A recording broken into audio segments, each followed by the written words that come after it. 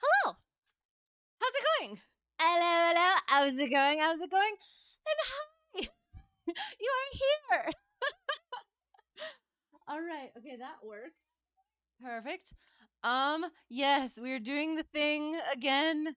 Wait, I'll get it up. Where is it? Don't take that out of context. Yucky ACS. However, I clearly and obviously need to work on it, so we're doing it. All right, it works. Good evening, good evening. How are you? How are things? I think I can put the music on. Yes, there. That way it's not just my grating voice going over all of the boring things. It's kind of fun. I actually do really enjoy doing this stuff. I'm an academic inclined person, and so that's where I'm at. So, yes. All right, we're gonna get right into it. I think everything is working. Let me know if it is not. Otherwise, I will just continue checking. Okay.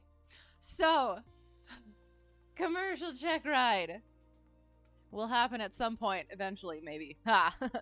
No, not maybe, just some point. Ha. So, I get there, and we go over all the things, and then we get into it. So, certification requirements, recent flight experience, and record keeping. So, things are not going strange. So I forgot quite a few things last time because I had finished them. I need 250 hours in total, at least 3 hours within the past 2 months instructed, 10 hours in either or a complex aircraft or a TAA. Technically, I think it's a technically, not technologically. I think I used to say technologically. I think it's technically technically advanced aircraft. Got that done. It's all logged. I need day cross country, night cross country, 2 hours each with instructor. I need long cross country, 250 nautical miles, from the point of origin, as well as at least 300 miles in total, 3 landings, and something else. I got that, and then I need my night solo requirements, 5 hours, and 10 tower takeoffs and landings, which I still need to get. So, we're going to be working on that hopefully soon. And yes, and I think that's good there. Privileges and limitations. And then this goes into how well, I'll see if I can find the thing that what is it? The Federal Aviation Regulations that I bookmarked I'll start practicing that so that I'm not, oops, not that one. So that I'm not stumbling through it. Not that one. Like this. During Checkride. Bookmarks. 61? Oops. Commercial. Pilot privileges. All right. Oh no, I think they updated it. Yeah, because my highlights are strange. Okay. I may act as pilot in command of an aircraft carrying persons or property for compensation or hire, provided the person is qualified in accordance with this part and with the applicable parts of this chapter that apply to the operation, and for compensation or hire, provided the person is qualified in accordance with. So yes, once I get my commercial certificate, I will be able to carry persons or property for compensation or hire, provided many things. And it again, it goes back to who's providing the plane and stuff. And so again, holding out and common carriage. So I cannot advertise to the general public unless I have a certain certificate. And I cannot provide the plane unless I have a certain certificate. So as long as I am not, and again, if this isn't quite correct, I will be more thoroughly getting into this as we go. So, yeah. Again, as long as I'm not saying that I like providing pilot services for the general public, and because that's, hang on. Advertising is the holding out. For the general public is the common carriage. I can do private carriage as long as I don't provide the plane. It's very twisty. I will get into it more and better, apparently, later on. So, medical certificates. Does Twitch chat count as general public? You cannot pay me to fly. All of you cannot pay me to fly. And yes, it would. If you're asking seriously, yes. I would say yes. And again, don't take this. I have to actually, I haven't asked about it yet, but there is a something where if there's a pre-existing relationship like family or close friends or something like that, where they don't qualify as the general public, and so that is okay. But at that point, it starts to get into gray areas, and yeah. So yes, that. Both serious and joking, Twitch chat would probably count as the general public. Although, there are actually specific bits in the regulations that talk about like email and apps.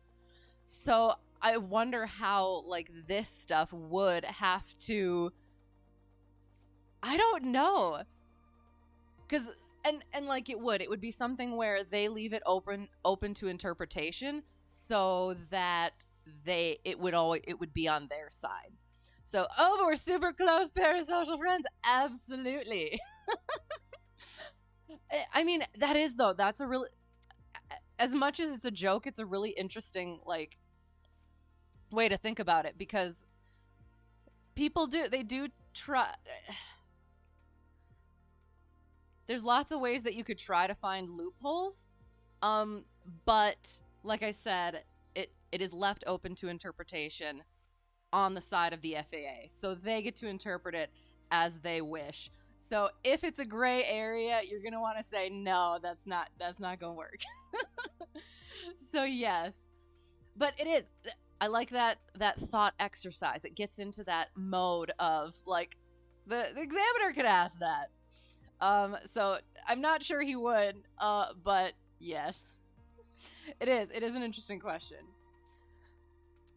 Medical certificates. Oh God, right. 3, third class, which is what I have currently, can be used for instruction as long as I am able to, act as pilot in command of that aircraft. Yes. So I can flight instruct with a third class medical. And I believe that's it. That's all it ends at. I could even instruct without a medical as long as the other person can act as PIC. And I assume that I am also rated or can actually fly the aircraft. So yeah, as long as I had a medical before, yeah, that whole thing. Second class is what I need to do basically everything else commercial. And then first class for actual airline stuff. So second class is what I would get right away once I actually get a flying job, commercial flying job. Do not need it for Checkride, only need it once I actually would start getting paid. The third class medical is 5 years, class expiration, privileges, temporary. Okay, so 5 years under 40, 2 years over 40. Second class is a year across the board. First class is a year under 40, 6 months over 40. I think I kind of covered things like that. Sure, we're just gonna go with it. Documents required to exercise commercial pilot privileges. My second class medical, or if instruction is what it is, third class medical, my certificate, and photographic identification. Yes. Part 68, basic med privileges and limitations. I need to do the actual physical. It does not have to be with an AME. Every 4 years. And I have to do the online sort of course thing plus the checklist every 2 years.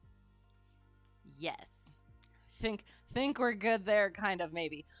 Failure to distinguish proficiency versus currency. You might be current, but you might not be proficient. So, like we'll go with instruments since that's most recent for me, I guess. I could have my 6 approaches spaced like 5 months ago. I could have had 6 approaches and my holding procedures, intercepting and tracking courses. I could have done that 5 months ago, so technically I am still current, but I might not be proficient for an instrument flight, whether that's in VMC or more likely in IMC. So again, making sure actually just because you're legally current does not mean you're actually fit to fly.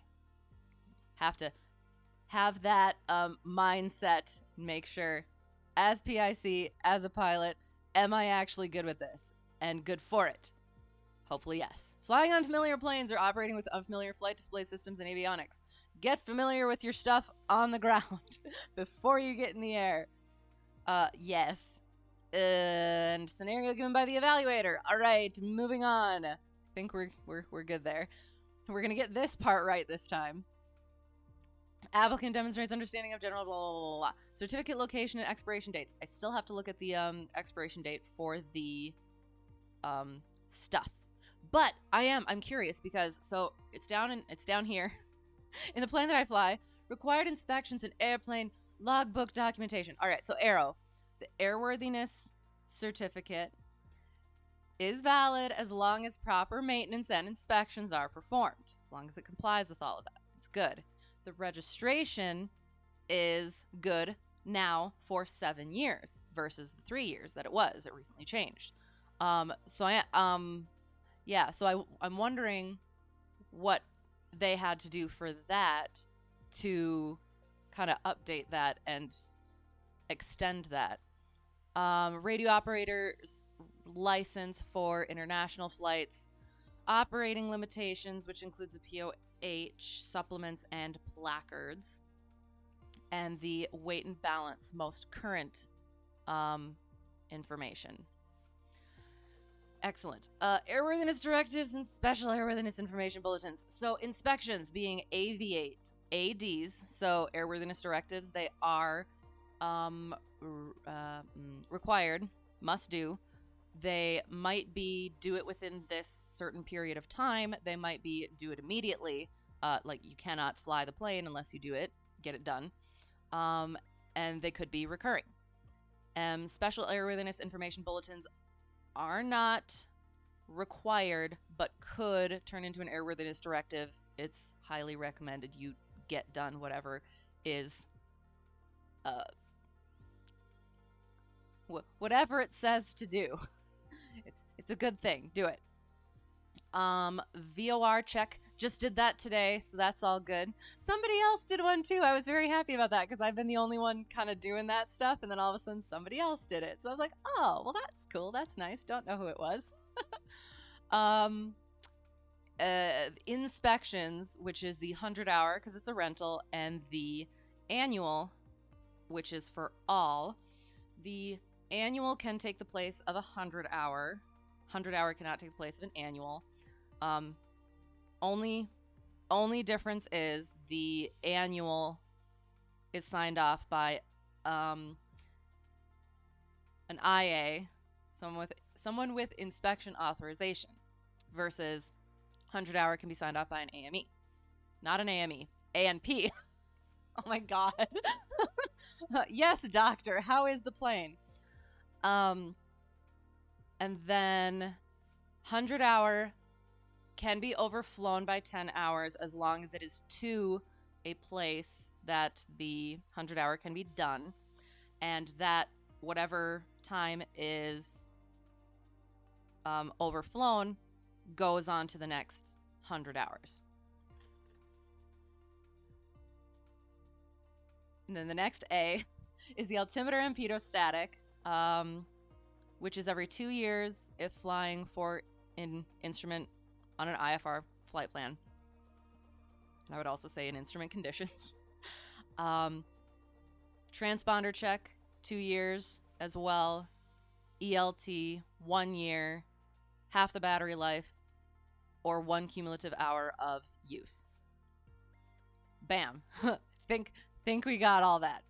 Purpose and procedure for obtaining a special flight permit. If the aircraft is otherwise flyable, airworthy, but it is, say, over the 100-hour by more than 10 hours, I guess, or out of annual or something like that, you can go to the FSDO, contact FSDO, get special flight permit in order to get that aircraft to somewhere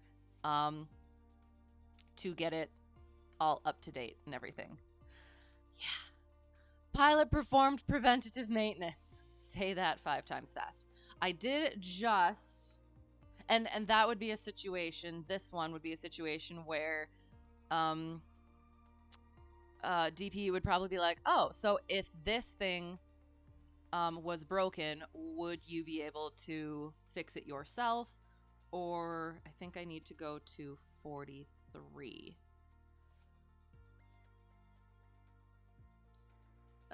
Do I have it in here? I need to check somewhere else. Checkride. 43 is maintenance. And there's a big list. Bookmarks. Preventative limitations. Oh, yeah. So there is one part, except for blah, blah, blah, blah. The holder of a pilot certificate issued under Part 61 may perform preventative maintenance on any aircraft owned or operated by that pilot, which is not used under Part 121, 129, or 135.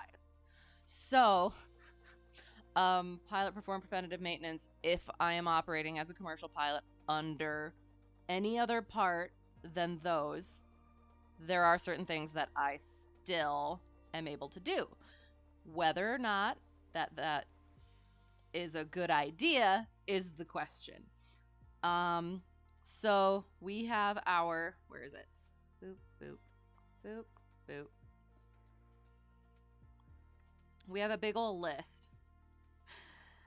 And I'll have to go over it again. It is in part 43 point something. Appendix A to Part 43. So yes, okay, so we'll continue. Equipment requirements for day and night VFR to include flying with inoperative equipment. We'll get back. Oh God, we'll get back up to the tomato flames and stuff. Flying with inoperative equipment. We'll do the tomato flames right now. Okay. Airspeed, tachometer, oil pressure, manifold pressure, altimeter,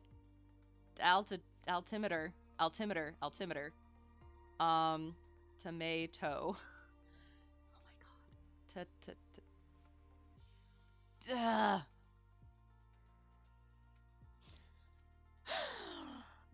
We'll come back to that. Oil pressure or temperature, whichever one I didn't say.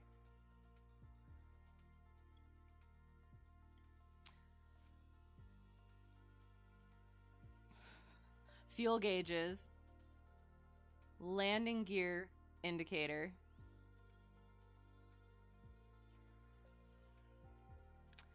anti-collision lights,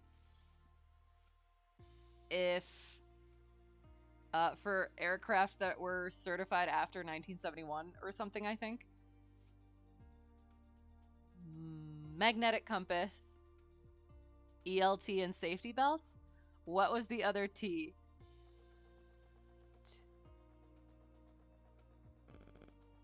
I have to look. Gosh darn it. Hang on. I'm still thinking.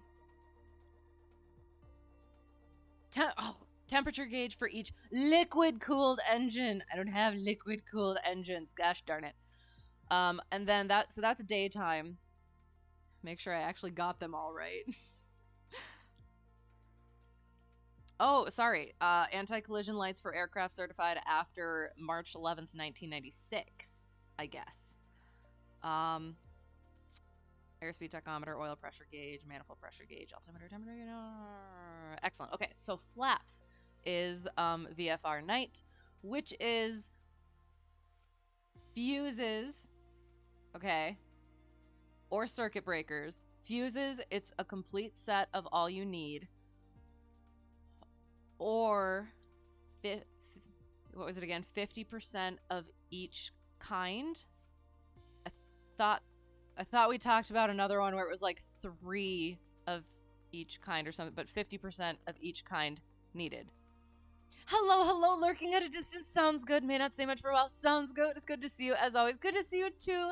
Thank you for lurking. Thanks for being here. Always appreciate it. Well, and for now, it's just me racking my brain for the things that I need. So I apologize for the bleh for now, but it is what I need. Because, yeah, my commercial instructor is like, we're aiming for before the end of March. And I'm like, okay. It's good because I'll talk myself into it. And by the time we get to it, I'll be like, all right, let's do it. But yes, so this is how it's going to be for a little while. So I apologize. But as always, again, thanks for being here. Sorry. But yeah, so again, my plane has circuit breakers. So yeah.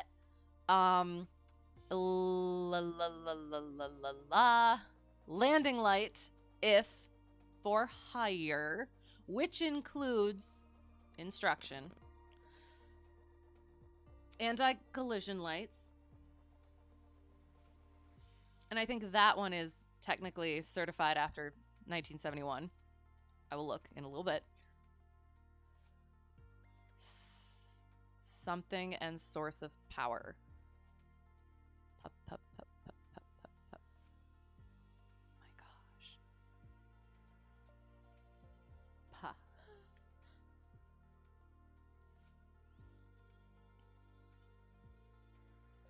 Position lights. Okay. Oh, it is. It's like, so VFR night requirements are basically lights and electric things. I used to know this. I used to have this down, but okay. Anyway, so it's for VFR flight, so that's good. Flying with inoperative equipment, if it is not on the list and it is determined to not be necessary for the flight by PIC, I believe. I want to say also like the ANP, but I feel like it's PIC. Hello, how is it going? How's it going? We are doing Airman certification standards for a little bit. Yeah. Getting me ready for potential check ride at some point soon-ish, but also not, because I still need my night flight. So yes, how's it going? Did I put yes? So there is some background music, I hope. Good, excellent. I am glad. So flying with inoperative equipment. If it's not on the list, it is not necessary to the flight that is to be undertaken. It must be either deactivated. That can include pulling the circuit breaker, placarded inop, and then it can be removed too, but then there's a potential for weight and balance adjustment there. So yeah, I think we kind of cover that. I still don't know about the MELs and the KOELs. The one thing that I do know-ish, that the minimum equipment list is a list of things. It's not the minimum equipment of what you can fly with. It's things that you can fly without. Hang on.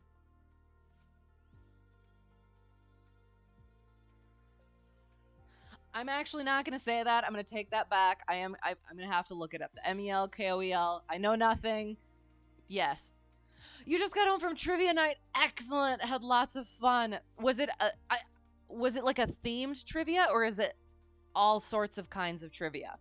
And how did it go? Was that with like family? Was it with friends, coworkers, things like that? That sounds like fun. I think I've been to like one of those, and it was fun.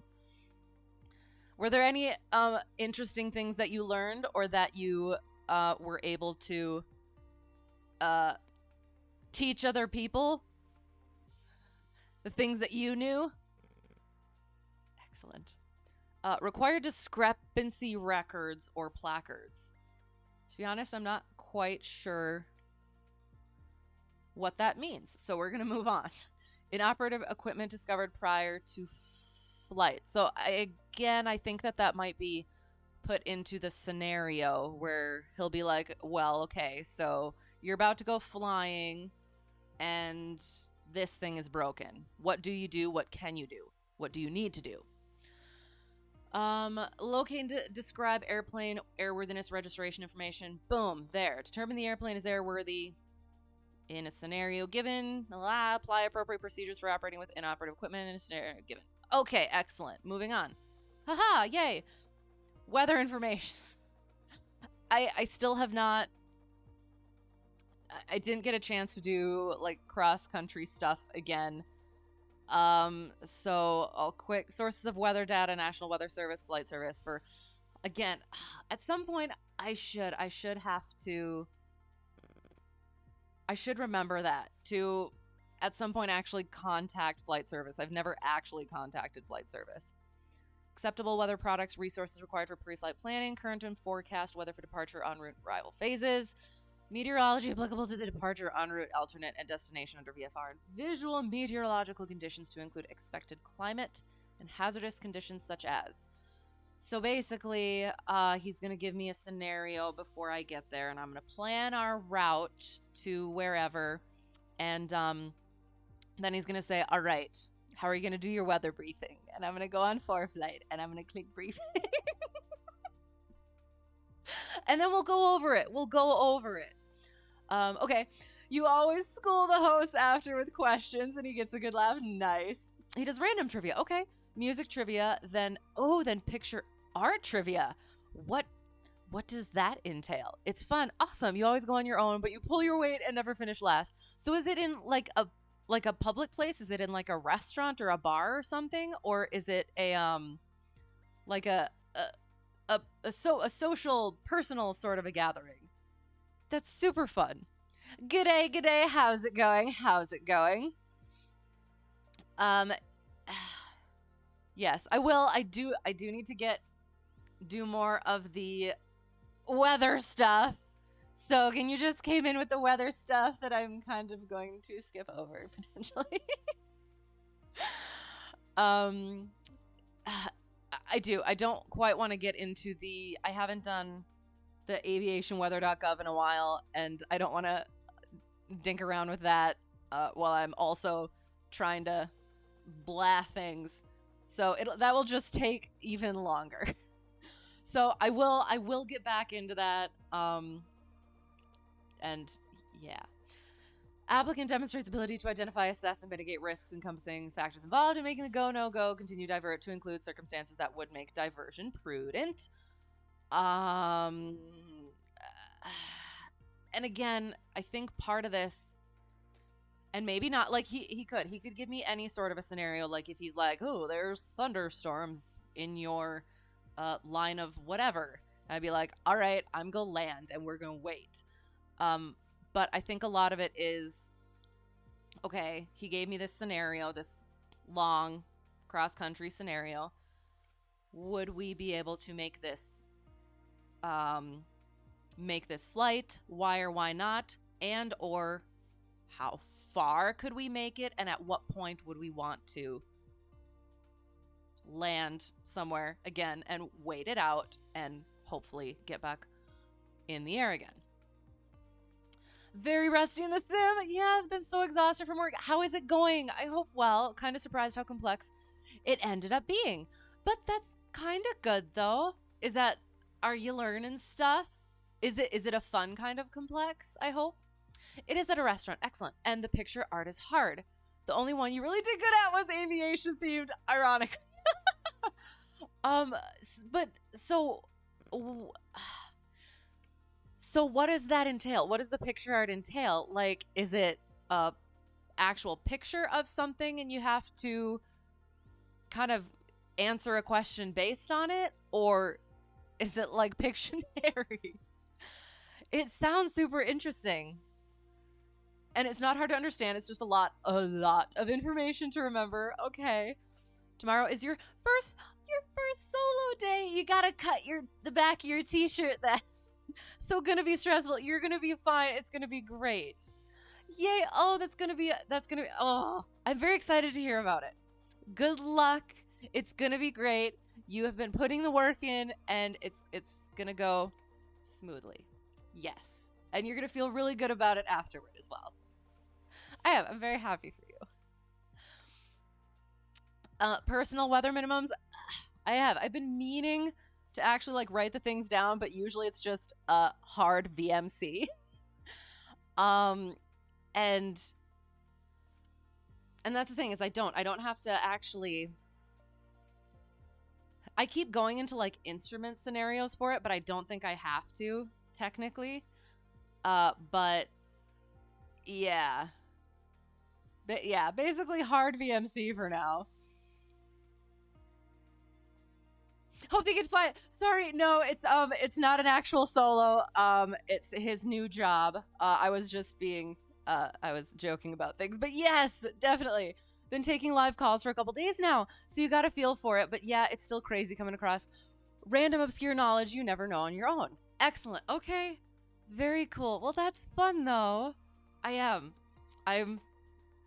do, and it's been good. And you spend all day sipping coffee while angry old ladies call you about their security system. Well, they're just frustrated, and I bet by the end of it, they're like, well, thank you, kind person. I am no longer frustrated. You had 5 angry ladies today. Oh, no. Oh. Well,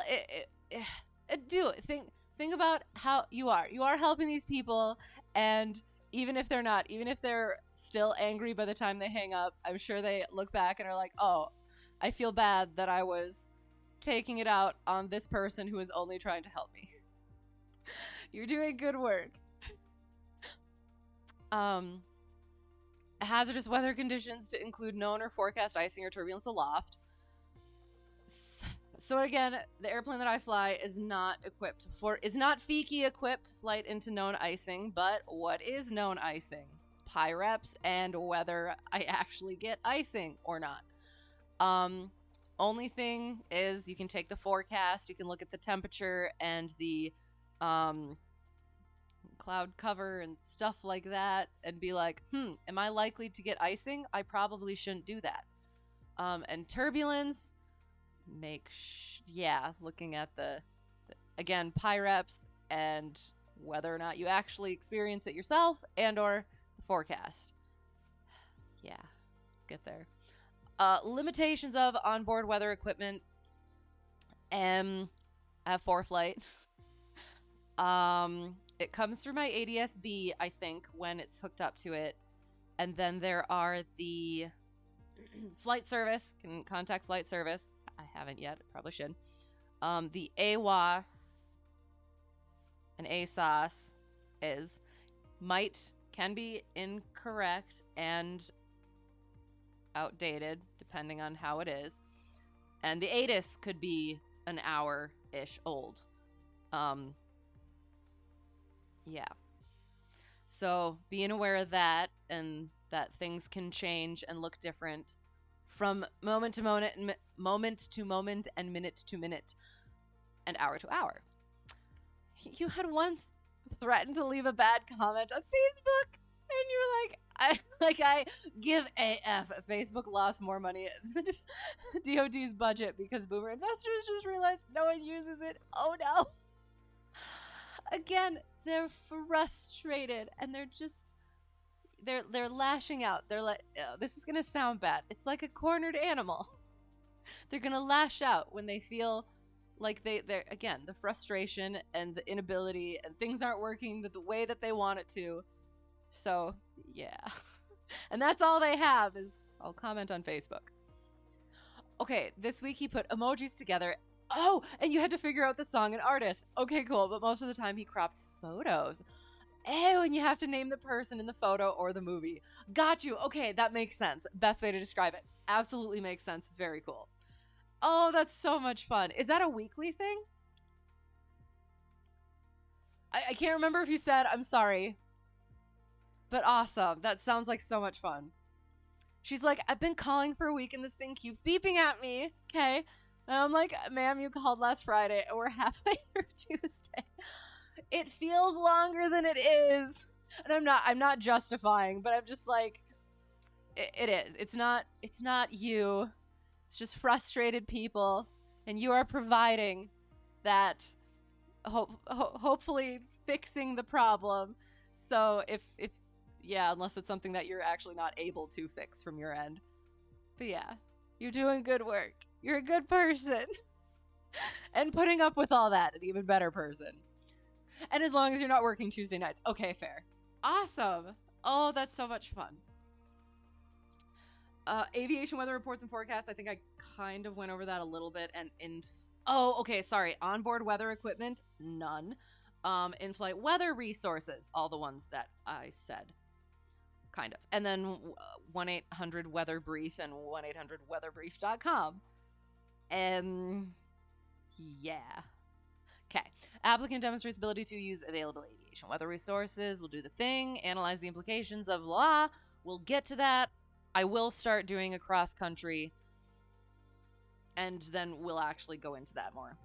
Correlate weather information to make a competent go, no-go decision. And that will be what that actual day. Would we actually make this flight? Should we actually make this flight? Yes, no. Ha. Honestly, you don't mind the job, love the pay, but the only thing that actually drives you up a wall is working 5 days a week. Much rather work longer shifts but fewer days. Is that a possibility? Can you be like, hey, can I do this instead? Or is it one of those where it's like they're open this time to this time and so it has to be the 5 days a week? That'd be cool if you could bunch it all into the one. Cross-country flight planning. Do we have to go do that now-ish, kind of?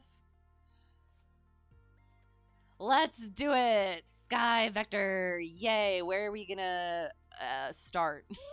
I guess. We will look for the good circles. I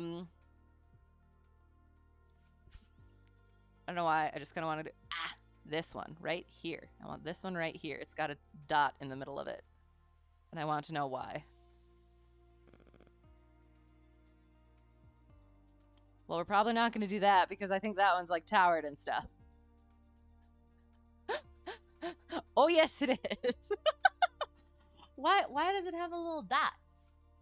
I can't see from here. Well, yes, we're not going to go there. We'll go elsewhere. Apparently others are asking for the option for 4x10s, so you'll be adding pressure too.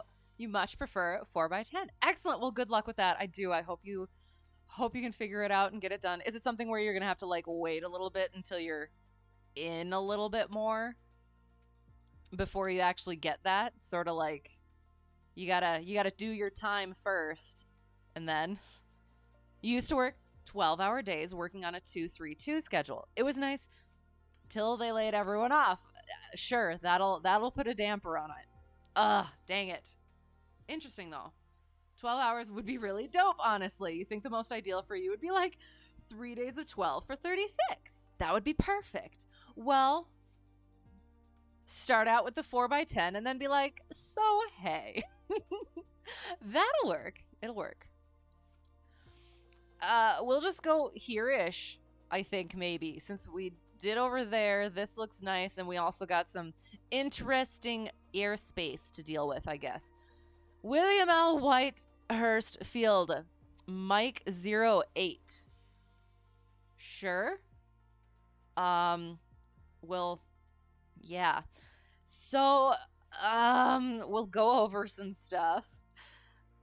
We have the name of the, what is it called? Of the field. We have the ICAO code.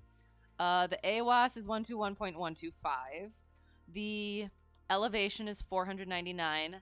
There are lights, not pilot controlled, so they're just on? Question mark.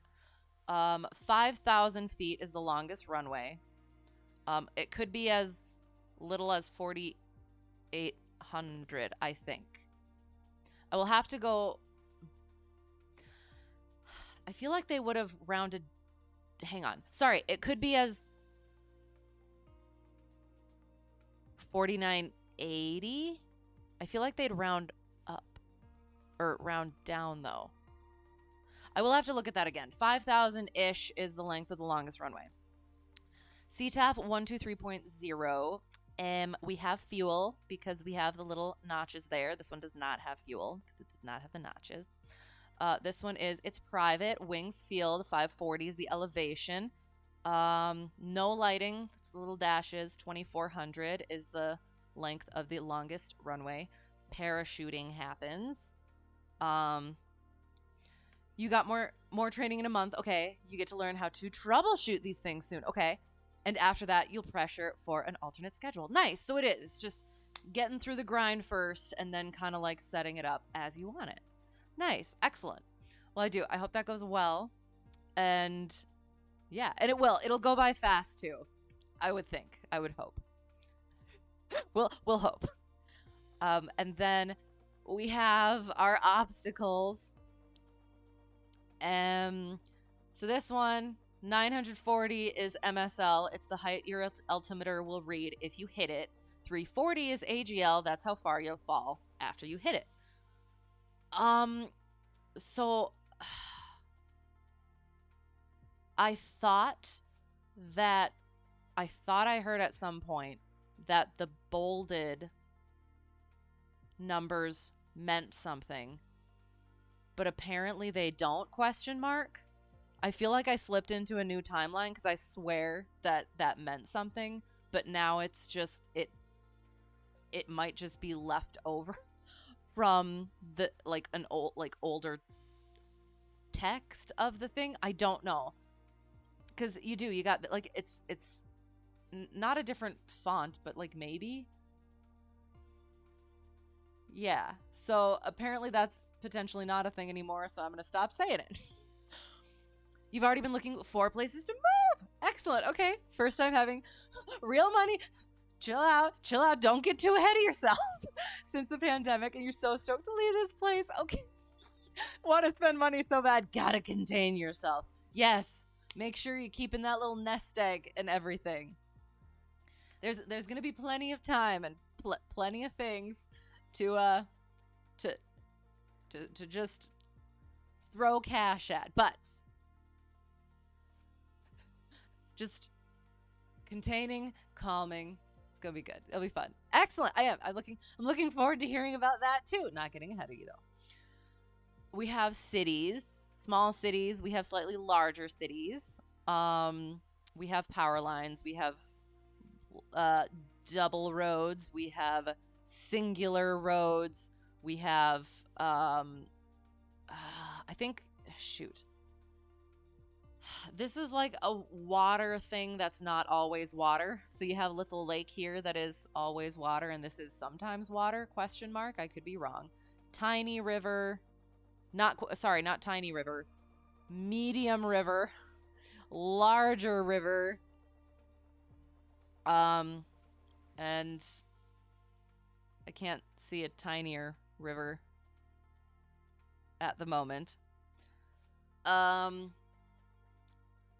The military visual route, it's 1050. It's got 4 numbers, so that means it's below 1,500 feet the whole way. If it has... And again, as always, I could be wrong on these things. So do not listen to what I am saying at all ever. Joins Atlanta. So there, that's aroundish where the split is for the sectionals. The, oh gosh, maximum elevation figure. I remembered it. Yay. This thing. It's the...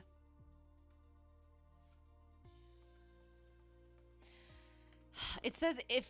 It is. It's if you're at that... If you're at that height, that altimeter, that it shows in your altimeter, you're okay.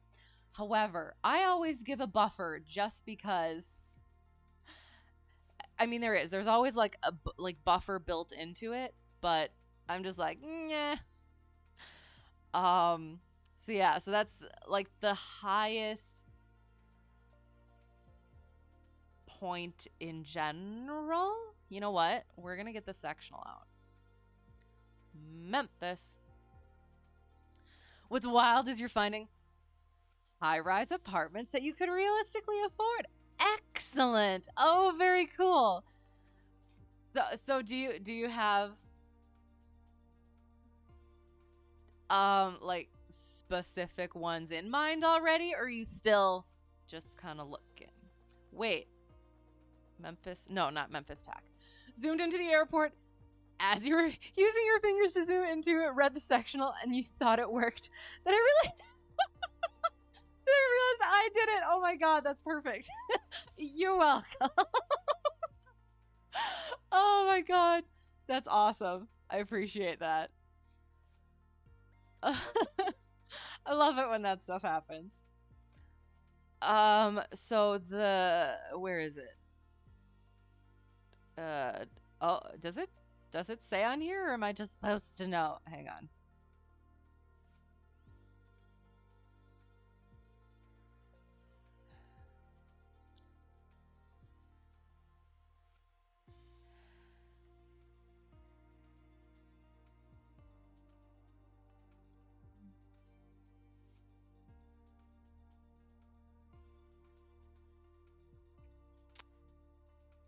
I guess I don't know.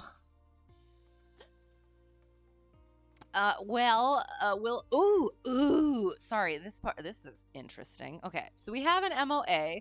We are able to fly through it, whether or not that is, whether or not you would want to is a question. Be alert, be aware, probably contact whoever's in charge, see if it's hot or not, and or just kind of so that everybody knows what everybody's doing. Rapidly rising terrain, use caution during periods of low ceiling visibility. That's terrifying. The MOA excludes airspace 1,500 feet AGL and below. Good to know that once I get to here, I will be out of the way. We have national park stuff. That's what the line with the little blue dots is. Recommended to remain above 2,000 feet AGL. It's a good thing to do. We have little amoebas. I believe that is the rising terrain, and I think I could be wrong. I do. I believe so. The lines are what, like, it's going up, and this is the higher terrain. That would make sense. What else do we got here? We got Victor Airways from this thing. Ooh, we have a Terza. Oh god. Terminal radar services area. Terminal radar services area? I think is what, oh my god. I think I'm correct on that, but I could be wrong. It is Delta procedures with optional Charlie procedures. Delta requirements with optional Charlie procedures. So it's a nice thing to do.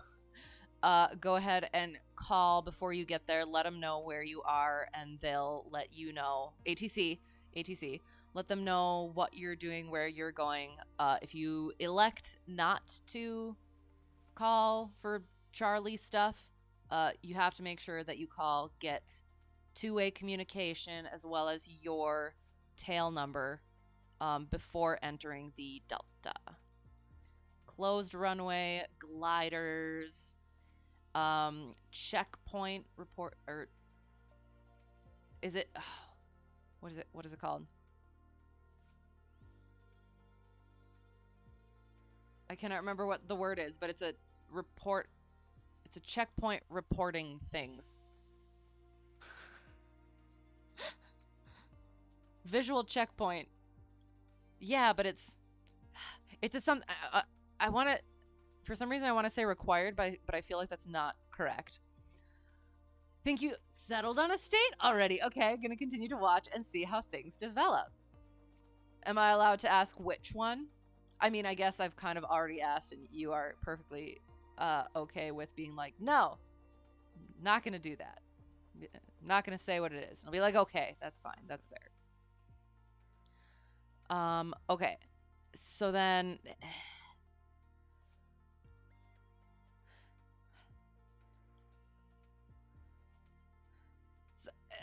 I feel like I want to say it's required, but I feel like that doesn't make sense. So it's just like that's an easy checkpoint. No, I feel there's something to do with it. It's a visual checkpoint, visual reporting checkpoint sort of thing. I'll have to look it up again.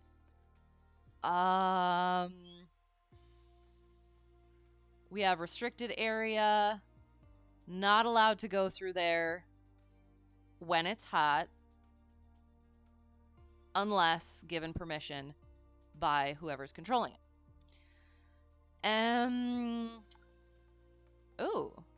The portion of the Terza overlying to restricted 2401 and restricted 2402 is not effective when these areas are active. Interesting. Okay, fair. We have VOR stuff. We got Fort Smith. We can contact them on 122.2, transmit and receive. We will get the VOR on 110.4, and it is Jonesboro Radio. We have this, again, Delta, Fort Smith Regional, FSM, Control Towers 118.3, which is also, I'm gonna have to look at that one. I don't want to say something silly. It does. It follows the Common Traffic Advisory Frequency. That's what I thought. So that is the CTAF if and when the control tower is not active. ATIS is 126.3. Elevation is 469er. Lights are pilot control at a Delta.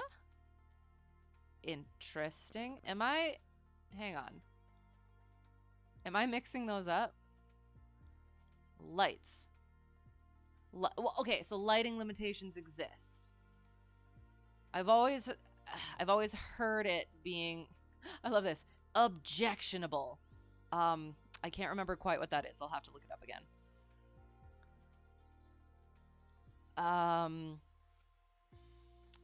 So lighting limitations exist. I've always heard it being pilot controlled, but you have to look at the supplement for it. 8,000 feet is the longest runway. So then 122.9 or 5. So that would be the Unicom? Question mark? I don't deal with deltas very much. So I'll have to go over that again too at some point. Oh, does it say it up here? Hang on. Yeah. Oh, yeah. So that's the Unicom.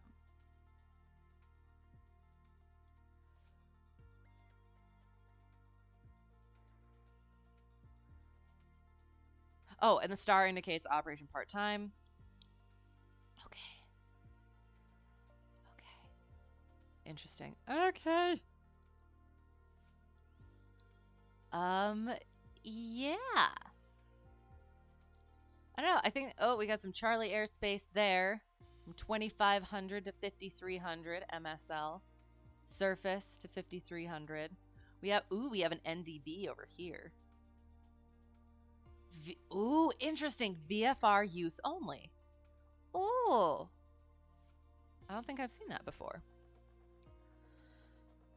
Technically, you can, control the lights at a Class Delta airport. Oh, but it's frowned upon when the tower is open. Right, fair. Okay, sounds good. Okay, I didn't think about that. Because that was one of the things is, I have to be, I don't fly at night very much. Gonna start trying, very soon. Working on scheduling it. So that's one of the things I've had to get in my mind is clicking the lights on when I'm coming in for landing. But then when I went and did 10 towered takeoffs and landings, when I thought I was going to do it instructed, I was going to start clicking the lights, and then I realized, oh no, it's towered, don't do that. So, okay, thank you. Interesting. I didn't think about that.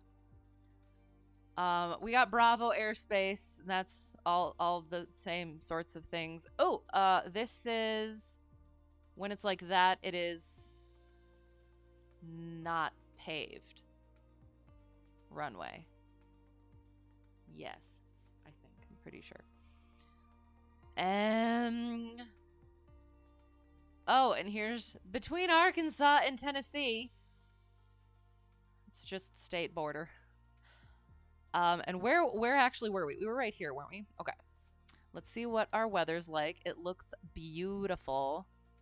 So we will probably go ahead and just do that. We're going back to our ACS, seeing altitude selection accounting for terrain, obstacles, glide distance of the airplane, VFR cruising altitudes, and the effect of wind. And we'll go over this stuff once I actually do a what's it called? Once I actually plan the cross country beforehand as well. Estimated time of arrival to include conversion to universal coordinated time. Fuel requirements to include reserve. Elements of a VFR flight plan. Everything on an IFR flight plan except for that it's VFR. I'll have to look. Procedures for activating and closing a VFR flight plan. I assume it's on the ground if it's at an untowered and you call, or they will, or you can cancel in the air, or the control tower will close it for you if you fly into a control. I assume. I don't know for sure though. I have never done a VFR flight plan. The applicant demonstrates ability to identify, assess, and mitigate risks encompassing pave, pilot, aircraft, not the environment. For some reason I was thinking C. And external pressures, limitations of ATC, and something else. Improper fuel planning. Yes, that. Class Delta is usually not open 24/7, so when it's closed, it's pilot-controlled lighting. Oh, okay, so that would make sense because they might be off before you land or take off, and you click to turn the lights on. Right, that makes absolute sense. So there's not something where, like, when the control tower is in effect, is actually it is controlled. that they can, I don't know, push a button and be like, no, you're not allowed to pilot control the lighting. And then they shut the button off when they close. No? I assume probably not, I guess. Interesting. Okay. And prepare and present, explain a cross-country flight plan assigned to the evaluator. We'll find that out. Flight pertinent information, current aeronautical charts, chart supplements, NOTAMs. We'll go over all of these things. Simulate filing a VFR flight plan. Points at ForeFlight. Recalculate fuel reserves based on a scenario provided by the evaluator.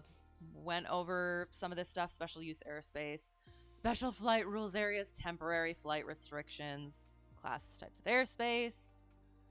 Identify and comply with the requirements for basic VFR weather minimums. Oh, that's right. Okay. So, let's kind of do that then.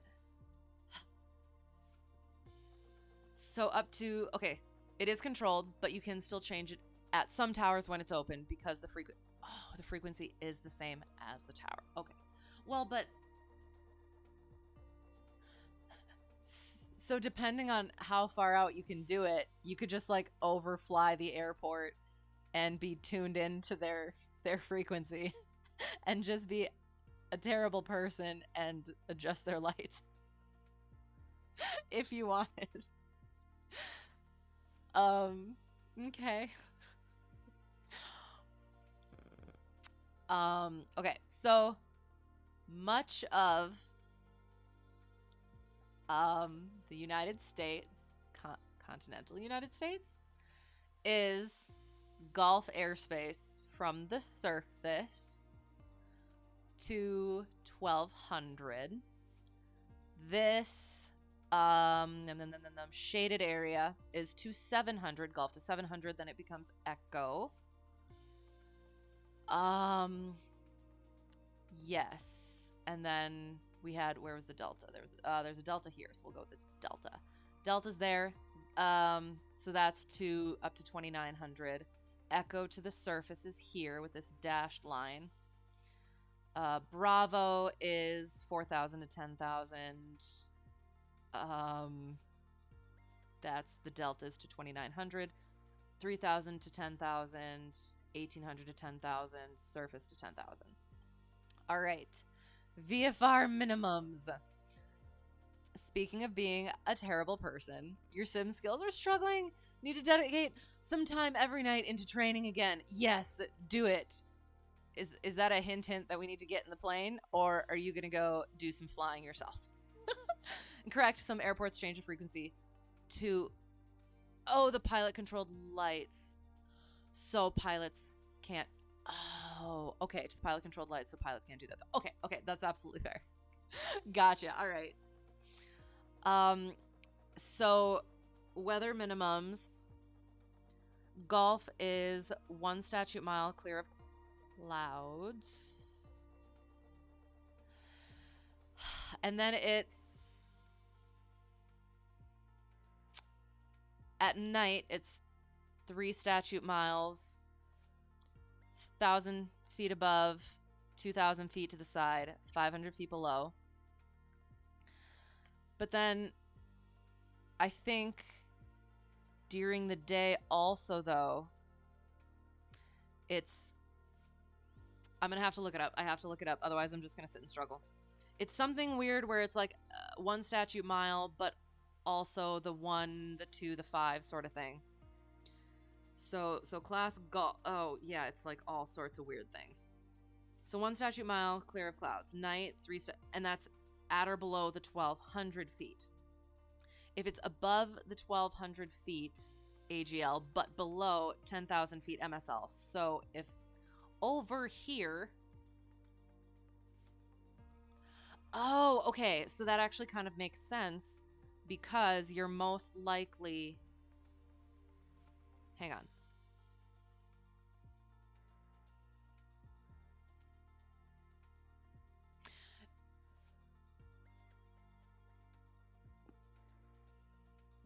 If the Gulf... There's not very many places that you're going to get that. Hang on. I'm going to world VFR so that I can actually see where things are going. No, that's you low-key saying you got, no, shot down by an Iranian F-5 with a missile older than both of us combined. Oh, no. Oh, yes. You must practice again. Absolutely. Get that time in. Oh, no. Oh, meant to say earlier, your trivia name for this week was the Dumb Pilot. Excellent. I love it. That's perfect. So you get to choose a new one each week. Amazing. Is it usually aviation themed? Ooh, that's interesting. Echo all the way around. It's a chunky echo. So so you're not, there's not very often that you're going to find class golf airspace that is above 1,200 feet.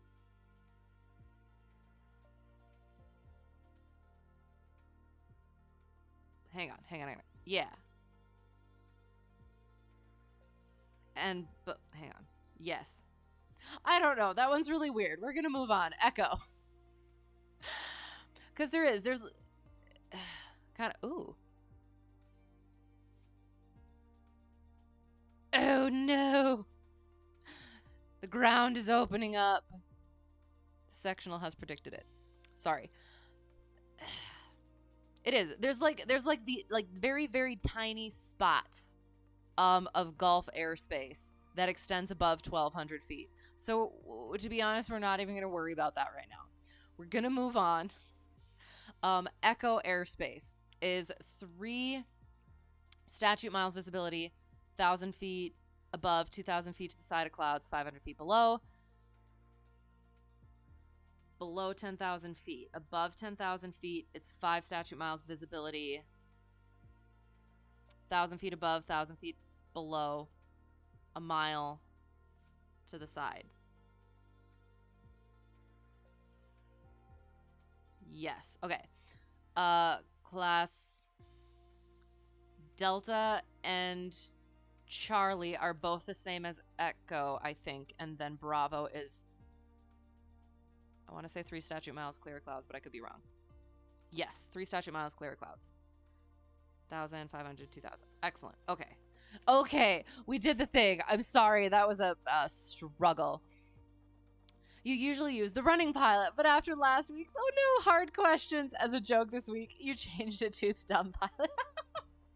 Excellent. Nice callback. Excellent. So it'll be back to the running pilot next week. Good. We have an alert area. Caution, high volume of rotary and fixed wing training. Surface to 17,500 feet. An alert area, again, is also can fly through it, but might want to be, you want to be careful, want to be vigilant, and might want to contact whoever is in charge. Yes, and I think, were we over here? Was this where we were? No. Vinderbaro! That kind of sounds fun, though. Where are we? Atlanta. Okay.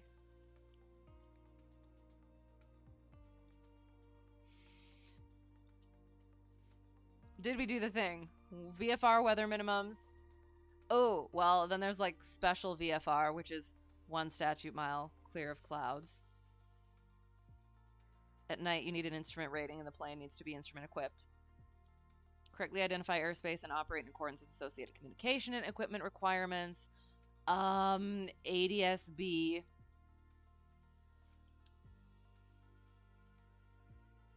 Out.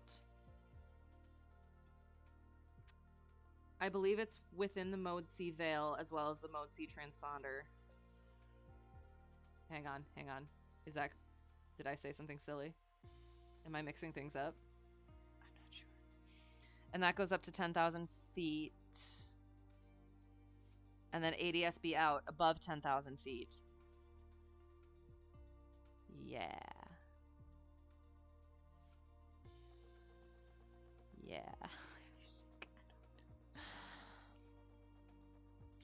Oh, look at your Twitch name. Get the get that. You're a runner.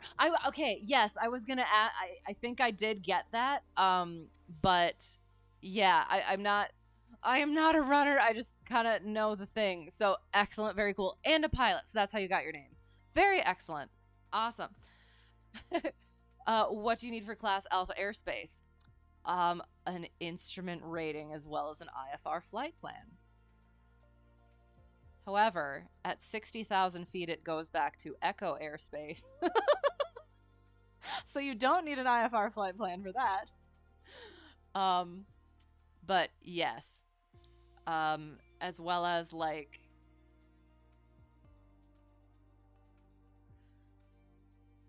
there's some like weird instrument stuff, but yeah.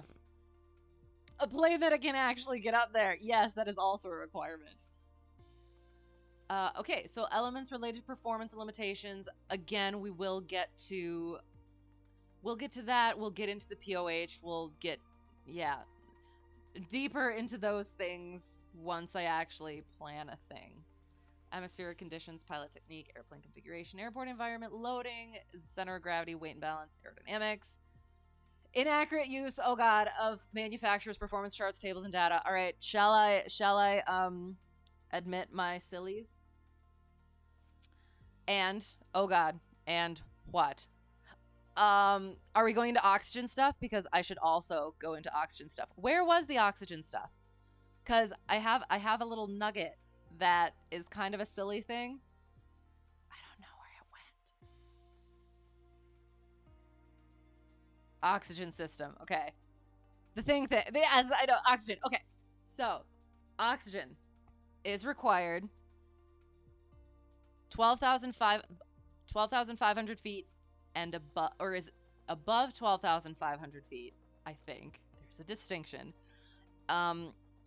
If for required crew members for periods of time that exceed 30 minutes at or above that altitude. 14,000 feet, required crew members must use at all times.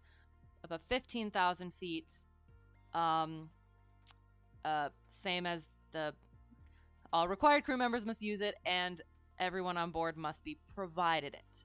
Passengers are not required to use it, and this is cabin pressure. Yes. And you're gonna make a joke, but yeah, kind of dark. Oh no. I kind of want to hear it, but maybe I don't. I don't know. You make your judgment. You can always just message it to me because I really want to know. But here's the thing. So I was looking. I was doing some studying, and it was kind of reviewing some stuff, and then it said above either 20 or 25,000 feet. Let me actually make sure.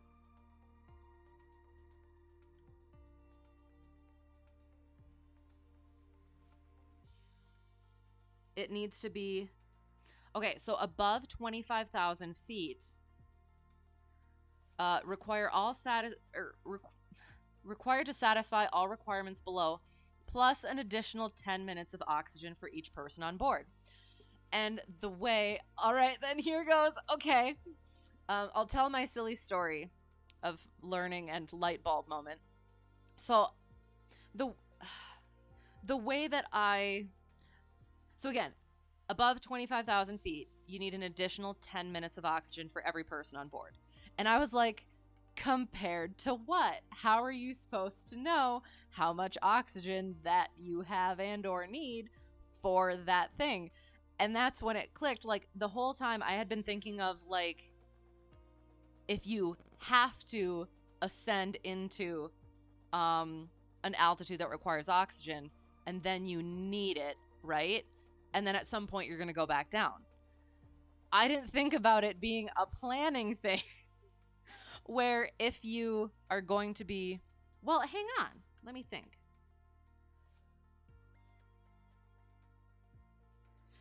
So,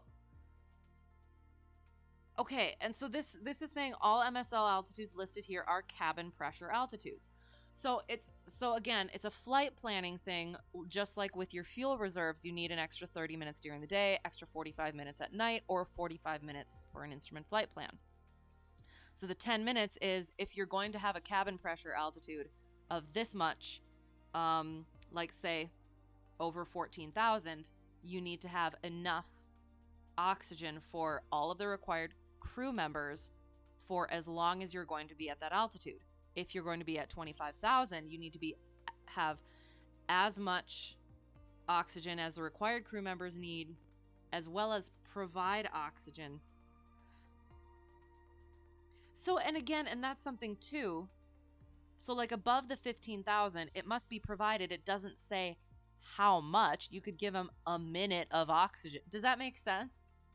You could provide them a minute of oxygen and that would satisfy it. You know what I mean? So then, like, then it would be an additional 10 minutes.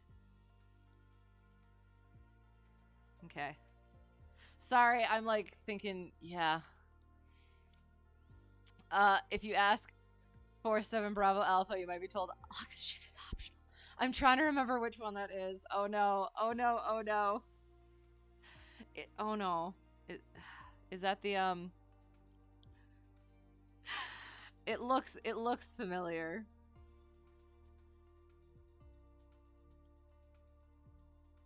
Oh.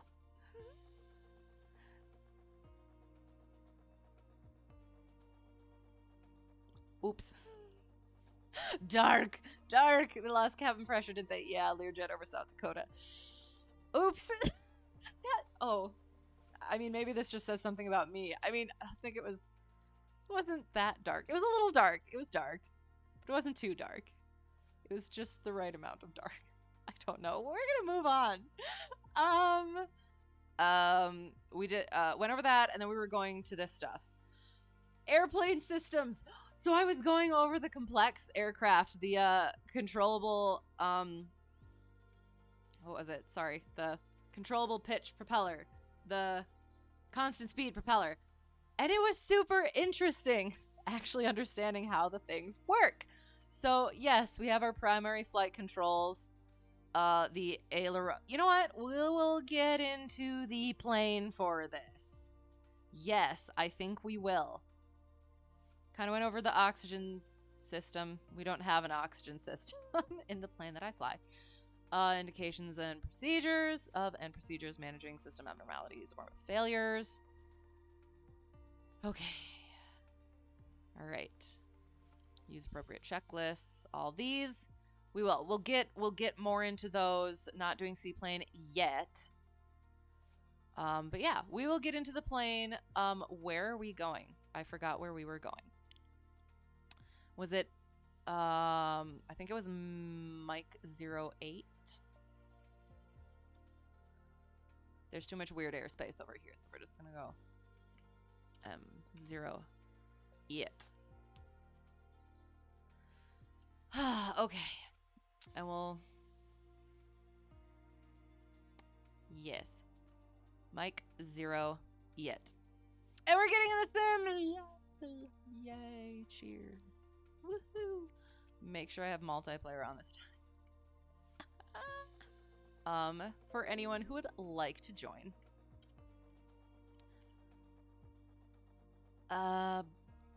Boom. Boom. And bada boomba. Crazy part is that crashed, like 2 hours from where you lived at the time. Interesting. Okay. I'm trying to correlate time and distance. Did you notice, or were you like aware of it because you knew people who knew stuff or anything? Departure. Whitehurst Boulevard. I think we're going to say Boulevard traffic because I think that was the city. I don't want to say William L. Whitehurst Field traffic. So we'll just say Boulevard. I also need to shoot. Yeah, I guess we'll do that in a bit. I'll check to make sure everything is working properly. Can't say you noticed, but that's probably because you weren't even 10 years old yet. Okay, that's fair. Fair. That's strange.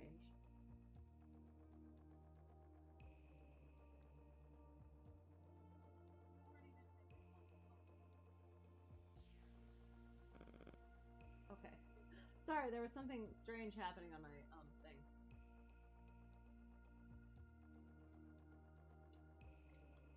Ugh, I can't say that I hear the sound. Ugh. Did I even... I did put it on, so it should be working. Oh, I can hear it. Awesome. Perfect. And we will put it to daytime, even though it's going to be beautiful.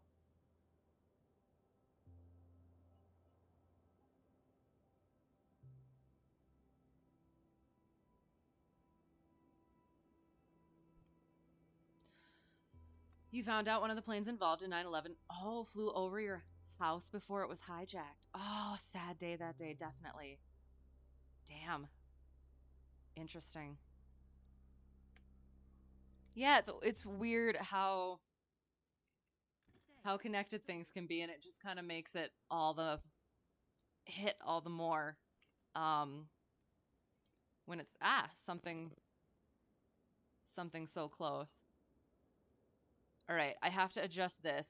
For some reason, I don't know if there's a way to fix it, but whenever I restart the sim, it makes it windowed. I've never asked for it to be windowed. Thank you very much. Keep changes. Thank you. Apply and save.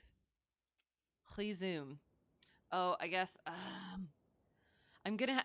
I will have to take tags off for now. Do I though?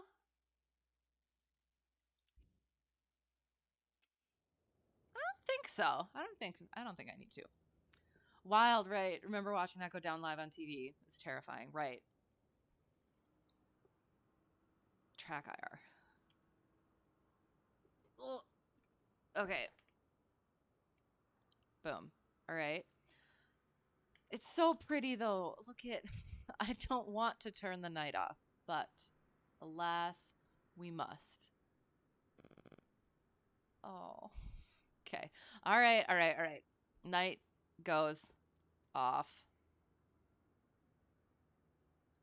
Oh, nope. I want live weather because I think we have good, fine weather. Boom. We're back with Ducky. Hello, Ducky. I wish I could pet Ducky, but if I try to pet, well, I'll just not click to pet Ducky because otherwise Ducky goes away. All right. Have to get this back on. Well, hello there. Thank you. Oh, you think Alt Enter. I'm gonna try it. If anything goes wrong. Oops. Oh, I probably need to do this. Thank you. I will hopefully remember that from now on. Can also set a key binding to toggle nameplates. I know I keep forgetting, so I can switch it in flight without visiting settings. I know I keep forgetting. I'm sorry. I will try to remember. Hello, by the way. How's it going? I will try to remember. And it does. It's a window shortcut, so it works on anything supporting full screen. Okay, sounds good. I know the only time I get in the sim really is when I'm here doing this. So I end up forgetting the things. Yeah. I apologize. I appreciate it. And at some point I will hopefully potentially maybe remember. Haha, yay. So we come out of the FBO. Hopefully I passed with flying colors. And I will make that joke forever. We start the plane. And again, he has seen me do a walk around a couple times. Will he? Oops, don't need that. Will he actually ask for me to do it? I don't know. But we'll pretend that he will. Your dog would try and catch Ducky and then stare at you when the duck flies away. Where did Ducky go? That's so cute. Oh my god, I love dogs. Yes, the puppies were at the airport today. Made me happy. And when I say puppies, they're one very older dog, one slightly less of a puppy, and then one. I think you can still kind of consider him a puppy, although he's getting bigger by the day and the minute. Yeah, still cute. I've never seen them get ducks, though. They have gone for grasshoppers. I saved a grasshopper once, and the one went and ate it. You gotta catch some Z's. Good luck tomorrow. It's gonna be great. Thanks for being here. Looking forward to hearing about tomorrow. And yes, it's gonna be great. Yes. Why is this on? Did I turn something on I wasn't supposed to? Oh no, that's not supposed to be on. Okay, we're gonna leave it for now. Checking the things. Fuel gauges are there. We're gonna just. I mean, technically, we wouldn't have to fill up. However, maybe we will. We shall see. Light. Is that beacon light on? I can't really tell actually. Not beacon. That position light. Position. Yes. Okay. Good. Fuel gauge is on. I think our quantity is actually good, so maybe we will leave it. Grasp the oh, wait. Hang on. Eh. Oh, wait. I'm here. Oops. Here. There we. Oops. Go. Yes. There. Oops. Oop. Oops. And there. Oops. Sorry. Oop. There. Okay. Boom. Control the space. There. Okay. Grasp the pitot tube, feel that heat, turn it off.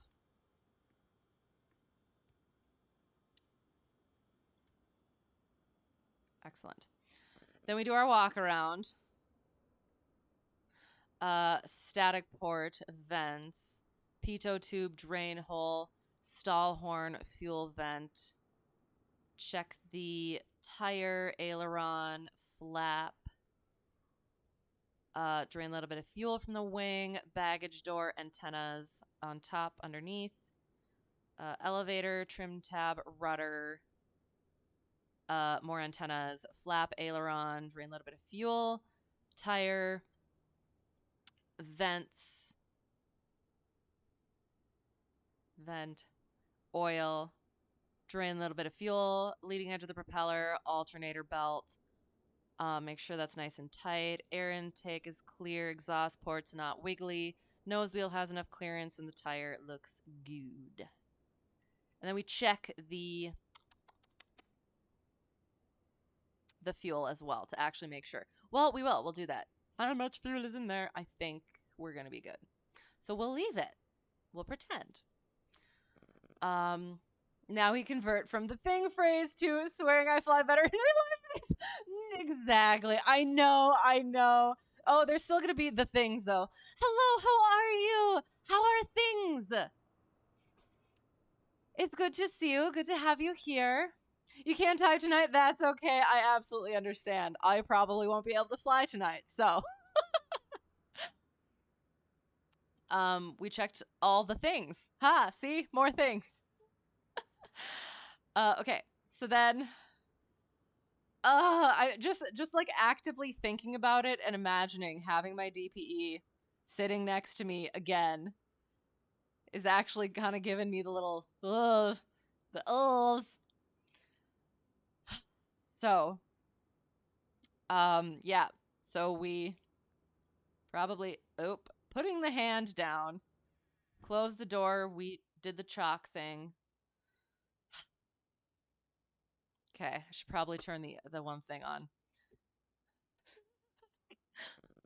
See, now that you said that, I'm like highly aware of how many times I say thing.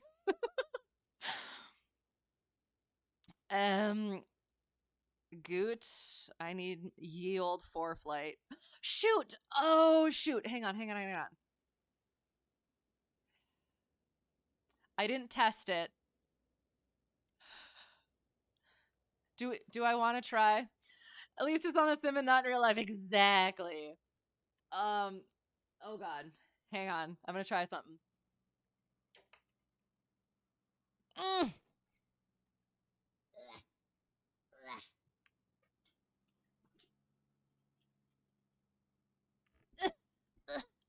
I apologize for the strange noises I am making My socks are like making it very difficult to like slide across the floor. No, it's been a long time. Yes, the end of Mr. Stream. That's okay. How is it taking my instrument rating? So I I busted the VOR. There was a lot of things. The day before I was supposed to do my check ride, I was on my way to the airport to go do final prep for check ride. And I get a text from my DPE saying, hey, I am here, but no worries, I have things to do. And I was like, excuse me, you said tomorrow. And he's like, oh, I did. But then I was like, well, maybe. So I get to the airport where my instructor was, and we talked it over, and we're like, is it really going to be that much different me going today than tomorrow? How much more could I really get in? So I went a day before I was expecting to. I didn't have any of my food, any of my snacks, any of anything. So it was a little bit weird in that sense. I had to mooch some snacks off of my DPE. And yeah, and then I was flustered. There was some bumpiness, I think, as well as there was traffic where, what on earth? Oh, that's right. This when I'm connected to the thing, it shows planes that are also connected, I think. So, yeah, weird. Yeah, so then there was traffic and I was getting flustered, and eventually, and he also had me do, he also had me do the VOR approach VLOC rather than GPS because of a thing in the ACS that you have to do it 2 different nav things. So there was a lot of things that went into. I ended up busting it, had to go back a couple days later to finish it up. But yes, after the hiccup, which I'm still kicking myself about, it was a really good learning experience though. I got instrument rating. And now we're working on commercials. So yes, so thank you. I there's a lot still that I do want and need to do when it comes to instrument. But yeah, I'm glad to have that over with, and I'll be glad to have this over with as well. So yeah, I'll just kind of keep busting through them, and yeah, hope for the best. Always makes me laugh when say those phrases. I know. I'm glad it's amusing and it's not annoying and makes you think that I am a terrible pilot, because I'm not. I'm not a terrible pilot. I have much work to do. I am a baby pilot still, but keeping on learning and everything. So proud of me. Thank you. I really appreciate that so much. How about you? How are things? What's your flying stuff going on? What do you got? What's happening? Yes, we did the thing. So, look, I don't know how it comes off on there, but hopefully I will stop looking down at the screen now. Or stop looking down at the seat now. It's right here. So, we'll see how that works. I was a little bit worried about it because, like, it's got, like, the grease on the, on that part of the yoke where it goes in, and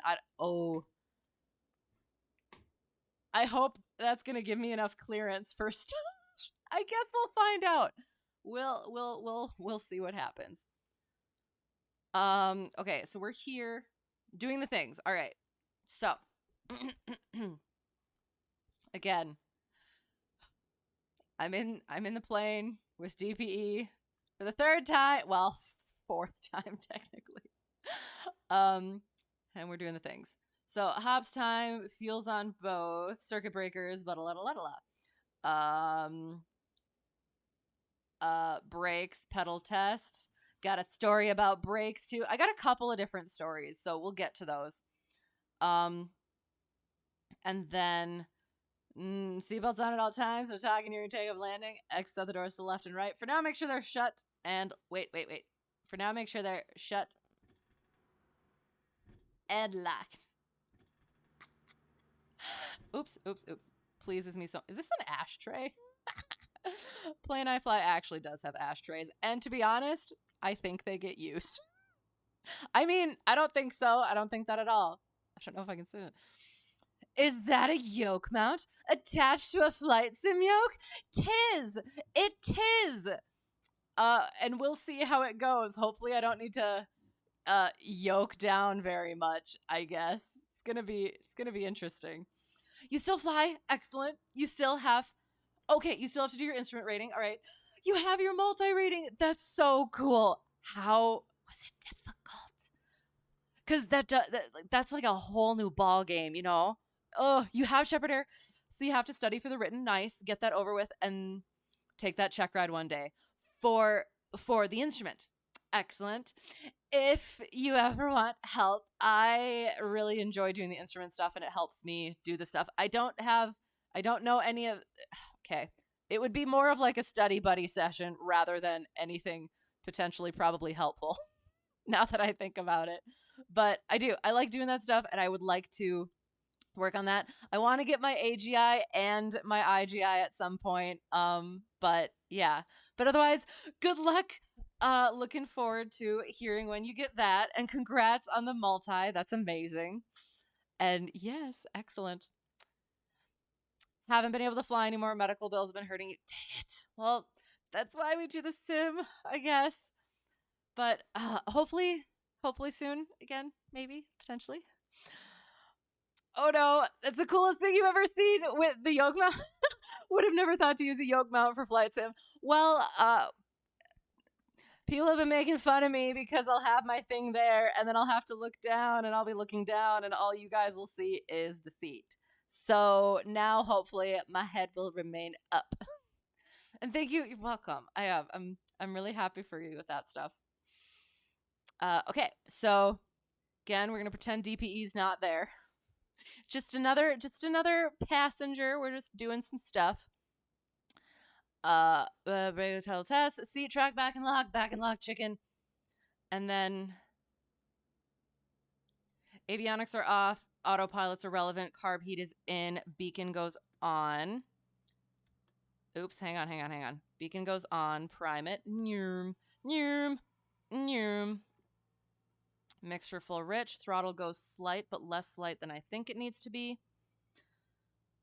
Clear left, clear right, clear head, clear back, clear prop.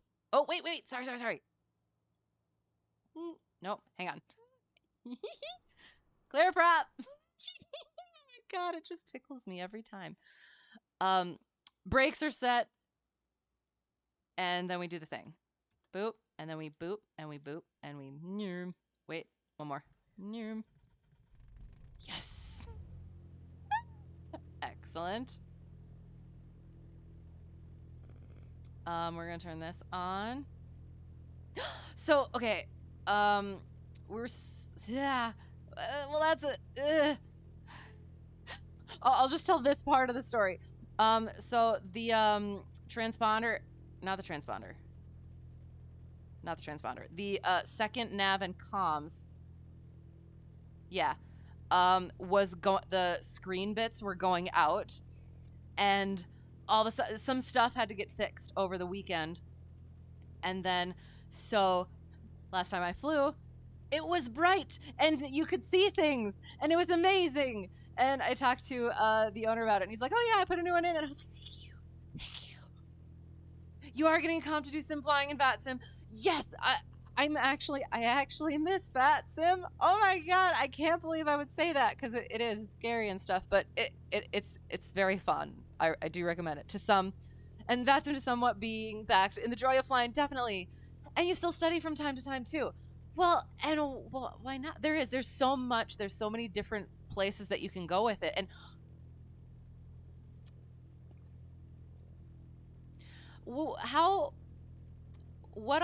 hang on. What was your story again? What all ratings did you have? And would you consider doing instruction? Would you consider, say, ground instruction? Because would that, I don't know, could that scratch that itch, kind of keep you up to date, and potentially also what's the word? Oops. Increase those coffers. Because I've thought about that. Like, if something went wrong and I was not able to like fly commercially, I would totally still keep in with it with the ground instruction. Okay, so I'm gonna bring this down some more, so we're good there. Okay. Oil pressure, temperature. Turn all the things. Nope, not the strobe. The nav lights, the taxi light. I think that's in. Make sure it is. The trim wheel, excellent, amazing. The doing the weather from here.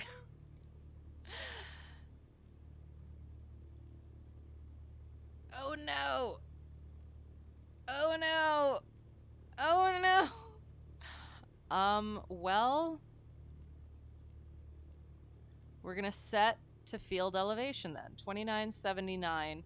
We'll do 2979, but we'll make sure that it jives.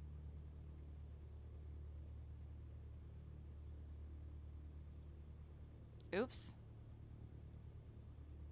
With the field elevation. Just private pilot. Okay. And you thought about looking into becoming a ground instructor? You should. You totally should. And again, that could just be a me thing, because like I feel like I'm a lot better at the ground portion of stuff than the actual flying stuff, which is potentially just like a mental thing for me. I've always been better at the book stuff than the practical stuff, but I don't think I'm actually that horrible at flying. It sounds bad, but yeah, anyway. So, and I guess it's not for everyone, but I think that could be a good outlet, at least, to be able to kind of still be in that. Oops. Yes, that. As well as keep your own chops up. So, yeah, could be fun. And you should let me know if you actually decide to do so, because I would be curious. We're going to go mixture down. Checking if the elevation jives. 499, 500, we're going to go with it. So 2979 is what we're going. We do not have wind, so we will check the wind sock. It looks like it's pointed this away, so we're going to go that away. Correct? Wait, hang on. Ooh, hang on. Where am I facing? It is not just me. Okay, you think doing ground instruction is rewarding and can help with staying sharp? Yes. Ground instruction is rewarding, say you know from experience. So, are you ground instructor? During undergrad, your university had some, student-run classes, and you helped teach a private pilot ground school course. That's super cool. That sounds like fun. Excellent. Are there any things that surprised you, or specific things that you remember about it? And it's funny because you know some stuff, but your anxiety gets in the way sometimes and makes you doubt sometimes. But that is that kind of with everything, though, where you just gotta do it. And that's coming from me, where honestly this entire journey has been way outside of my comfort zone. So it's just like, again, FAA, I'm being hyperbolic. It's like just anxiety the whole time. But no, it's again, I've always at least thought that I'm better at the book stuff than the practical stuff. So going into that practical stuff has been, I've had to like push myself through it. And even if I'm like, I can't do it, I'm just like, well, we're going to do it anyway. So if you just got into it and did it, eventually it'll kind of smooth out, and it'll feel better eventually. And I think another one of the things is like being able to share that with people. And another one of the things that I think too, sorry, we're going to get to stuff. Another one of the things that I like about it too is I've heard so many times that the hardest part for some people is the ground school, which again is the complete opposite for me. So if I could, the best way for me to help sometimes, I think, is providing and helping with that ground stuff, where I really excel at that. So yeah, if you have that ability to help people through that, that's one of those hurdles, like major hurdles for some people. Yes. Okay. And only one of you had an AGI or BGI. That's the base. I forget about that one because I'm like, if I'm gonna get it, I'm just gonna go AGI. They offered sign-offs for students who passed the course. Oh, that's super cool. But most of you were just private pilots. Okay, that's super cool. And you think going over the material to set up lessons and assignments helped you understand the material a lot more. Exactly. And that's why, like, for me, I'm going to start turning around and figuring out where we are as I'm babbling about stuff. For me, I worry. I've always thought that I might not be that great of an like a flight instructor, at least at first. I would really like to get more experience in general flying before I try and start teaching other people or instructing other people. Because that was one of the things that I really appreciated about my number one instructor, my first instructor, as well as my other instructors, most of my other instructors, was their level of experience. Like they had actually flown. It wasn't, and I know there is some benefit, and like the new CFIs need students too, but as somebody again who the practical stuff I do feel comes slower to me than the book stuff. I really want and wanted that experience in my instructors, if that makes sense, I guess. So for me, with the whole, with getting to the point, I'm sorry, babbling, so much babbling, but I always thought I wasn't going to get my CFI because I don't want to be an instructor yet because I don't feel like I can instruct somebody else well. So, however, I'm going to get it whether or not I actually use it because, like you said, going over that material, being able to teach somebody else, it gives you that much more understanding of it yourself. Just like the instrument rating, it helps you be a better pilot whether you ever actually use it for what it's kind of for, the IMC stuff and everything. It makes you a better pilot. Becoming an instructor, ground or flight instructor, makes you a better pilot. So,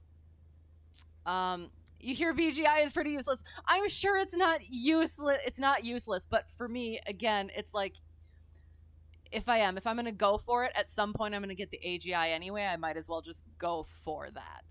So I'm sorry if that came off like that. I definitely did not mean it. Shoot, is that that windsock is pointing a different direction than I thought it was, but it looks calm, so we're just gonna go. This looks strange. We're just gonna see what happens when we continue taxiing down.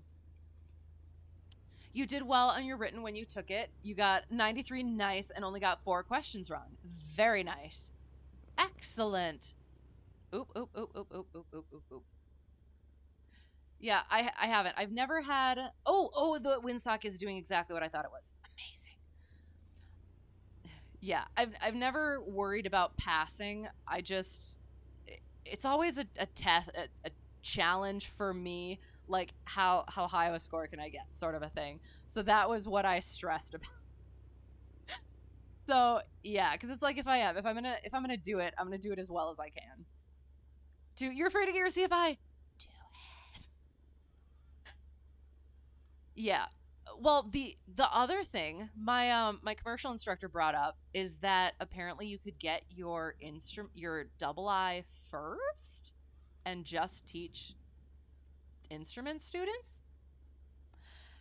I mean, that could be a possibility, but at the same time I'm like I kind of want to just go do the rungs of the ladder because at some point I'll probably want my CFI anyway.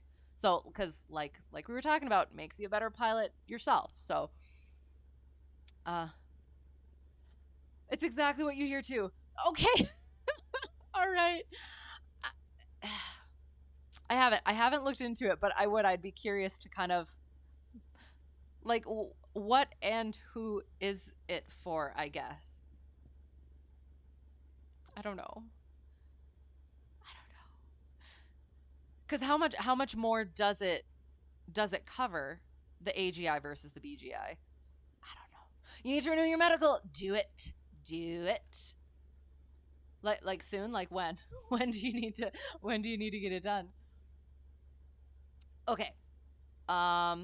We get here, we do our run up. What am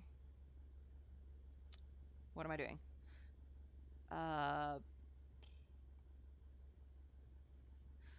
Fuels on both. Hang on. Trim for takeoff. Fuels on both. Trim for takeoff. Flight controls free and correct. Oh, okay. That's gonna be interesting.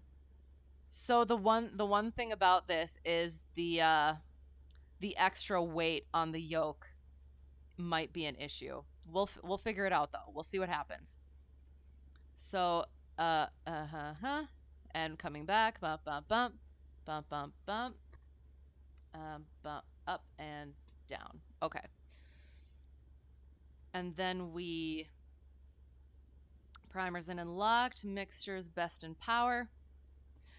Yesterday because yours is expired. Oh no. So how do you have to go about that then? Do you just go to an AME and just re-get it? I haven't thought about that. Well, I guess it probably is just the same as renewing it. Yes? Okay, sounds good. Okay, that's fair. Do it. Get that ground instructors, get that CFI. If you can, if you want to. Well, and technically, you can instruct. Okay, and again, if I'm wrong with this, don't take anything I say as legitimate. You can instruct and get paid for it without a medical, as long as the other person is rated and able to fly and be PIC in the aircraft that you are instructing them in, I believe. Check that before you do anything with that information. Okay. Free and correct. Primer thing. Mixtures best in power. Brakes are held. I'm going to bring this in.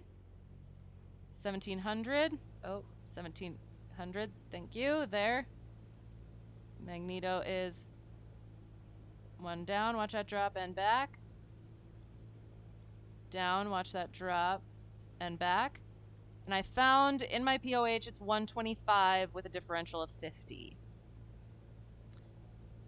Okay, why was the carb heat out? I definitely made sure to put it in. Watch that drop and back. Maybe I accidentally clicked it when I was doing things. It does! Oh my gosh, I can bring the carb heat out with my scroll wheel! Sorry, that was amazing and fascinating. Okay. And then did the thing, oil pressure, temperature, amps and volts, vacuum gauge, question mark? Nope. That and idle.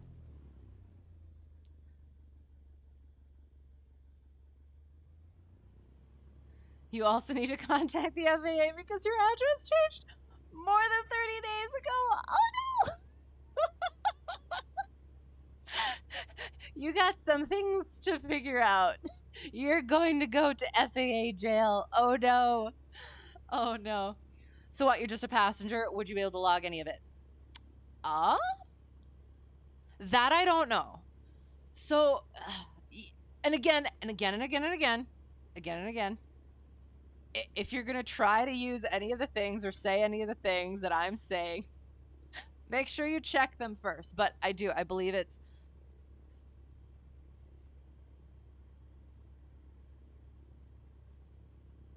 I'm not going to say anything about the logging of it because I am not sure.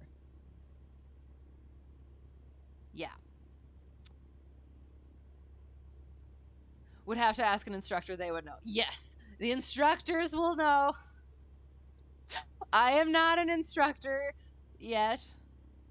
Some point I will be, ground and or flight, However, I am not currently. I'm just spewing stuff that I have potentially kind of learned. Yeah, definitely. Yes. I'm not even going to kind of speculate on it just because, yeah, I don't want to do that. Okay, so we're taking off to go practice some things. I have some things to work on.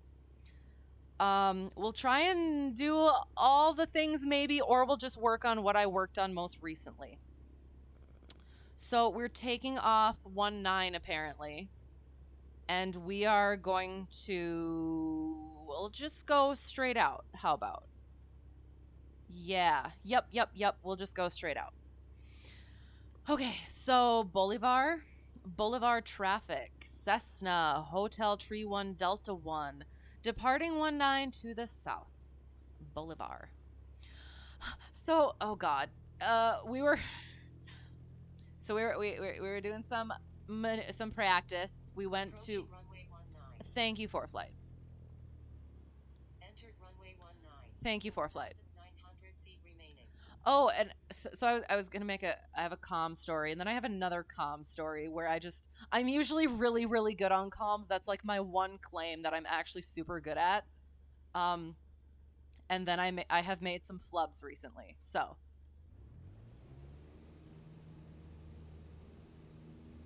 So we'll get in the air, and we'll start working our way to something.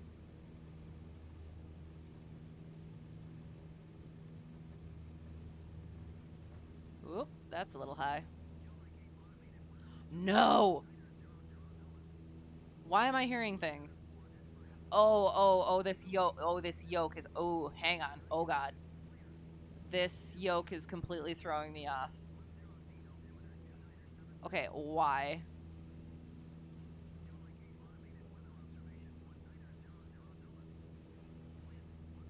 Okay, I might have to, hang on. What the heck? I might have to take this off. This is completely throwing me off.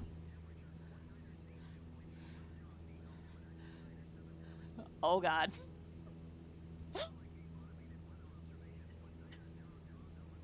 And I want to strangle. Digitally strangle. Oh my god. Okay.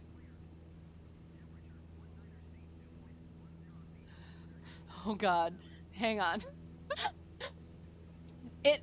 So it is like the weight on it is completely throwing off the balance. And why is my altimeter not? Hang on. No, it's fine. It's fine. Sorry, I was reading it wrong. I am just completely thrown off. Okay, hang on. Okay, whatever this is needs to shut up. Where is it? Nope.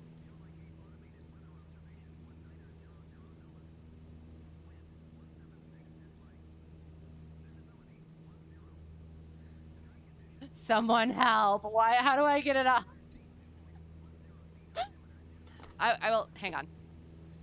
All right, we're just going to nose dive for a second. I know, but how do I turn it off? I didn't turn it on. It was on 122.8. Why? Okay. Sorry. Okay, going back up. Could definitely tutor in airspace and teaching the sectional. Yes, really good with that. Ground instruction. Do it. And oh no, regarding the yoke mount, yes, I know. It was terrible. So we were at 500. We're going to go up to 2,000. We'll go up to maybe 2,500. We're going to go south. We're going to keep on going south. And one of your old CFIs is someone... if someone said they were taking runway 14, he would respond, please bring it back when you're done borrowing it. Oh no. Oh god, did I say that? I don't think I would. Yeah. That's not common. That's not common around where I am. So I don't think. There's definitely things that I've heard. I started doing that sim. I realized that I started doing the like clicking the button and then saying and I was like, oh no, I'm being one of those people, because I thought I would never do that, but then I did. So I can give people grace for doing certain things that I think that I wouldn't do. Aviate, navigate, communicate. I know it was terrible. That was a trip. So that, if I want to do the yoke mount again, that's definitely going to need to be something that I work on. Because it ends up just kind of holding it wherever I put it, which is weird. I think. Now I'm confused. I didn't, but thought of it when I mentioned phraseology. Yes. Oh yeah, so I definitely. Ooh, okay, VLOC. Oh, that means it's off. So we were doing some practice, and there was somebody coming into the airport that we were using, and we were on the ground, and so we were going to depart. So I was like, I'll use the place that we were at. Boulevard traffic, Cessna Hotel Tree, 1 Delta 1, departing 19er closed traffic. Will be looking for traffic. And then I started saying my tail number again, and I was just like, Cessna Hotel Tree 1. Then I like stopped, and I just said Boulevard traffic and ended. And that wasn't the worst comm story I have from recent things. So I will get to that one in a bit, because it has to do with another entire whole story that I have. So we'll get to that. You're the pilot all the time. And it does, like, what I think it was kind of is I was very script oriented at first, because that's how I wanted and felt like I needed to be. Because otherwise, oh no, and I'm saying a lot now, because otherwise I would forget the things. If I do it the same way every time, I'm going to have all the things where I need them to be, and I won't have to worry about it. But then once I started getting more comfortable with it and getting into more experiencing different situations where, like untowered fields where other pilots are like talking and you kind of have to be a bit more conversational, I've had to get out of that a little bit and be out of the script base and be a bit more conversational to be more communicative, so that it's actually accomplishing what the comms are meant to accomplish, is everybody understanding where everybody is and what everyone is doing, so that nothing happens, hopefully. So yeah, so then doing that, you start picking up certain potentially bad habits. But I mean, yeah, it's something to work through. Push to talk equals push to think. Yes, exactly. Done it before too, though, especially on. Oh, it doesn't equal push to think. Oh, yeah, exactly. Done it before too, especially on VATSIM. Yes, and I do think part of it maybe too is you do, as you're listening to other people doing stuff, you end up doing the same thing, kind of. You know what I mean? Maybe. I'm not blaming anybody else for my issues, but I do think that that's something to consider when it comes to not just comms, but other things as well. You're always the death grip pilot too. I've gotten so much better, clearly. But you've always had a death grip on the yoke. It gets a lot better. Yes, I do think it was a lot of I want to say that might be an instrument thing. Like, that's what got me a lot better at it. But and just the general experience, like I remember back in the private pilot days, oh god, that sounds really bad, because I'm still a private pilot, just also instrument rated. When I was first training, when I was first training, I was serious death gripping, and I was definitely that person. And I remember my instructor saying it will come with experience, and just keep on being aware of it and doing it. And yeah, it has. It's gotten a lot better. And I do think it might have been a lot of the instrument training, and then yeah, just the training in general. Wonder if VATSIM is bad for practicing, considering that people like to sound cool and use improper phraseology. Well, I guess so. For me, the stuff I do on VATSIM is general aviation, the stuff that I usually do in real life, which is untowered to untowered. So not a whole lot of people do that. So I don't, I guess, I don't necessarily pay attention to the other things that aren't me, if that makes sense. Because I don't know those things yet. Any of like the airline people doing airline stuff, you know? But it is that with that sim as well as the sim itself, you do have to have that mental distinction between the things that are very helpful, real life focused, whatever, and where it does diverge from that. Other issue was the trim. Are you talking about in real life or in the sim? Because the sim is the worst. As you can see, we're gonna get into some stalls and stuff pretty quick. With you, yes. I have heard that. I don't think I'm that person yet. I hope I won't be that person. Gonna start taking VATSIM seriously when you play. Definitely do it, because the controllers have to take it seriously. So I feel like players should also have to take it seriously. Pilots, I should say, should also have to take it seriously. And it is, like you said, the better everybody else does, the better everybody else does. Do you know what I mean? If that makes sense. And you use VATS in the same way, just doing what you know, IRL and getting VFR flight following. Yes. And that does. And that's what I was kind of doing with mine, is I was keeping kind of current proficient with my IFR stuff, because I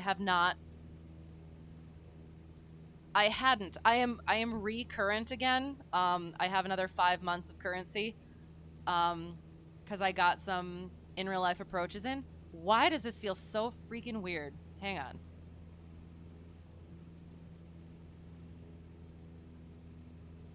I don't know. Something feels weird, but it's probably just me.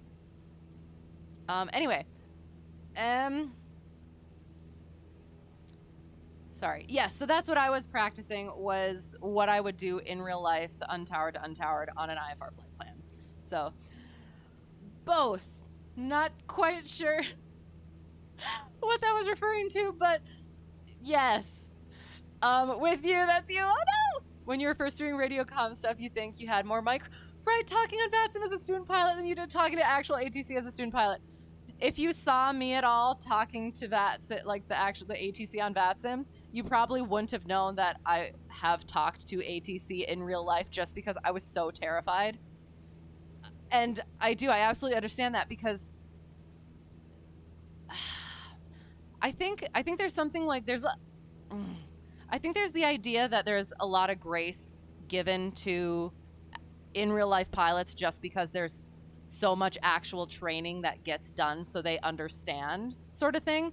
But then, like on VATSIM, they also have they can have all of your information, if that makes sense. Like, it's in real life is a little bit more anonymous, I think, than being on VATSIM.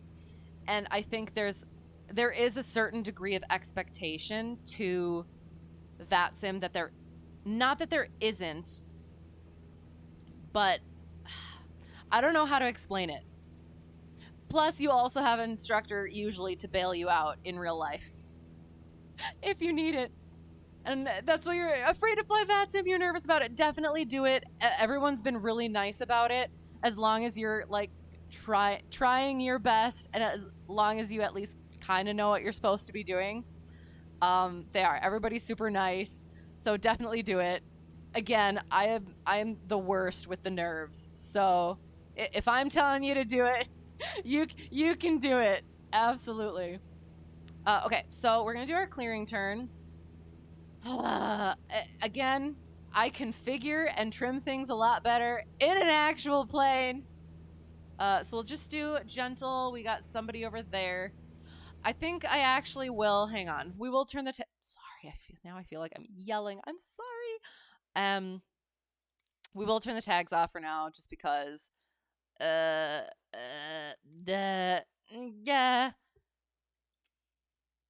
So that I'm actually kind of like looking for traffic, rather than just seeing it. All right, so we're looking and we're looking. Ooh.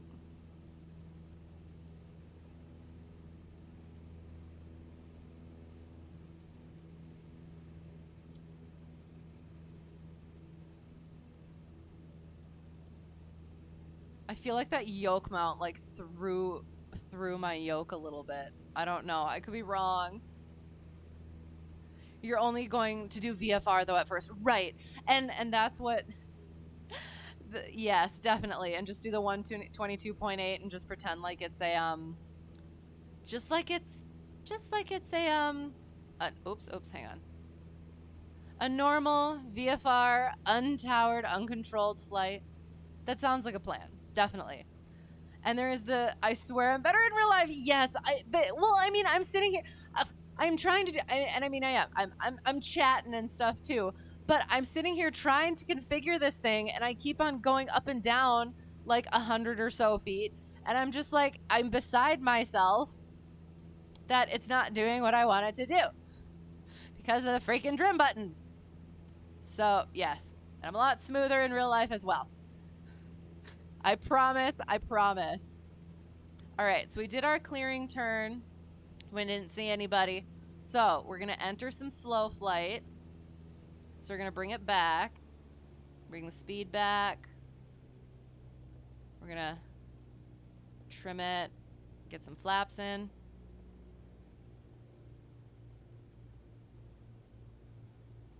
Get some flaps in. Don't get why VATSIM uses 122.8 when the air-to-air frequency is 122.75. What do you mean? Because common frequency, actually, hang on, we're gonna go like that. Bring in the power up a little bit. Because common traffic area frequency, the CTAF, a lot of them is 122.8. So it might they just took the one that's the most frequent in aviation, or why they don't let people use the actual CTAF frequencies for each airport. I mean, is that I don't know how to structural a system sort of a thing where it like they only have so much. I don't know all the technical terms and stuff, bandwidth and servers and stuff like that for just the one. Oh, okay. Oh god, what? Oh no, what happened? What happened to my airspeed indicator? Okay. I think I just maybe nosed down a little too fast or something. Okay. All right, so we're going to get into a stall. I need to remember what the flow is. No, stop it. There is no flow. You just stall. Okay, so so power off. Oh, well, that.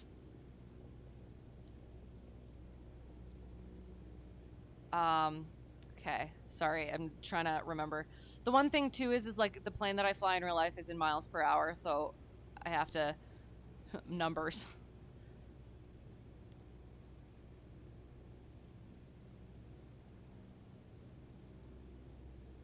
So we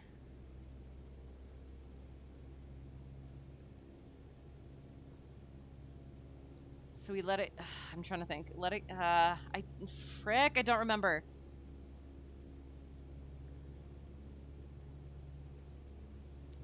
We let it get to something, and then we pitch goes out, and then we go like that. We pitch down, and then we pull it nice and gentle and firm, and don't let it come back. Watch the duck. There he is.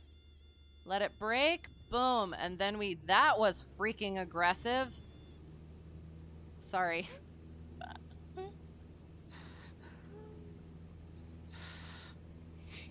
Sorry.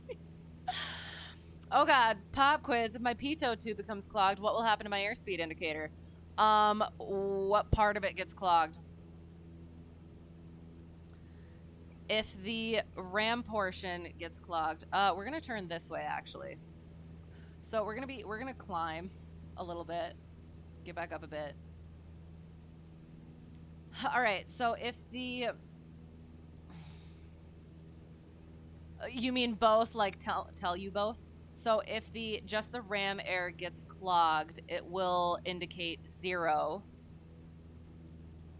because the drain hole allows for static pressure. What the freak? Sorry. allows for static pressure that then has the differential with the static port, and so they just cancel each other out. So it just reads 0. If both the ram air, the tube itself and the drain hole get clogged or plugged, it will act, the airspeed will act as an altimeter. So as you descend, the airspeed will go up, which is not what you expect at all. As you climb, the airspeed will go down, which is also not what you'll expect at all, because the pressure that was in the tube at the time is still trapped in there, and the static pressure from the port, I'm trying to turn the other way, gosh darn it, is moving up and down. So as you go higher, the static pressure gets lower, which creates a higher differential, which makes the airspeed indicate up, going up, and yeah, and the opposite for going downward. Yay. Yeah, that makes sense. Once made an add-on for FSX, which let you send failures via Twitch chat. Ooh. I would do that. Definitely. Your friend failed everything one time when you were streaming to test it. Oh no, what did you do? What happened? I am curious. And correct, it is the answer you're looking for. Yes! Nailed it. I do. I remember it's so much fun looking back and being like, I remember when I did not understand that stuff at all, and I had to like really get it down for my Checkride, and now it does. It's just one of those things that, oh yeah, it's this. So yeah, I appreciate that question. I'm gonna try and remember what I was actually supposed to do again. So again, my plane is in, the plane that I fly is in miles per hour. So you get into slow flight, and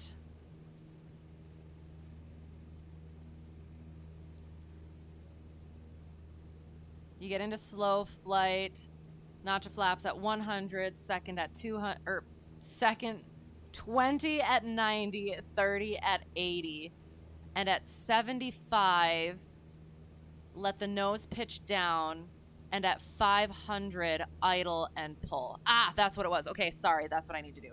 So we're bringing it back. We're gonna get back into slow flight. I'm sorry, part of this is just me going over flows so that I do it. Yeah. So 1 notch, 2 notches, so 75, 65. So then let the nose come down.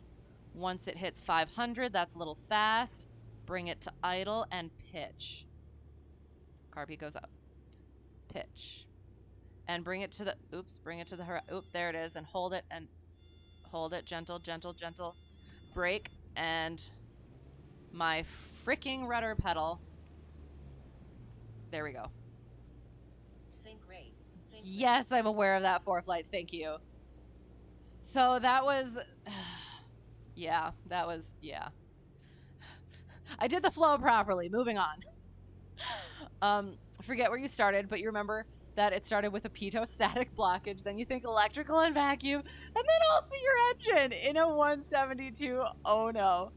You had enough altitude that you still managed to land on a runway, or was it a calculated off-field landing?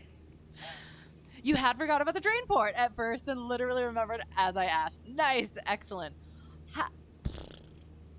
Do all pitot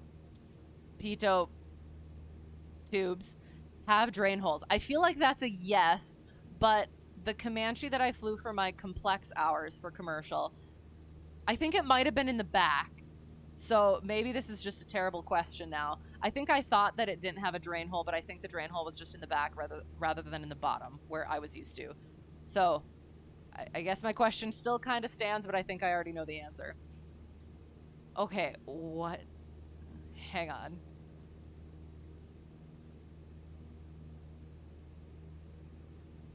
Oh my god.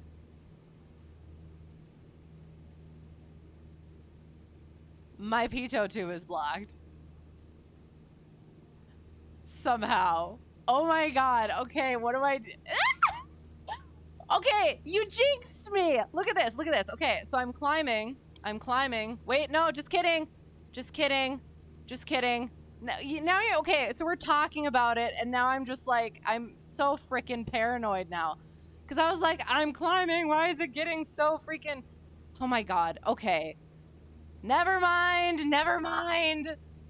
Oh God, my brain is just fried already, apparently. Moving on. Pitot heat. What's the. No, we're fine. I'm just. Again, paranoid.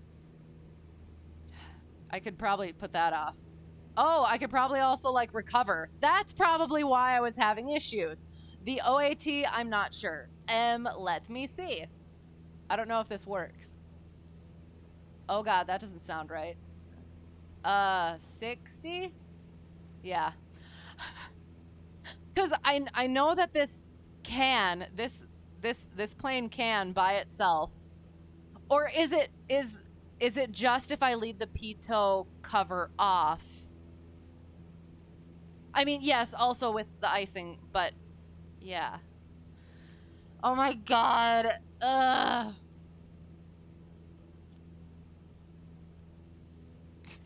Anyway, moving on. We're gonna move on to the next maneuver before I get completely turned around with everything. Oh God. We're gonna go this-ish way. Kind of. We're gonna go this-ish way, actually. We're gonna turn west, because we're very close to an MOA. I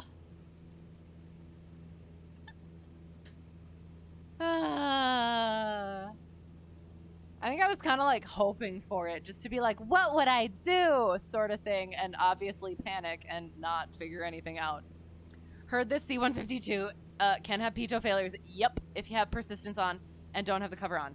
Yes. I don't remember the persistence part, but I'll have to look at the iPad again.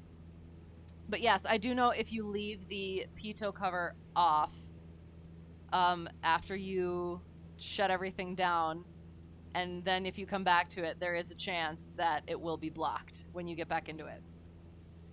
Maybe you should mention static port now. No!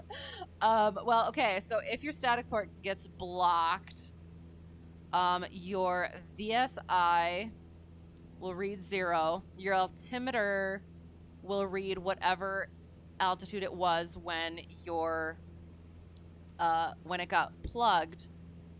And your airspeed will hang on. I have to remember. It will read slightly faster, or it will read slightly. What the heck? I feel like I'm on the edge of a of like a METAR area, of a weather area. Just riding that line. It'll indicate correctly, except it'll be slightly faster or slower than what it actually is, I believe.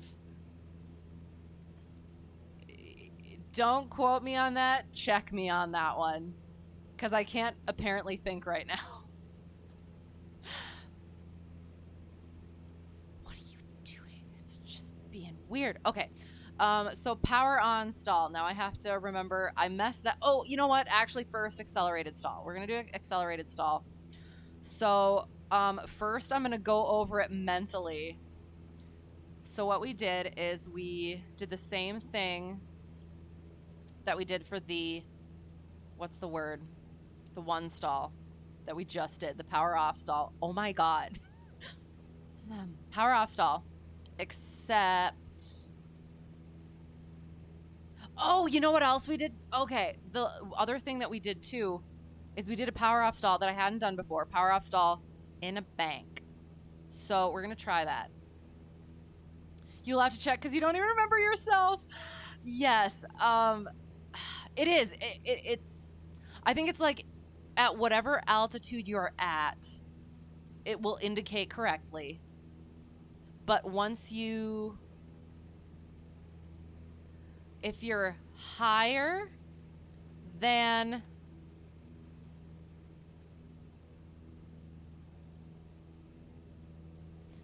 If you're higher than the altitude at which it got blocked, it will read slower than you're actually at, but indicate in the correct direction. If you're lower, if you're lower than the altitude it got blocked, it will indicate directionally correctly, but faster than you're actually at. I think that makes the most sense, because then the static pressure in the pitot tube is increased lower and decreased higher, so then that differential doesn't cancel out, or it cancels out opposite, if that makes sense. Okay, so we're gonna do a power off stall on a bank. We're gonna try, actually. So we're gonna try that again. So we're gonna get into slow flight.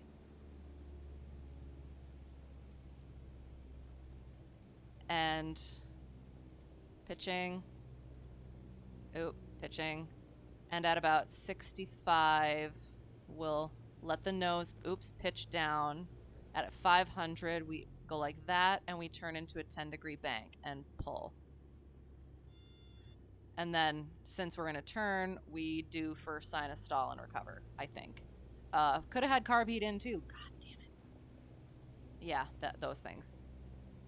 So yeah, so that was different. So the one thing is the stall horn is very low on the plane that I fly. So yeah, it's a little bit questionable trying to hear the stall horn.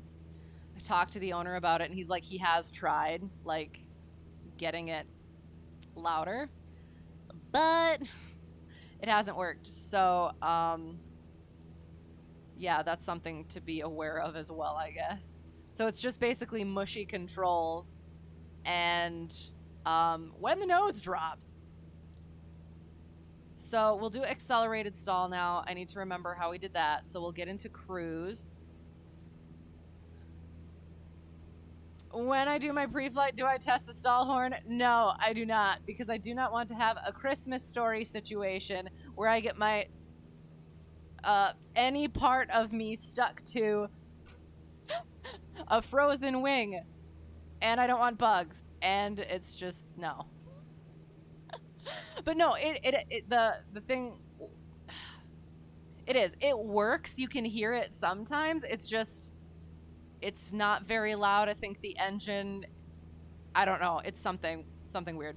Never taught to do it by a CFI, but when flying as a passenger with a pilot friend, you learn it was a thing. Yes, it is definitely a thing. But yeah.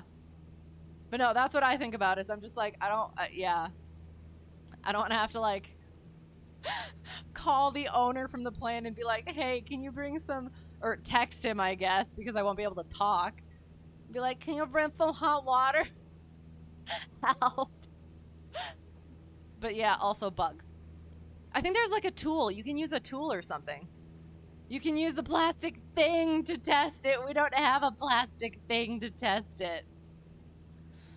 Okay, so accelerated stall. And that's why one of the things is the accelerated stall has been a bit of an issue for me, because I don't hear the stall horn.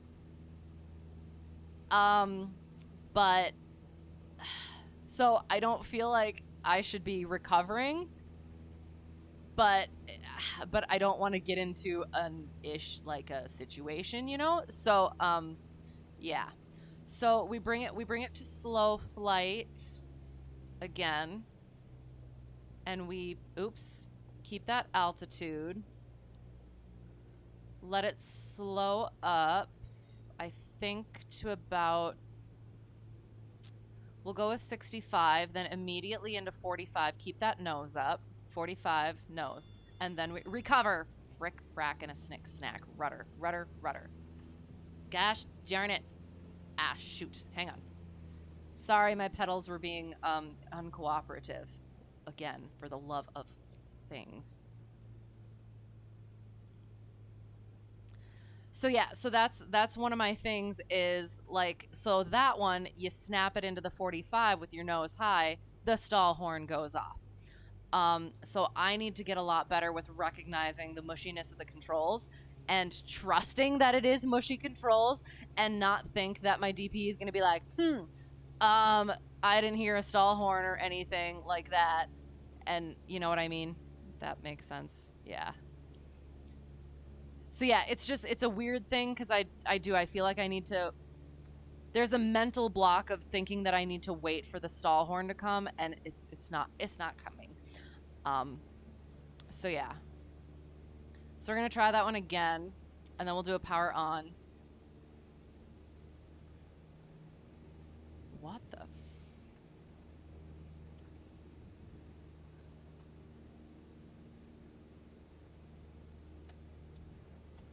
So ticked at these freaking pedals. Okay. Okay. All right. We're good. We're flat and normal. There we go. West. Westerly we go.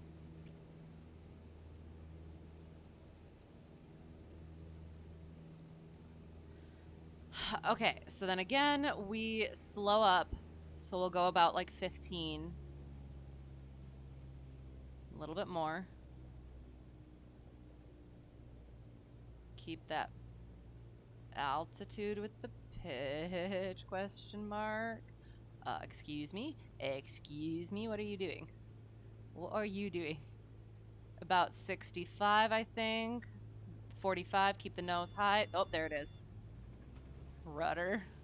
And the other thing too is, again, when we were practicing stalls, I did have the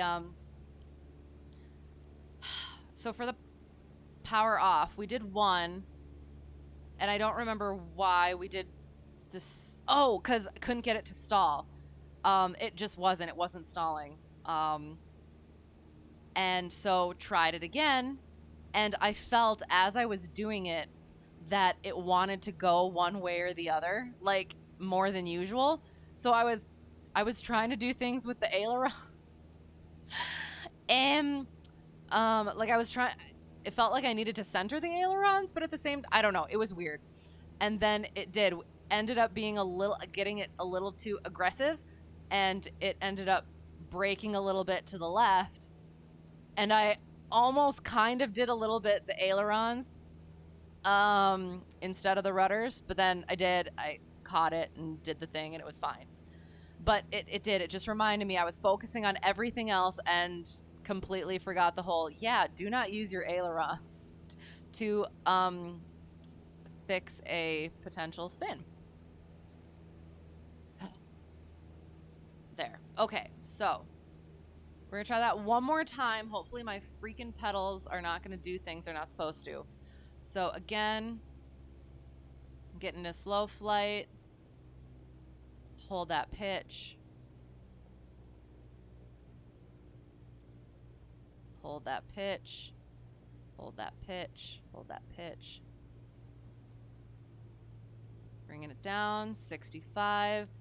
Idle. 45-degree nose. Okay, there it is. Recover. That's how it's supposed to go. It's not, oops, not like that. Do not stall it again. Yeah. Supposed to recover immediately and do not let it break because terrifying. Yeah, so that's that thing. I gotta work on it. Again, I don't have that stall warning indicator. Eek. Kind of. It's there, but for some reason, it's very difficult to hear. We're gonna turn back north. We'll do a power on stall.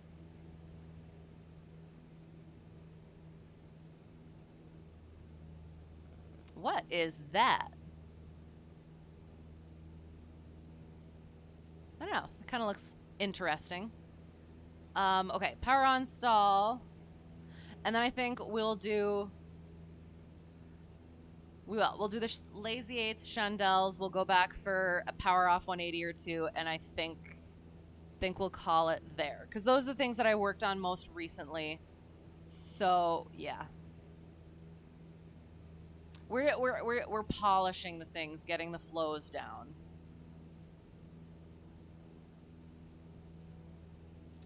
All right, so power on stall. I'll think about it first quick.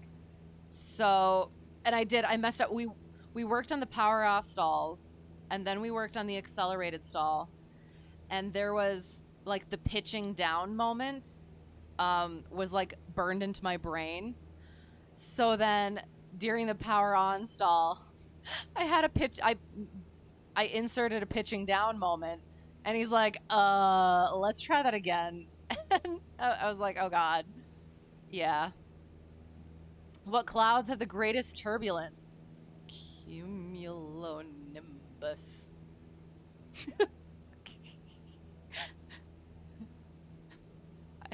I assume. That sounds right.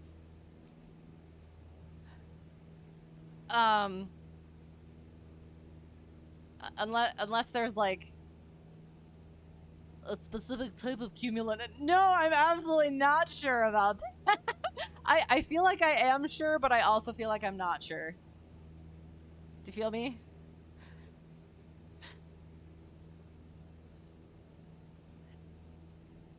Is it like roll cloud? Is it that thing?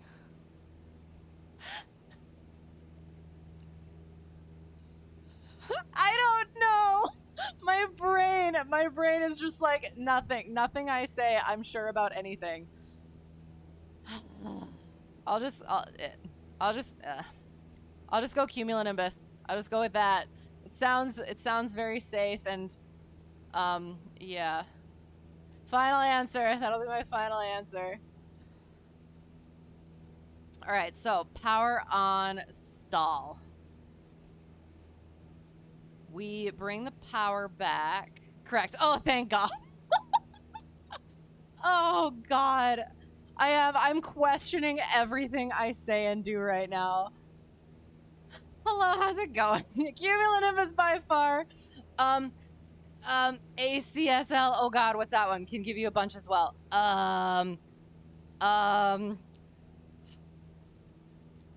Air. Clear. Something. Lima. Oh no, I'm gonna. Oh, okay. Altocumulus standing lenticular. I remember that from ground study. That's it. Just had to stress me out a bit. See, that's a question that shouldn't stress me out. But oh yeah, but you had to ask that. Are you sure about that? And the final answer. That's fair. No, but that's what DPE is gonna do, probably, potentially.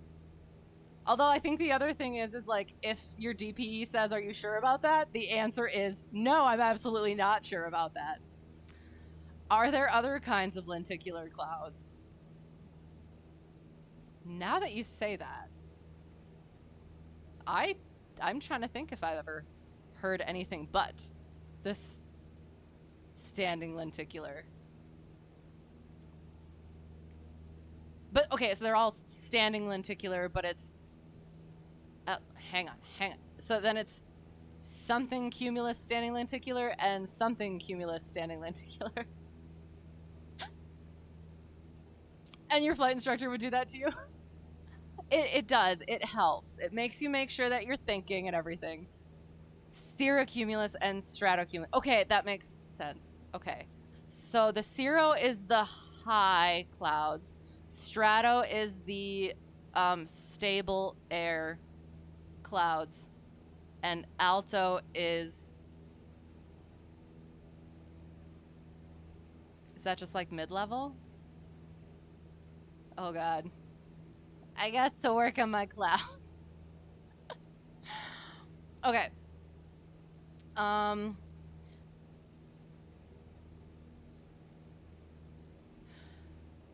Okay, and this is probably a silly question. Usually I hear about the standing lenticular clouds with mountains. How far up do cirrus clouds go? Or where are cirrus clouds? Right, basically 3 levels. Low. Oh, okay. Low, stratus, mid, alto, and high cirrus. Okay, well that makes absolute sense then.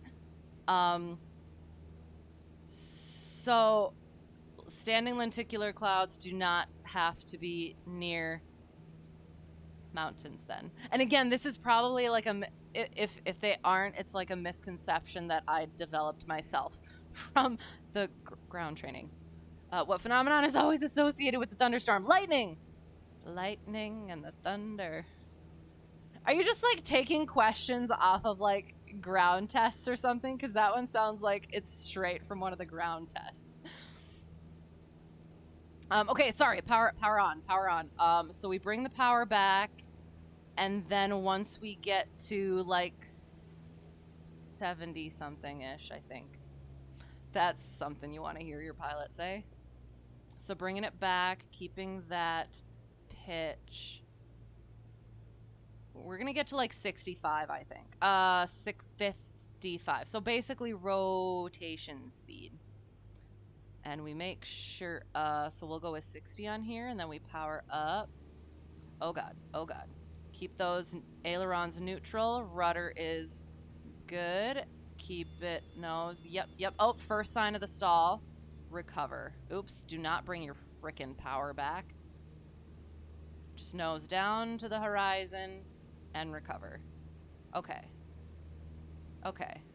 That was okay. All right, excellent. Oh, we're going to do some Chandelles. Yeah, we're just going to get the flows back down with the Chandelles and the lazy 8s, and then we'll go back for the power off 180s. What causes lightning? Electrons going boing boing.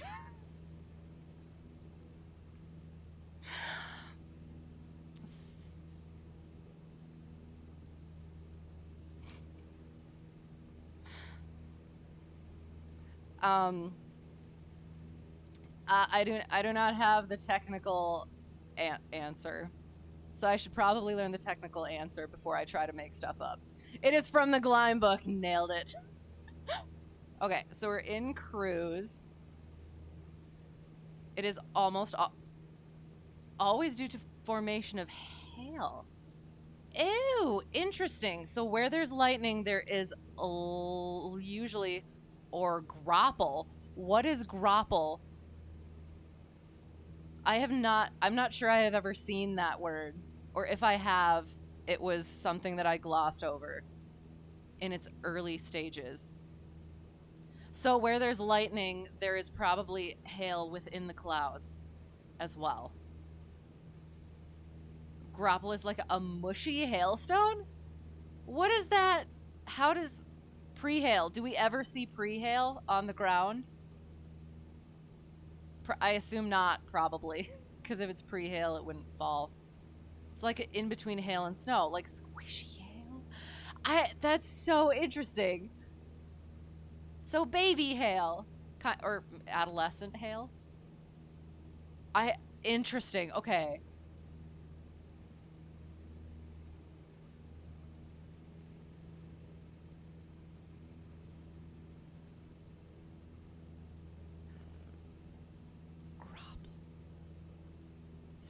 Sleet.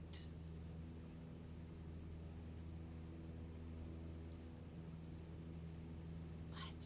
Grapple hail moves downward. Oh, against the ice. Oh, and snow. Oh, moving upward and causes a ton of friction. Ooh, interesting. Ooh, I will have to look at that. Hang on. Okay, I'm gonna pause just so that I'm not really messing stuff up.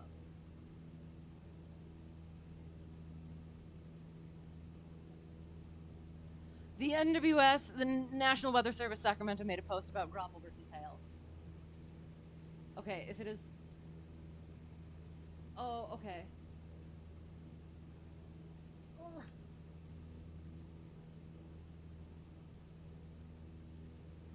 Okay. I was gonna try and... Oh god, Dewey, I'm sorry.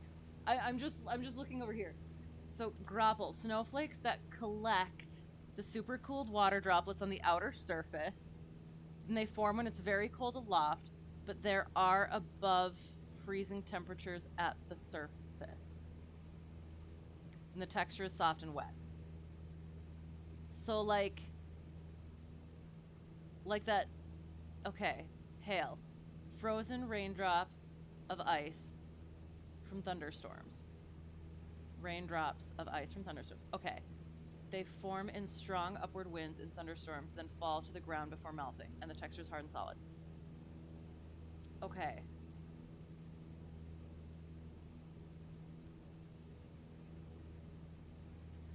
So is it somewhat of a clear ice versus rime ice situation? Where, like, depending on, like, the outside conditions, the external conditions, whether it actually, like, forms it really strongly. Thank you for that. I am going to probably download that. Yeah, so like that.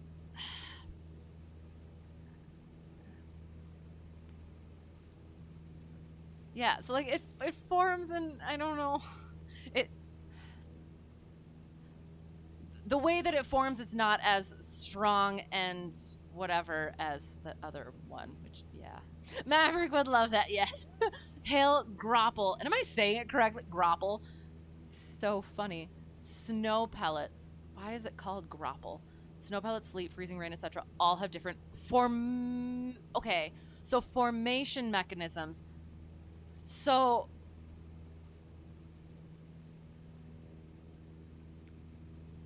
they could look the same, but their formation is just different.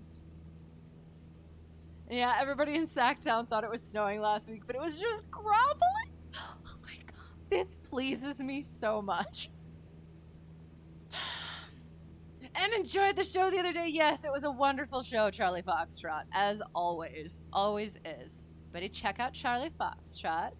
Excellent wisdom and knowledge, and a heck of a great time. And as always, thank you. Grapple is like a rhymed up snowflake. Okay, so I am somewhat thinking of it correctly. Okay, sounds good. That's so funny. Rhymed up snowflake. I love that. Okay. We did the power on stall, correct? Yes. We are on tomorrow night. Yes, looking forward to it. And oh, right, off this Friday though. Okay, sounds good. Good to know. I think we're near-ish. Yeah, we're like over the field. Oh, because that's what I also need to do. Hang on. Oh, we haven't done Chandelles yet. That's what we were doing. Sorry. Because we have to do steep spiral as well, because yeah, there was a thing.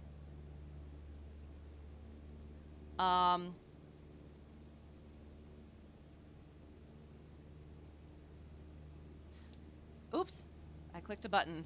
Thank God we're not on VATSIM. Okay, sleet and snow pellets have to do with going. Okay, sleet and snow pellets have to do. So snow pellets as opposed to snowflakes or have to do with going through a warm layer on the way down. A warm layer and then another cold layer? Like from cold to warm to cold. And I'm sorry. I gotta get way more in depth on this stuff. And I know you have talked about it, but yes, my brain doesn't always absorb all of the knowledge at once. So I apologize for making you repeat things. And so sleet is technically grapple. But, okay, and this may be a dumb question. I always thought that sleet was kind of nearer to rain. And maybe I have just a completely incorrect understanding. Okay, so we're going to do a Chandelle. I need to remember. Okay, so we 30-degree power in. We keep that bank. We gently and continuously pitch, and not past 30 degrees. And then at the 90, we hold that pitch and slowly bring out, frick the bank. And just always keep that airspeed coming up. Roll out, right, oops, stall horn, hold it. Oh, no, bring it down a little bit, not stalling. And then we gently bring it out to cruise.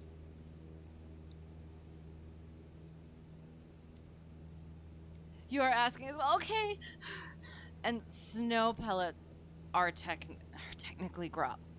So why are there two different names, or what is the what's the minute difference? So bringing it back to cruise. Snow pellets are typically sleet is ice pellets. Okay, so I have just completely had the wrong. Yeah, I think that was like a definition that I had from when I was like, or an understanding of it that I had forever before I even got into this stuff, and it just never left. So I apologize. Thank you as always for, yeah, the help and knowledge. What's an ice pellet compared to hail? Is this sleet? Starts with snow, melts in a warm layer, then refreezes.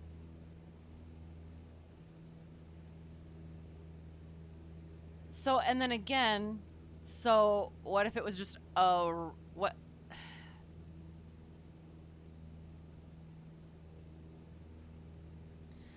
Refreezes into what then? Like the little pellets. Okay, the little ice pellets. So then.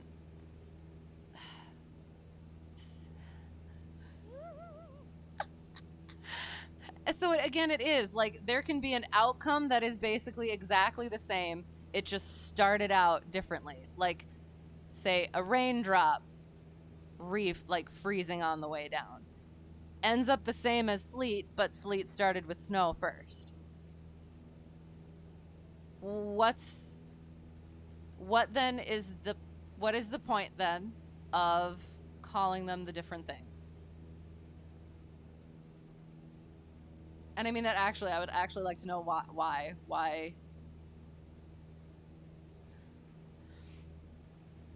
Chandelle this way, so power in as we 30-degree bank, gradually pitch up, keep pitching up, keep pitching up, keep pitching up, keep pitching up, hold that bank, hold that bank, hold that bank. And then as we hit that 90-degree, we keep that pitch and we slowly roll out. And we roll out. And we hold it, hold it, hold it, hold it, hold it, hold it, hold it, hold it, hold it, and we bring it into cruise without losing altitude. No. Hush. Hush, ducky. Okay. Hail is a snowflake that gets caught in an updraft. Okay, hang on. You know what? I'm going to pause for a second so I can actually absorb this information. Hail is a snowflake.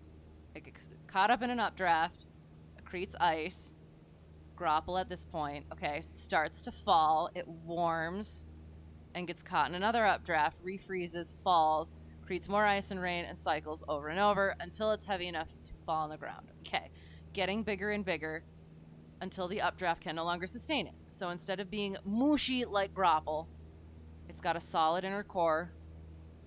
It looks like onion layers if you bisect a hailstone. Interesting. And then that process accumulates electrical charge for lightning. Right. Okay. Interesting. So then how does the how does the grapple hit the ground then? It just, the updrafts were less severe, but just enough to get it to that grapple point, and then it's just like, oh, well, all right, just go. Okay, sounds good. Thank you. Interesting.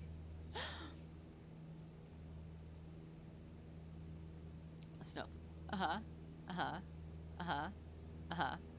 You remember your grandfather taught you this years ago. Now that you said that, oh, interesting. That's fun. Yeah. Okay. Thank you. I appreciate that. And it's one of those things that I do need to understand more. So I appreciate you taking the time. As always, your patience is very much appreciated. Okay, and then we're gonna do lazy eights because there was a thing that I did today that I hadn't thought of before, but would have busted me. So we're gonna do them correctly, and hopefully We'll see how well I do in the sim. So we'll quick lazy 8 this thing. So we do just tiny thing and then just gentle bank. So gentle, oh, hang on. I just completely started it incorrectly. And it all comes down to the strength of the updraft where the comes down to the strength of the updraft where the freezing level is and if the updraft can sustain itself without canceling itself out. Okay. Not quite sure I understand that bit, but okay. And he was the reason you got into flying. That's lovely. Oh. And that's why it hails so much in Colorado and Wyoming, because it's closer. Oh, to the freezing level. Interesting. Okay. Okay. At some point, I'll fully and completely understand this. And until such time and beyond, I will always appreciate. Okay, so 2300 kind of ish. And then we're going to just itty bitty bit of bank, and then we just gently but firmly pitch.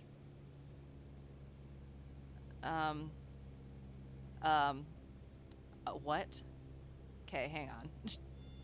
That did not work the way I wanted it to. We're gonna try that again. So what I did, we were just running through maneuvers, and then with the stalls, we kind of went over them again, just to kind of like really polish it and get me more comfortable with it, and do it kind of properly. And actually try and get it to stall properly. And then we did the Chandelles and the Lazy 8s, and they were again passable. Except the one with the Lazy 8s went through it, and something that I never thought of before, or not for a while, I ended up banking too much. And I noticed it and thought of it. So I ended up getting into like a 45-degree bank, which felt wrong and it looked wrong and everything, but I hadn't had to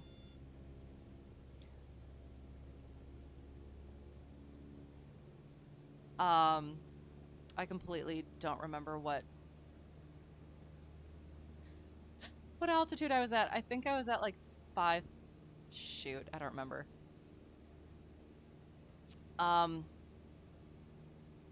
We're just gonna get down to 4,500 and try that again. Okay, if the storm is an air mass type, like in the South Florida air mass type, it develops straight up from thermal lift, but there isn't much wind, so once it gets... Hang on, I'm going to pause so I can again absorb. There isn't... Okay. Storm's air mass type in the South Florida develops straight up from the thermal lift, but there isn't much wind, so once it gets to the mature phase, the rain starts, right? The downdraft... Oh, right. Cancels the updraft. And the outflow kicks up a new storm elsewhere. Excellent. Yes, what time? 10 Eastern, 7 Pacific. And after you get out of work, excellent. Yes. Do it. Do it. And then, okay, so however, if the winds aloft increase with height, it will tilt the updraft, allowing the downdraft to fall ahead of the storm, which might allow the updraft, to sustain and become long period. Okay. Sounds good. You got to do your weather lesson again at some point. like serious, hardcore, in-depth, all the things. Freaking love weather. Okay, sounds good. Yes. The request has been made. And I've always liked looking at weather and yeah, that sort of stuff. Never gotten in depth like this. So yeah, I do. I appreciate it, and I do need to understand so much more. So that would be very much incredibly helpful. Need to brush up on whether you love it yourself. Yes. The one thing is like there's as much in weather as there is in aviation. So it's like a whole nother thing to just open up. So we're gonna try to the right. I'll hopefully try to, what did I do? Yeah, lazy 8. So imperceptible, bank it, and pitch gently but firmly.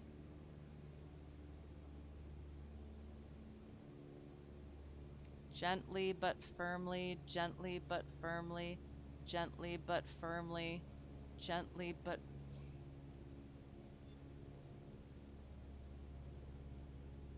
And then we let the then we get kind of back to level. And then we come back around and get to 55 or 4,500 where we started.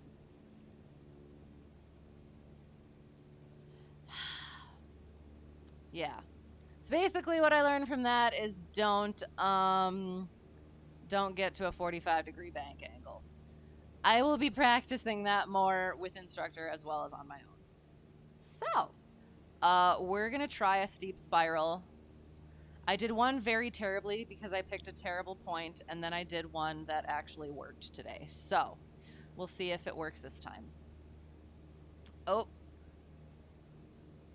Fun fact, you wanted to be a meteorologist as a kid. Oh, that's fun. What did you, can I ask, what did you actually get into then? Start amping up the helicity rotation with height, and now you can get mesocyclones and tornadoes. That sounds exciting. Terrifying. Quiz question. Oh god. What are the 3 prime ingredients needed for thunderstorms to occur? I know it. It is instability, moisture, and updrafts. Yes. Pilot wings looks better than you remember. What do you mean? This is MSFS. Hello, how's it going? I'm unsure if I'm understanding the statement, but if yes, it is beautiful. It is most excellent. And yes, a proper commercial. That one I do. I remember that from the ground study. We're gonna, nope, we're just gonna do the thing. I have no idea in which direction we are. Yes, call the last lift. Some sort of lifting mechanism, that's what I meant. Sorry. That's, yes, thank you. Some sort of lifting mechanism is needed. Right, okay. See, and again, and that's the thing. Usually, like, if it's I really need to get a lot better at... Again, I'm good with the book stuff, the written stuff, where it's, like, kind of right there, but I really do need to get sort of the more out there sort of questions and scenarios, because when it kind of gets outside of that stuff, I get all, like, mushy-brained, if that makes sense. Working on it. That's why we're doing this. That's why I appreciate the questions and the scenarios as well. Gets me thinking. Okay, so steep spiraling. We bring the thing there. We carb heat. And then we start banking, and whatever we're over, we're going to do that thing.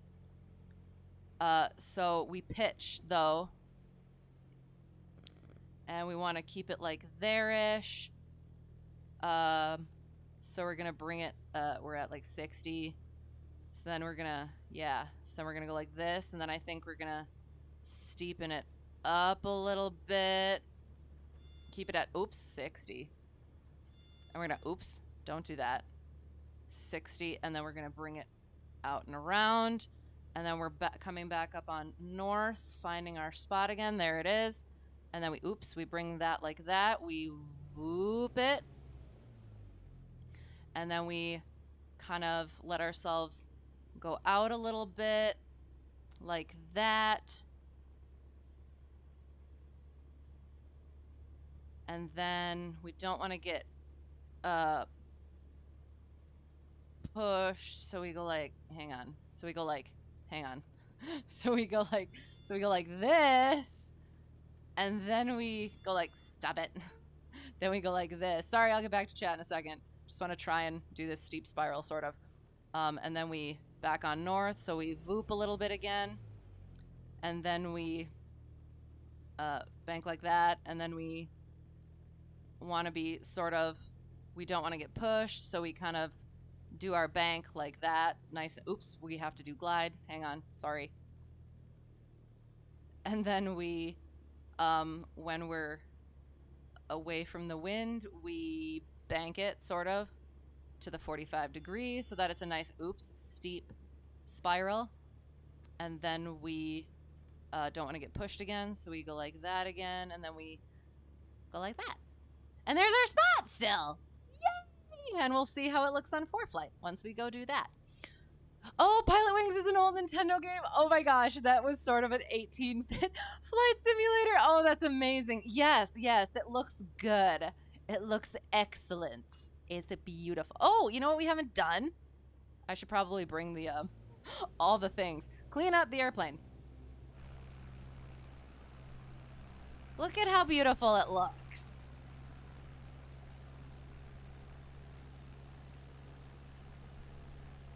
Things have certainly changed. What can act as a lifting mechanism? Air. Okay. I'm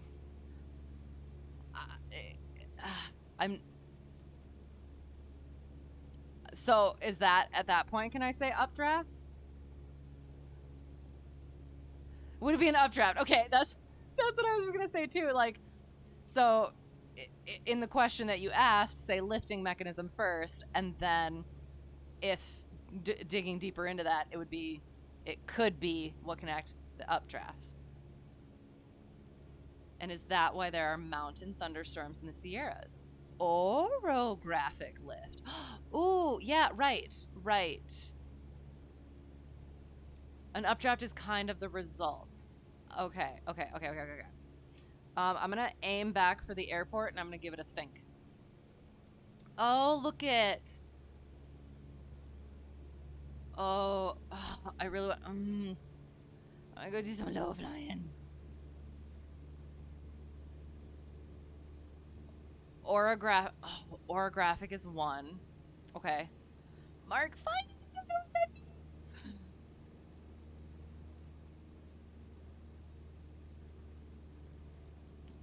Okay. So we're getting back to the field, 500, so we can get to 15. We'll keep it at 2,000. You know what? Since we're not doing anything on our way there, we'll boom. Although I should probably like stay on course. We're almost there. Never mind. Okay. Frontal. Oh, which is really 2 different types. Hang on. Density, which is really 2 different types. Density mixing in cold fronts and warm air advection in warm fronts. I don't know what's it. So, okay, so, and again, these are like lifting mechanisms, is what you're saying? My engine just failed. What am I going to do? Should I just do it? Should I do a thing? Well, shoot. Well, carb heat goes out. Could we make it to the runway? Probably not. I kind of want to try it, though. Otherwise, there's some good spots, places. Well, there's the airport over there. We got 1,500 feet to go. Probably not going to make it. Probably should have aimed for that. You know what?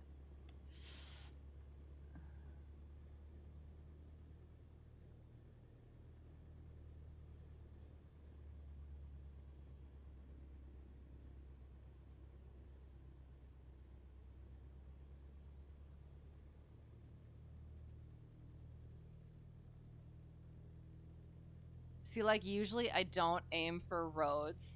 However, Like, this looks like a nice, oops, oops, oops, oops, oops. Nice, largish, long one. What are you doing? What are you doing? What are you do? Oh, God. No, no, no. Pitching, pitching, pitching, pitching, pitching. Why are you? Why? 500. Yes, I understand that, Preflight. Thank you.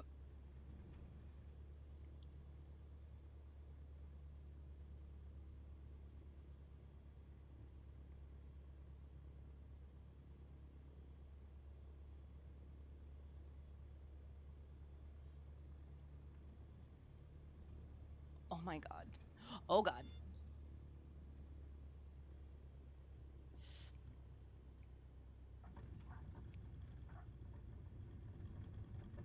Oh, my God, my pedal. Sorry. Yay! Yes, I know. That was terrible. I completely neglected my airspeed and did silly things. We made it. Yay! What's my altitude? Well, now it's 500. And now we got to turn around and take back off again. And yes, I know that yes, that was not what it should have been. However, we survived this time. Luckily. Okay, so and again, the lifting things, right? Not bad, but I did I and that's the thing. I didn't, and then I was so busy looking at the I hyper focused and I was looking at the thing and I completely again, yes, neglected my airspeed. So, yeah. But yes, don't forget best glide. Flaps or no, I did not have any flaps because at that point I was terrified that I was just going to drop. And then by the time that I thought about putting them in, I was so close to the ground that I didn't think that it was going to make a difference or it was going to just make me float. So I did not have any flaps in for that one. I don't think. Okay. Carb heat could go back out. And I'm gonna read all the things in a bit. A, B, C, D, E's altitude. Wait, hang on.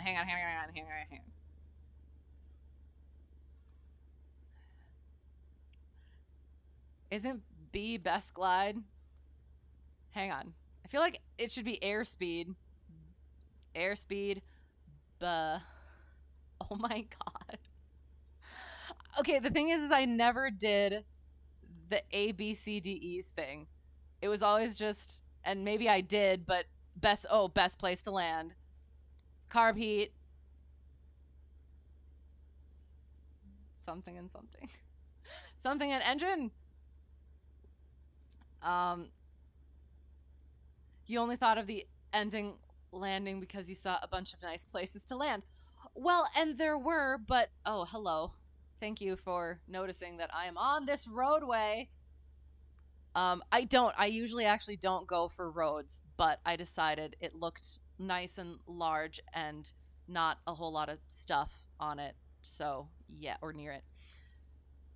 Checklists, right. Declare emergency. Still aviate, navigate, communicate.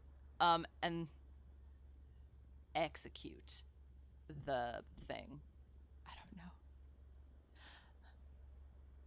Yes, I didn't. I never actually did the ABCDEs thing, and I haven't been practicing really my forced landing things, so I'm way out of practice. So thank you for that. Yes, the 10 to 20 knots of flaps allow you to slow down. Oh, right, might save your life as long as I have my spot made. Right. Okay, so then I guess I will execute forced landing. Pop the door open, increase in case the airframe gets bent, right, and shut all the things off you need to. Love how the cars are driving through me. I know, so inconsiderate. So, okay, the one thing that I'm thinking of is when I've been doing my, I guess I can get whatever for thing. When I've been, what are we doing? Short field with potential obstacles, so we won't do the thing. Holding the thing. So working on my power off 180s,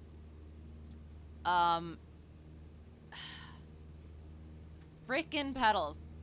One of the things that my commercial instructor has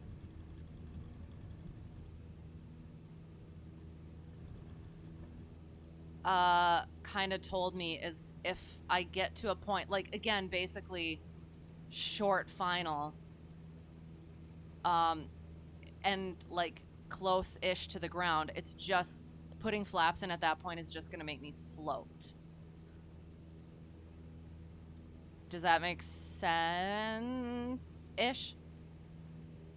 Or is that just something where it's like, for the power off 180 maneuver for commercial check ride, that's okay. But in that instance, like you said, the 10 to 20 knots with the slowing down is the better option than just kind of floating a little bit past the spot, if that makes sense.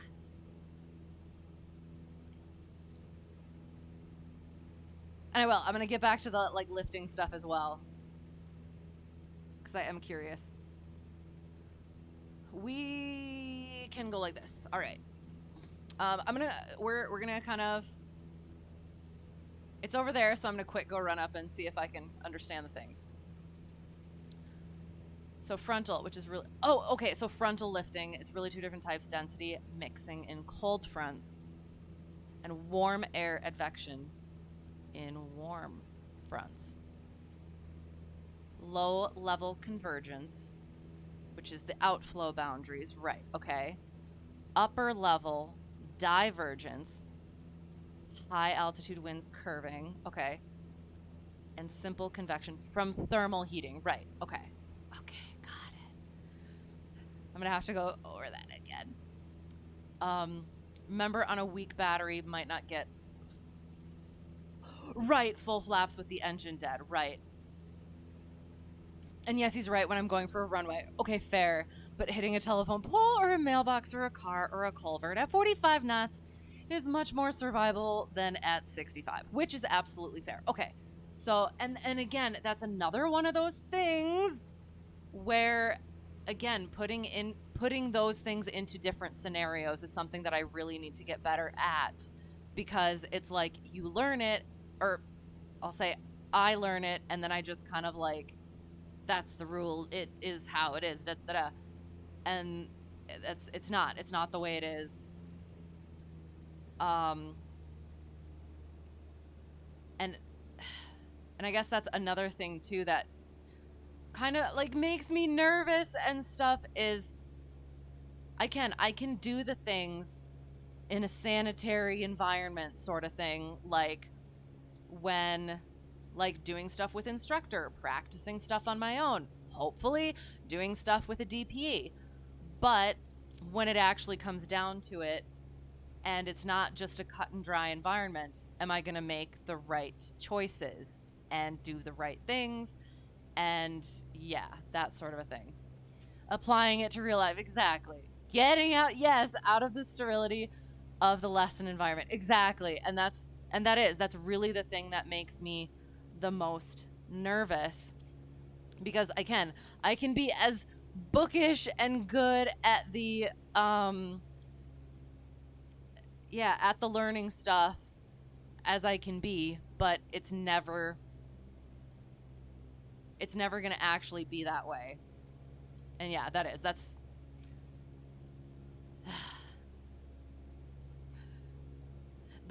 why I am. That's why I'm usually, again, not in the sim, but in real life, I'm a lot more particular, and I'm hard on myself, and I try to, that's just a thing, because I'm very aware of how I am with that stuff, and I just haven't had those experiences yet that I can point to and be like, yeah, I would actually make the right choices, if that makes sense. I don't know. But yeah, I'm sure my days will come and we'll find out. So power off 180, we're gonna do the thing. I had a beautiful one today, and then he had me go up and prove it, and I didn't. I have my reasons why. Again, things that I need to work on for them. But yeah, It was frustrating, like being able to do it the once, and it felt really good, and then just kind of biffing it a couple times. And then the second time, I ended up getting low, and then I ended up a little too high, and then I had to kind of come in and I floated. And then we tried it again, and I apparently did the same thing. I thought I would have been able to fix it, but we had talked about it, and so he took controls and he showed me, and he got like way close to the ground and then just kind of planted it. But that's something that I haven't really worked on, is getting that close to the ground and be able to feel absolutely in control of that, and like I wasn't going to touch down beforehand sort of situation. So yeah. We can get over just a smidgen. I think I think that's a long enough runway. We will do the 1,000-footers. So yeah, that'll be good. Okay, so 1,500. Forward slip. What he did? No, he just nosed it over. No, that's probably incorrect. No, yeah, he basically like went way into ground effect. Unless, so that's what I was doing. Hang on. Sorry. So 60. I feel like I'm way far out, kind of. So we're gonna. This is a terrible idea. So I was slipping. I was attempting to slip, and I.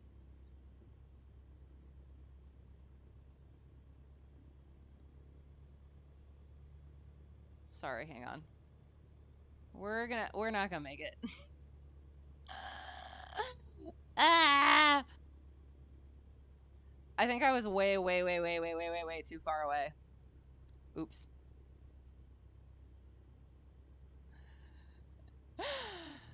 We're gonna go around. God damn it. So I was. The second time okay. So the first time,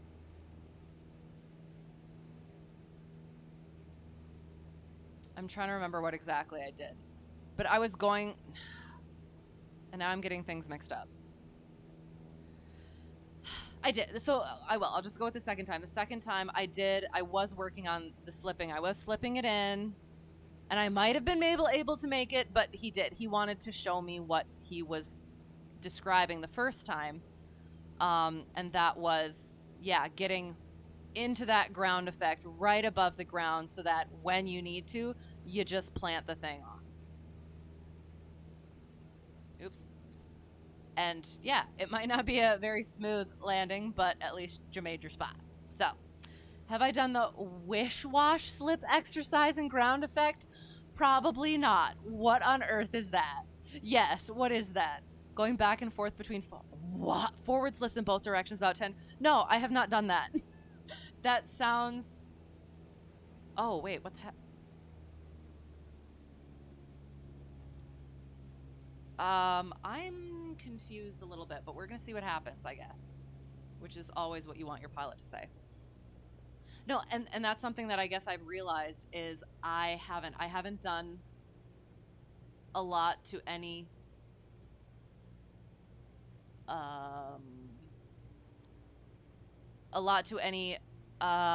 low level work, like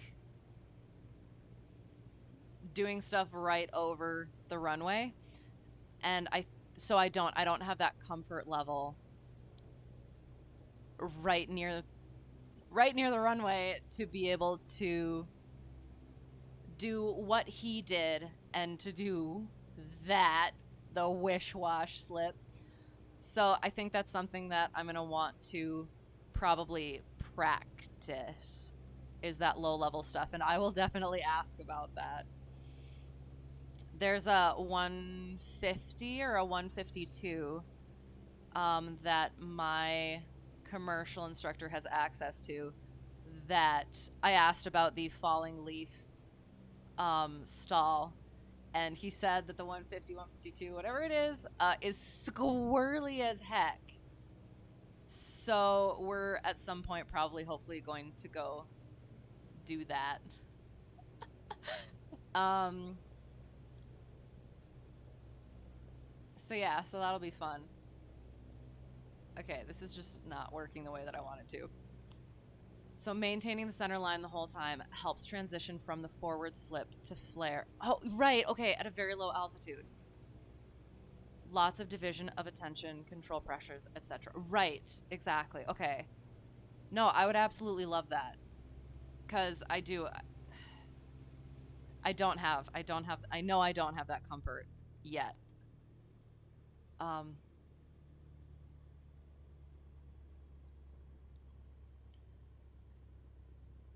Okay, I almost feel like turning right into the runway.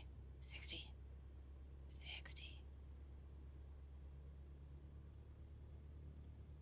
And he might not call it that, the falling leaf. Yeah, I think he knew what I was talking about, though, so it worked out, I guess. 500. Thank you, Preflight. Ugh. I don't like how close I am to the runway.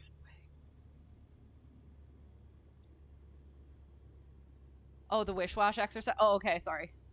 There's a car. Oops. Oh, frick, I'm super high. Okay. Oops, shoot. Oops. That is not what I wanted to do. Thank you, Preflight. Frickin' pedals. Oh my god. Okay, sorry.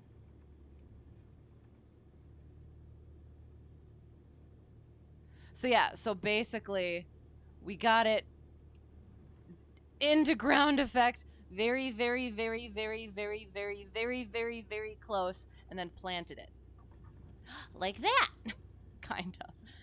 Oh my god. Okay. Oh my god. You know what? At some point, I am just going to take this little bit of my table off. Because I don't care if the thing, you know what?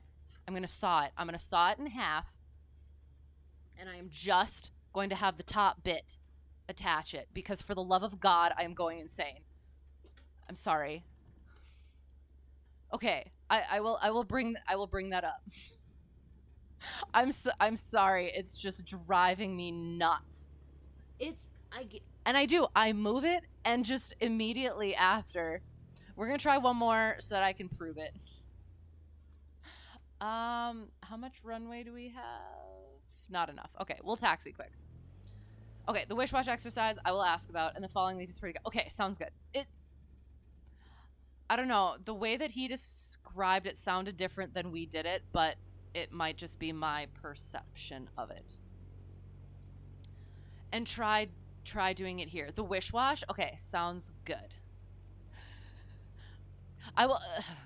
the one thing is, again, I'm going to go freaking insane with, like, not being able to control things the way that I would like to control them. But we will try. The forward slip exercise. I will do so. Not too bad. It wasn't horrendously horrible apart from the rudder issue. I believe we made our spot. So yeah. Oops. God dang it. And the wish-wash is, okay, so again, so forward slip along the runway, correct? So along the runway, so you just forward slip in the one direction, and then you forward slip in the other direction, and then you forward slip in the other direction, and then you forward slip in the other direction. Okay.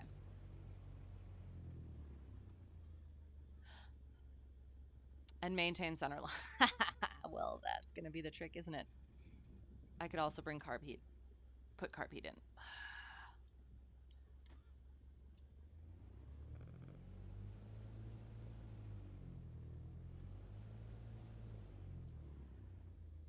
All right, so I'll just do a normal pattern and we'll... Thank you, Preflight. Entered runway 19. Thank you, Preflight. 1,900 feet remaining.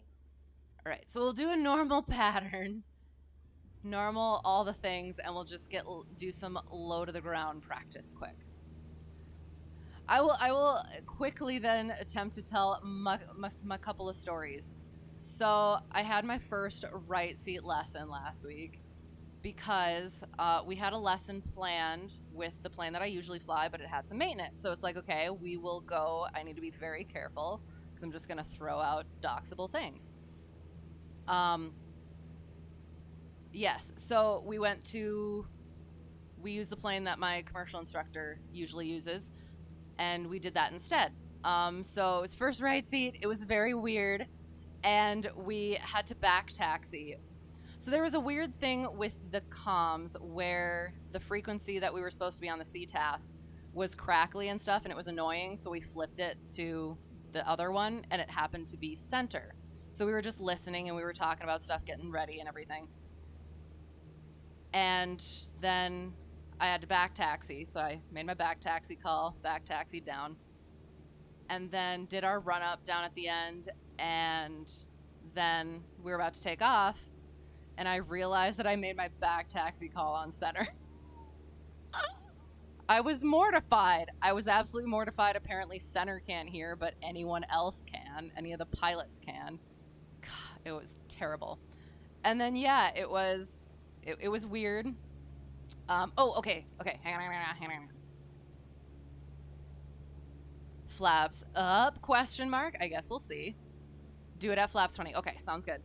Never recommend doing this IRL without an instructor if I'm not proficient. No, absolutely not. Fairly low speed maneuver, but can do it at any speed as long as you can climb out and clear. Ooh, obstacles. Okay, do it at approach speed. Okay.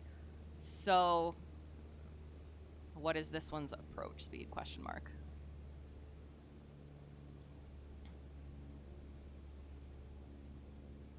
I don't know what this one's is. And then, so we did almost cross country. We just flew to, I had to drop something off at my one flight school. So we went there, and on approach, I got a little mixed up with, again, using right hand for the yoke and left hand for the throttle. And right on short final, I ended up putting too much power in. It felt like I was sinking, so I put too much power in and could not figure out what I was supposed to do. So we ended up nosing up more than I was comfortable with. Apparently it was fine, though, because he didn't take anything. Eventually figured it out and landed okay.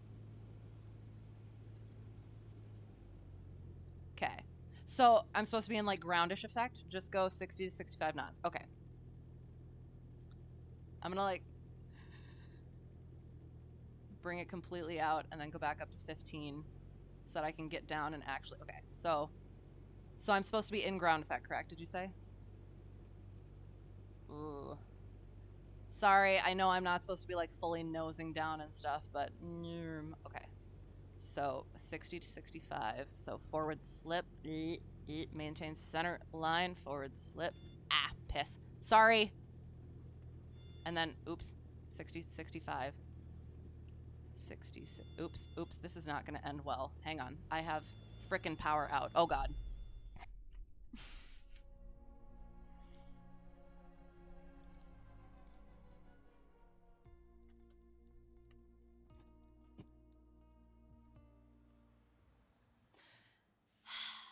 We're going to try that again.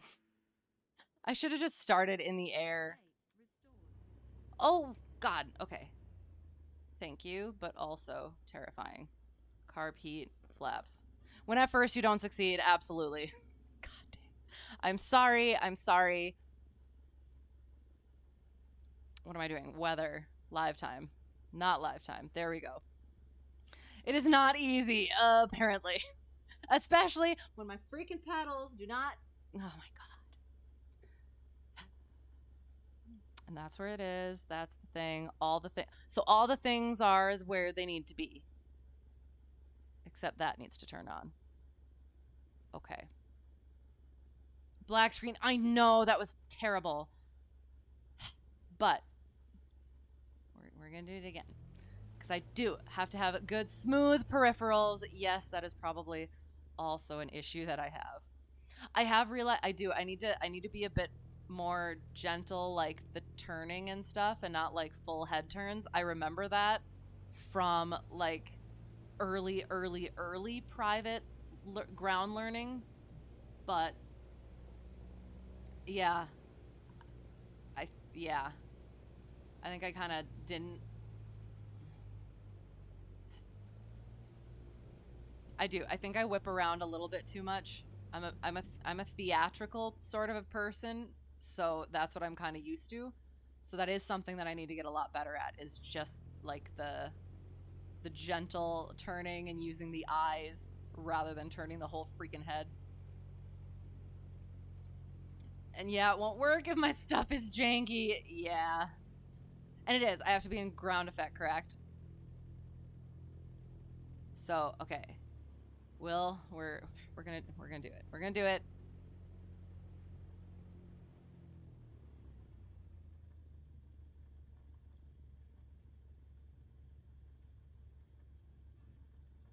Well, I get to continue with my story then, as I'm taxiing and taking off and patterning. And then, so then we were taxiing to go take off there, and somebody had just landed, or to do a touch and go. They were going to do touch and go. And all of a sudden we get a call as we're about to taxi to the runway. And they go, yeah, whatever traffic, we're on the runway with a flat tire. And it's like, oh, well then, luckily there was another runway to take off from, so we used that one instead. And we got back, and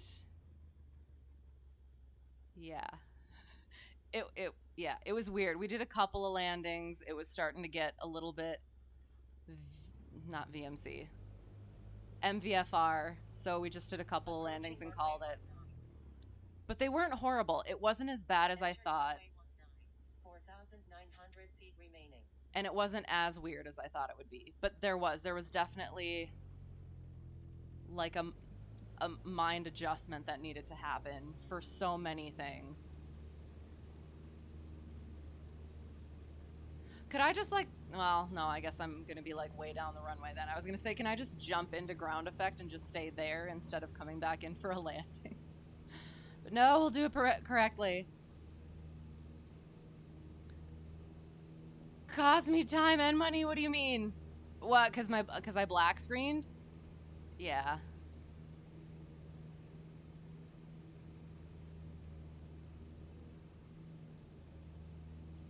Alright, so it was at 500. We'll get up to 1,500, and we'll do things properly this time, hopefully. Oop, oop, oop, oop, oop, oop, oop, oop, oop, oop, oop, oop. What the frick? Sorry. Approach low, configure, trim, level off before I get to the runway. Okay. Okay. Ah. Okay, did you see it jump? It jumped. Bugs me. So 20. Can already be in a slip. Oh, when I'm over the runway. Okay. Sounds good.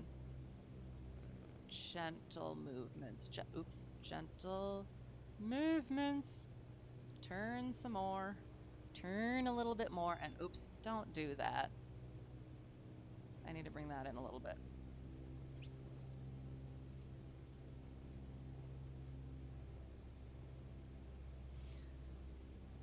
Okay. Approach low. Configure. Trim. Oh, I have to trim, do I? Gosh darn it. I will. Every time I do this, I grow ever closer to just sucking it up and getting a freaking trim wheel for this thing, because for the love.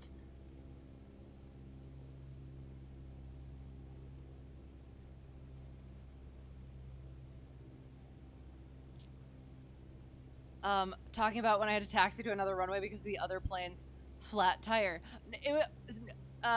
So we were right at the runway that we got to take off from. We would have had to taxi over that runway and go to the other one. So it actually kind of worked out better.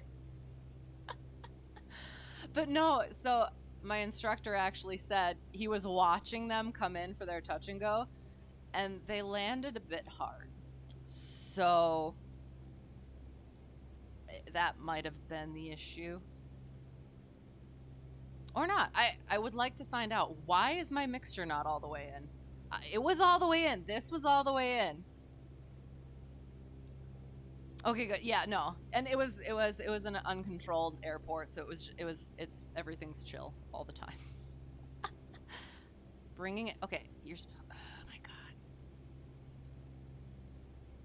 And you said approach low.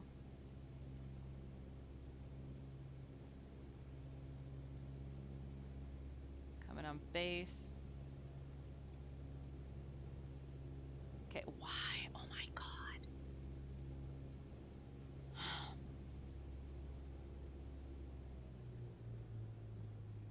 Hopefully, oh, they did not land hard enough to trigger the ELT. I don't know. I would like to find out. They were coordinating to get the chief instructor and a mechanic out there at the time before we took off. So,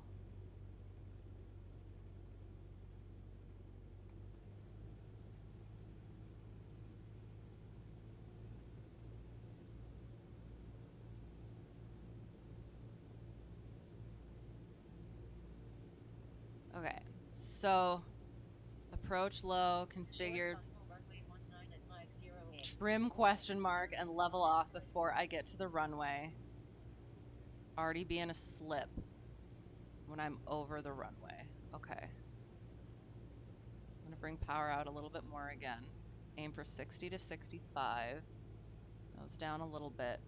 So, bring rudders the frick back so that I can hopefully actually slip the thing. And then oops, slip, oh god, the thing. Gentle slip the thing, oh god. And then oh frick, I was not watching my freaking airspeed. Hang on. God damn it. Ah, going around.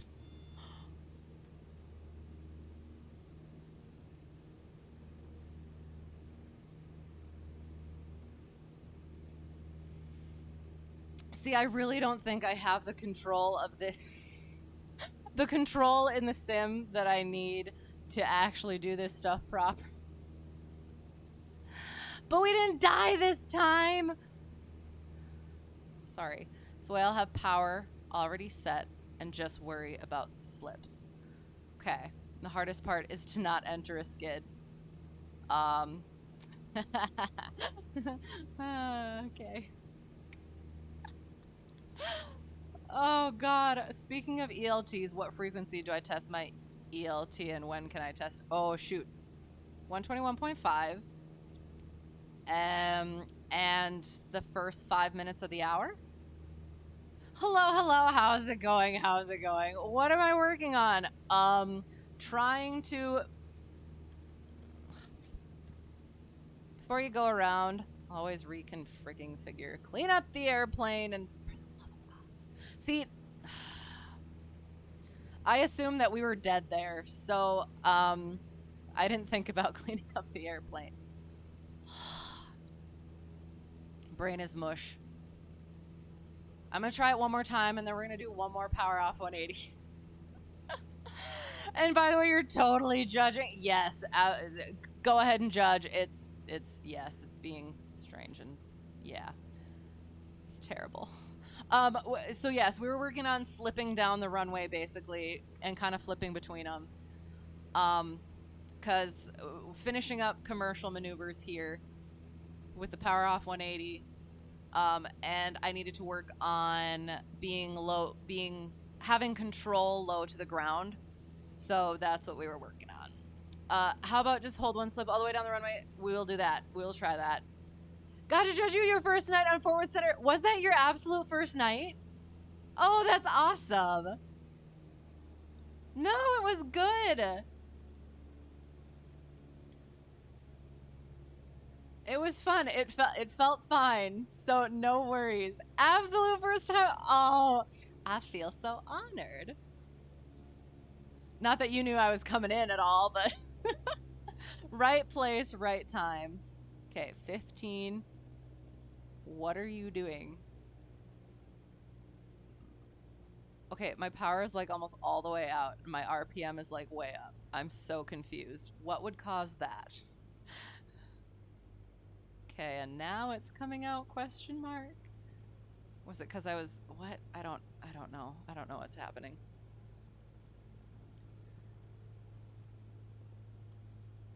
Have you been spending much time on center recently? Are you getting the flows of it? Carb heat's out. Notcha flaps. Notcha flaps. All right, so we're gonna hold one slip.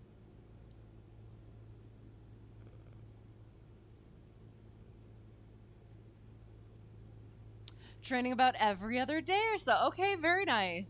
So you got lots of practice. It's a long process, I bet, but worth it. I definitely need to get over on a center line.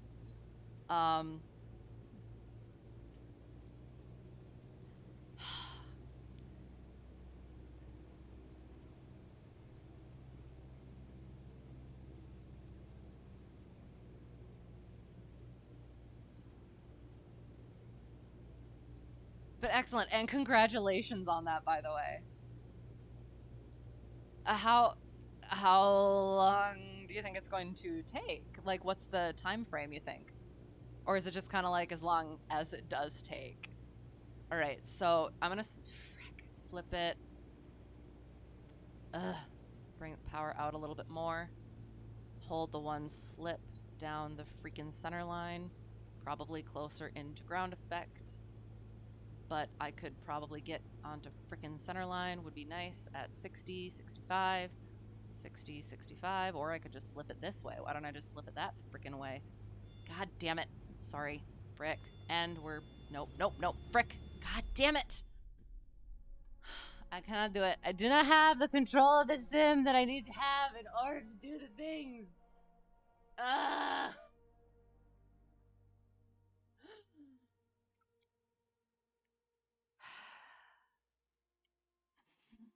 Was I saying on the radio? I'm trying to think.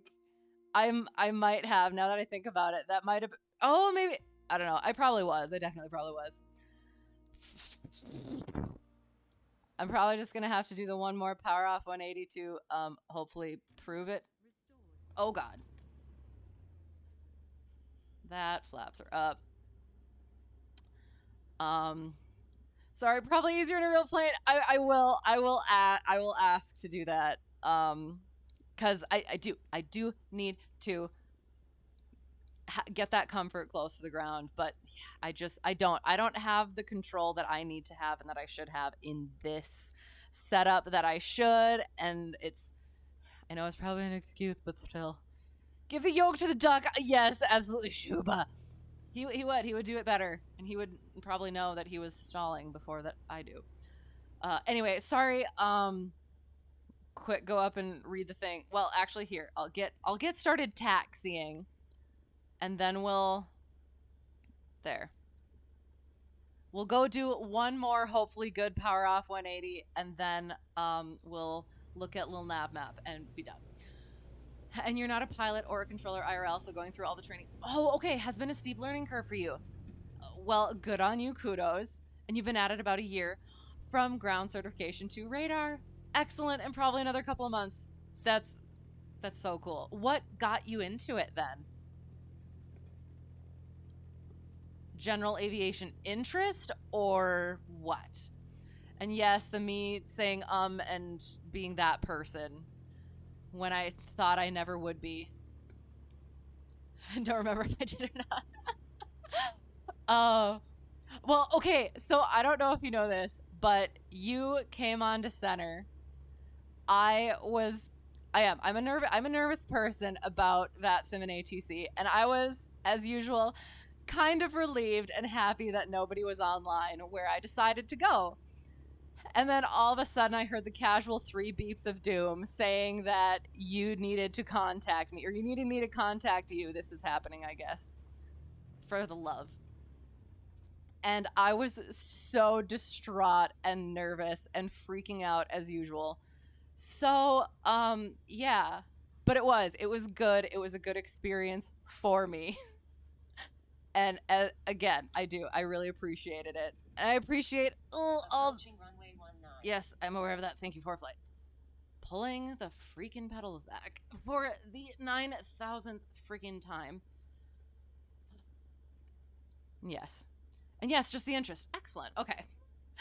It's funny how we were talking about this earlier. We were absolutely just talking about this earlier. Oh, those synchronicities. And then this thing isn't on again. Oops. Oh, okay. Okay. And oh no, you were dealing with a couple 12-year-olds down near the Houston border. Like, oh no. I was easy to handle. I try to be as like uninterfering as possible. Non-interferative. And now I'm just making up words. Shakespeare did it. I can too.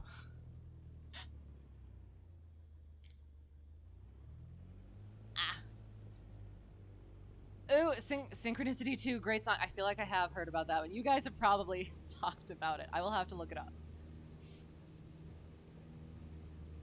Who is it by?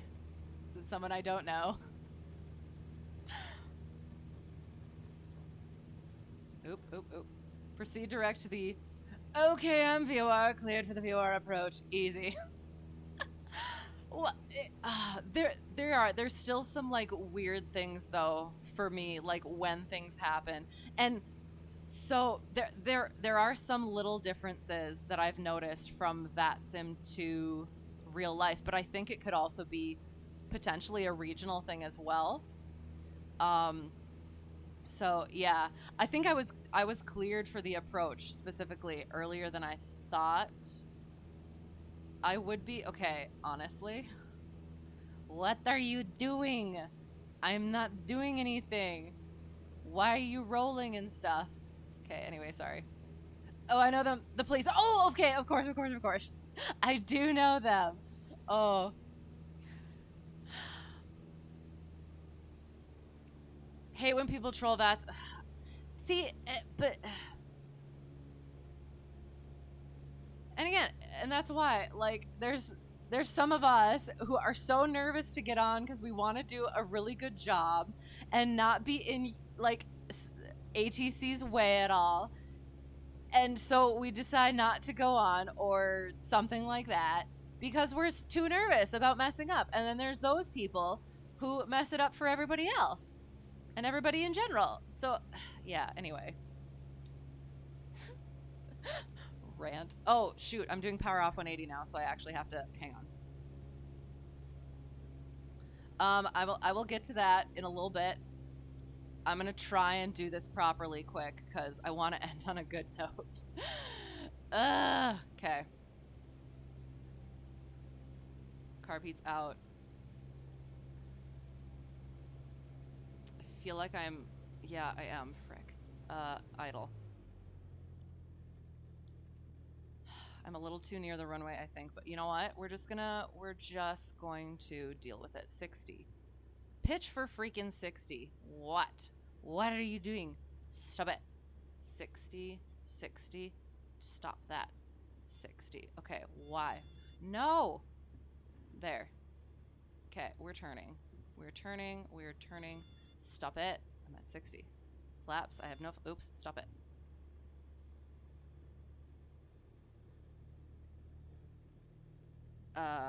Nope. Flaps. Oh god. Stop. Flaps. 2 notches of flaps. I'm gonna have to slip it. Frick. It's okay to be a little bit higher than oh frick, now I'm not gonna make it. Hang on. Oh, for the love. Hang on. Glide.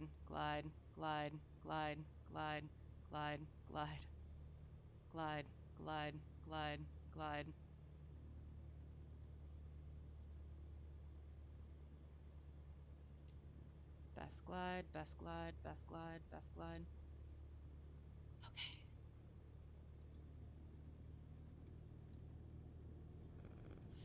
Ah. My frickin' pedals, sorry.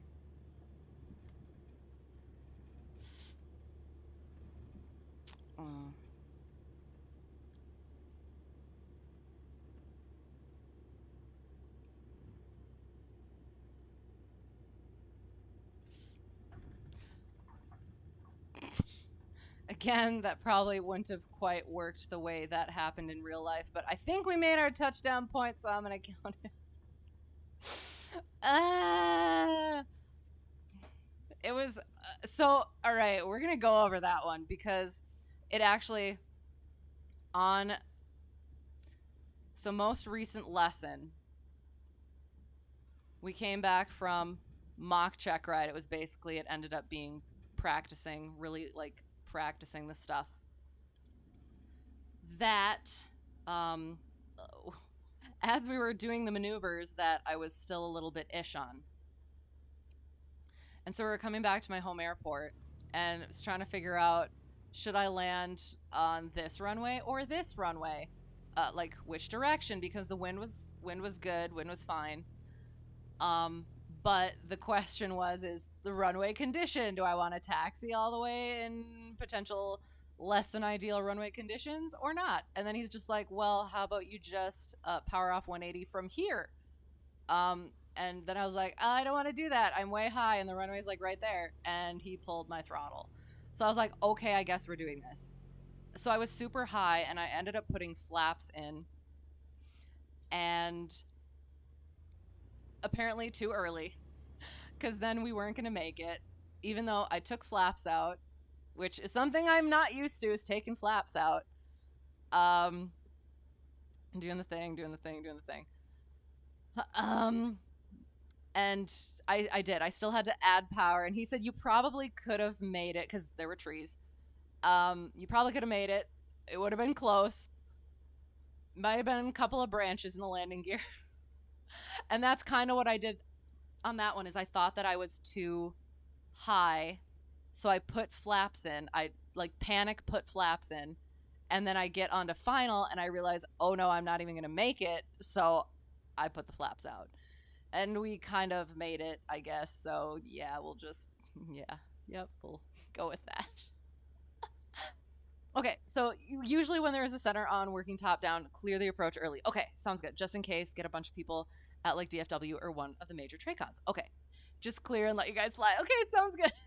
And it was just one of those things that I had to remember and be like, okay, I was cleared. We're good for this. So it was just something for me to get used to. So I appreciate that. I think tomorrow you're just gonna break down and buy your computer so you can get on VFR. You should do it. I mean, you do whatever you want, but you should do it. Remember, have a long radar sweep at center and can't see us flying. Only the dots on the screen. Okay, sounds good. That was one of my things. Is when I was taxiing at a Charlie airport. I usually don't. I got talked into it, and I was taxiing, and all of a sudden, like my rudders went wonky, and I went off into the grass a little bit, and I was like, oh god, like can you guys see that, or like can the VATS and ATC see that? And then all of a sudden somebody comes on commenting, no, I couldn't see that. And I was like, oh no. It is. It's like, it's so embarrassing. But like, I appreciate you being here. But like, when ATC comes in and it's just like, okay, now you can see all the behind the scenes stuff. Like usually when I'm on the radio, on the comms, I'm very calm, cool, and professional. Behind the scenes, I am not. Clearly. So yeah, it's just like, yes, now you can see. You can see that, just not the plane. Oh no. Okay. Oh. And there was another time too where I was like, definitely I had a really major wind that was putting me off course, and the ATC had to keep on telling me, okay, what are you doing? And I'm like, I'm trying. The wind is pushing me. So he just gave me radar vectors and it worked out. It was fine. So yeah, that precision kind of threw me a little bit. But I should have known, should have gotten it. Flaps and MSFS feel like they add way too much drag, at least in the C-172. Yeah, there are differences, and one of the things that I do need to make sure I do and get into and everything, I should probably lean it a little bit. Not all the way, oh god. Is treating it like its own plane and not like the plane that I fly in real life, because it does not perform the same way. So yeah, being wary and understanding the quirks of each plane, even if it is digital. So, but at center, you're never zoomed in that far, especially right in an uncontrolled airport. Okay, so And VATSIM, it does simulate ground radar. Oh no. And should come in and give you, let you give me some, oh god, ASR approach. Oh, and no gyro. Oh god. Okay, what is the ASR again? Hello, how's it going? Am I flying with? This is the Logitech. It's the one with the G, right? Logitech and the quadrant. And then I got my Thrustmaster pedals. The one issue is, there's a part of my little table thing that interferes with the pedal. And I am going to take a saw to it, and like it's a little part that keeps the legs together. I'm going to take a saw to the bottom half because I'm so tired of getting my pedal stuck and not being able to do the right things. Haven't done no gyro in forever. Yes, and that's another thing too. I appreciated the engine failure because I don't practice those enough either. So yes, doing the emergency things. And 1 sec, you'll show me. Okay, sounds good. Airport surveillance. Oh god, what am I doing? Sorry. Airport surveillance radar. Okay, sounds good. How would class Delta and Charlie work in VATSIM? That's just like the top-down approach thing, right? And the same as in real life. A surveillance approach. Yes, an ASR is a non-precision approach. Non-precision approach, where air traffic control provides lateral guidance to you using radar to monitor your position.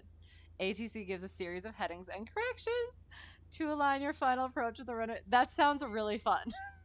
Hello.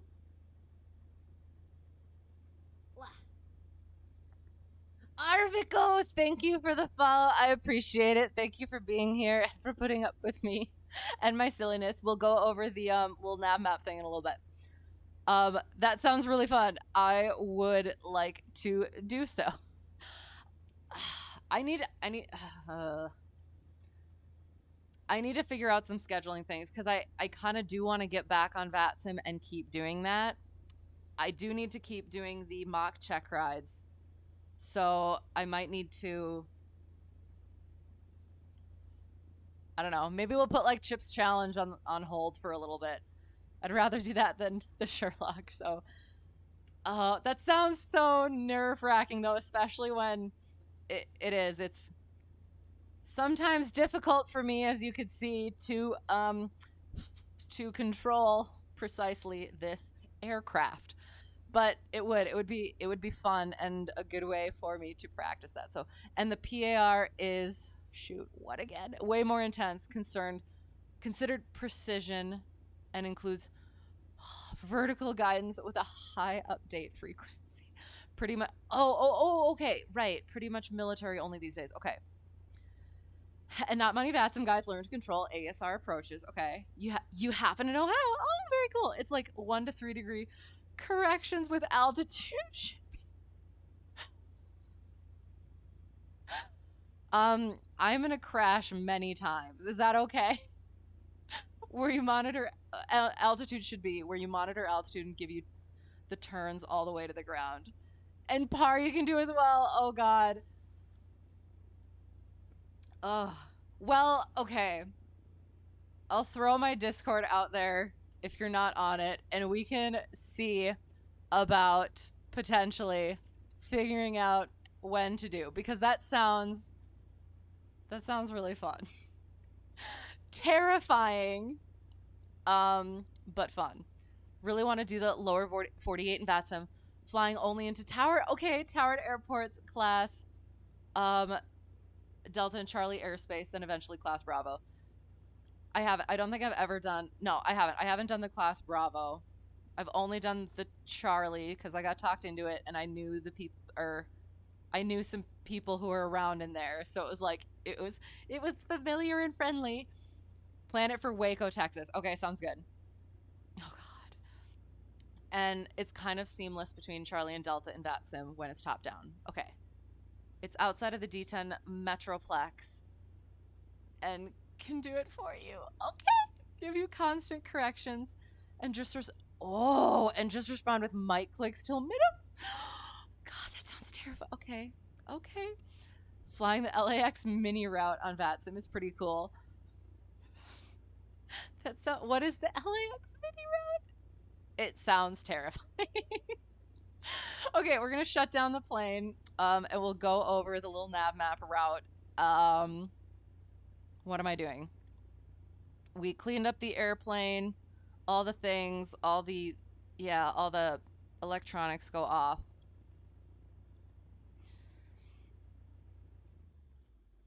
Mixture idle, kill it, let it die. And bring the mags over. And they're good. There we go. Continue, because I need to put boop. I need to chalk it. And I need to put the pitot cover on, because I don't want any bees in my pitot. It is a pitot, not a beeto. Ha ha ha ha ha. I'm hilarious. No, just incredibly tired. And mushy brain. Control space. And down. Okay.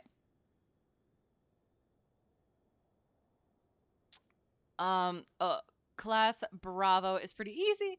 Maintain positive control the whole time. Lots of fun flying with Class Bravo. So I don't fly controlled a lot at all. Basically at all. I do uncontrolled to uncontrolled. I'm very nervous about the control. I'm terrified of doing something bad. One time I swore on frequency. I had a hot mic moment and it was mortifying, but they were very nice about it. So that's why I don't fly tower. I didn't do ASR or no gyro in my instrument rating. No gyro, yes. I absolutely did.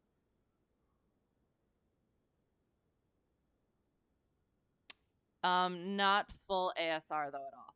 Sky Vector. Oops, shoot. Let me see if I can I? Nope, I have to look at it on here. Oh no. Copy. Oh, well, can I? Gosh darn it. I'll see if I can go like this and I'll just put it up on the thing. Copy. There it is. Okay. And then we go like so, and then we go like so, and then we go like so, and then we paste, and then we go.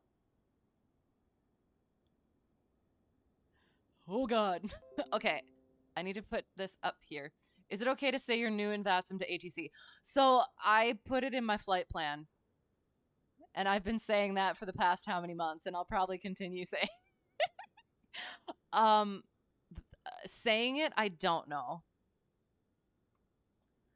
Come to DFW and you'll fly around VFR underneath the Class Bravo. Can watch all the heavies take. Okay. That's so scary, though. I'll get there eventually. And this is the route description. So you're here. And you fly there. Or are you just transitioning? Is this just transition? Oh, and absolutely. So like you could, when you call up, be like, so like when you say in real life, you say, okay, so it's Fort Worth, right? So Fort Worth Tower, Cessna Hotel Tree 1, Delta 1, whatever, student pilot. Right? Like you can say student pilot at the end. So like you can do that for like for in VATSIM too. Just say new to VATSIM sort of thing. And Twitch doesn't keep the full URL. Yeah, it did something weird, but I think we got it, unless it wasn't correct. Is this not correct? Basically can transit directly over LAX at 2,500 feet. Oh, is this not it? It says mini route. Here, I'll try it again. Isn't that it? Oh, okay. You did the coastal route on your stream a month or two ago in the Archer 2. Oh, okay. Oh, so that's this one. That's just scary. You'll fly me around to get used to it. Okay, we'll get there. Okay. I do. I appreciate that. And I do need to. Okay. We'll figure it out. It'll be good. Thankfully, you've never had a hot mic. I have not had a hot mic since. No, I have not. I have always been very, very careful. The three things that I've said is very early in my training. I was working on the comms, and I was doing pretty well. And then one time I clicked it, and I started talking, forgot what I was supposed to say, and continuing to hold the button, I go, "What was it again?" And then my other one, I have said my sim tail number twice. My instructor looked at me, thought I was strange, and thought it was hilarious. And then yes, I was very nervous doing some night towered landings, and I had my finger on the key when I was swearing. So, yep, that was the worst one. Mortifying. Oh, you have had one as a controller. Oh no, you got it. What was that? What happened? Oh no. Oh god. Oh no. Chillbase, thank you for the raid. Oh no, I feel like I have to go fly again now, but we were just going over the thing. I'm sorry. Thank you. I do. I appreciate the raid so much. You're coming in right at the end. Gunnar, thank you for the follow. I really appreciate it. Sorry. Okay. I'm a bit for the mic. I have heard that. I'm not sure how to fix it. I'm very sorry. Oh, thank you. Dan JR 107, thank you for the follow. We're gonna quick go over a little nav map as well to go over the the flight that was kind of mock kind of ish check ride. Thank you for the follow. Big Papa Polly, thank you for the follow. I appreciate it. The worst is when there are big events and you have arrival streams of IFR. Oh, and Trey32X, thank you for the follow. I appreciate you guys so much. Thank you for coming in. I appreciate it. What were you guys doing? How was your stream? Big events and you have arrival streams of IFR aircraft on all arrivals into DFW, and then you get a guy that wants to circle a landing fix 500 feet below because he can. And that's why I worry when I do the IFR flights from the uncontrolled to the uncontrolled that you guys have other stuff going on. So I feel like that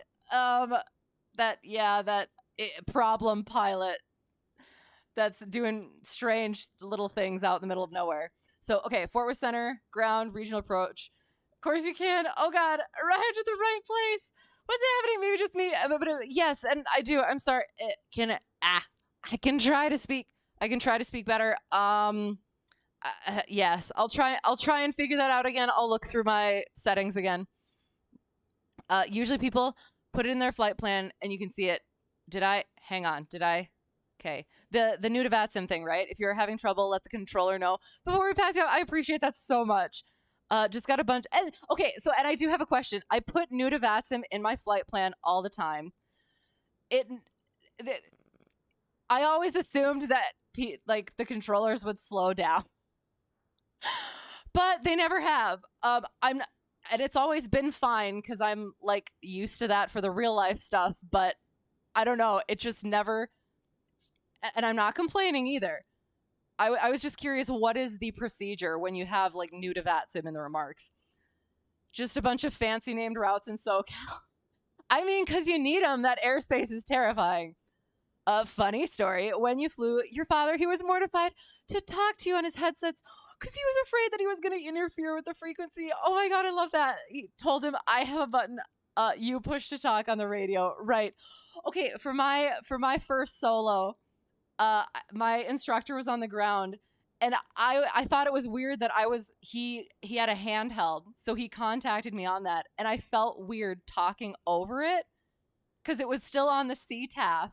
So he called me up, like, can you hear me or whatever? And so I didn't press the button. I was like, do I actually press the button? And I just said, yes, I can hear you. And then he calls me again. He's like, can you hear me? And then I realized I have to press the button.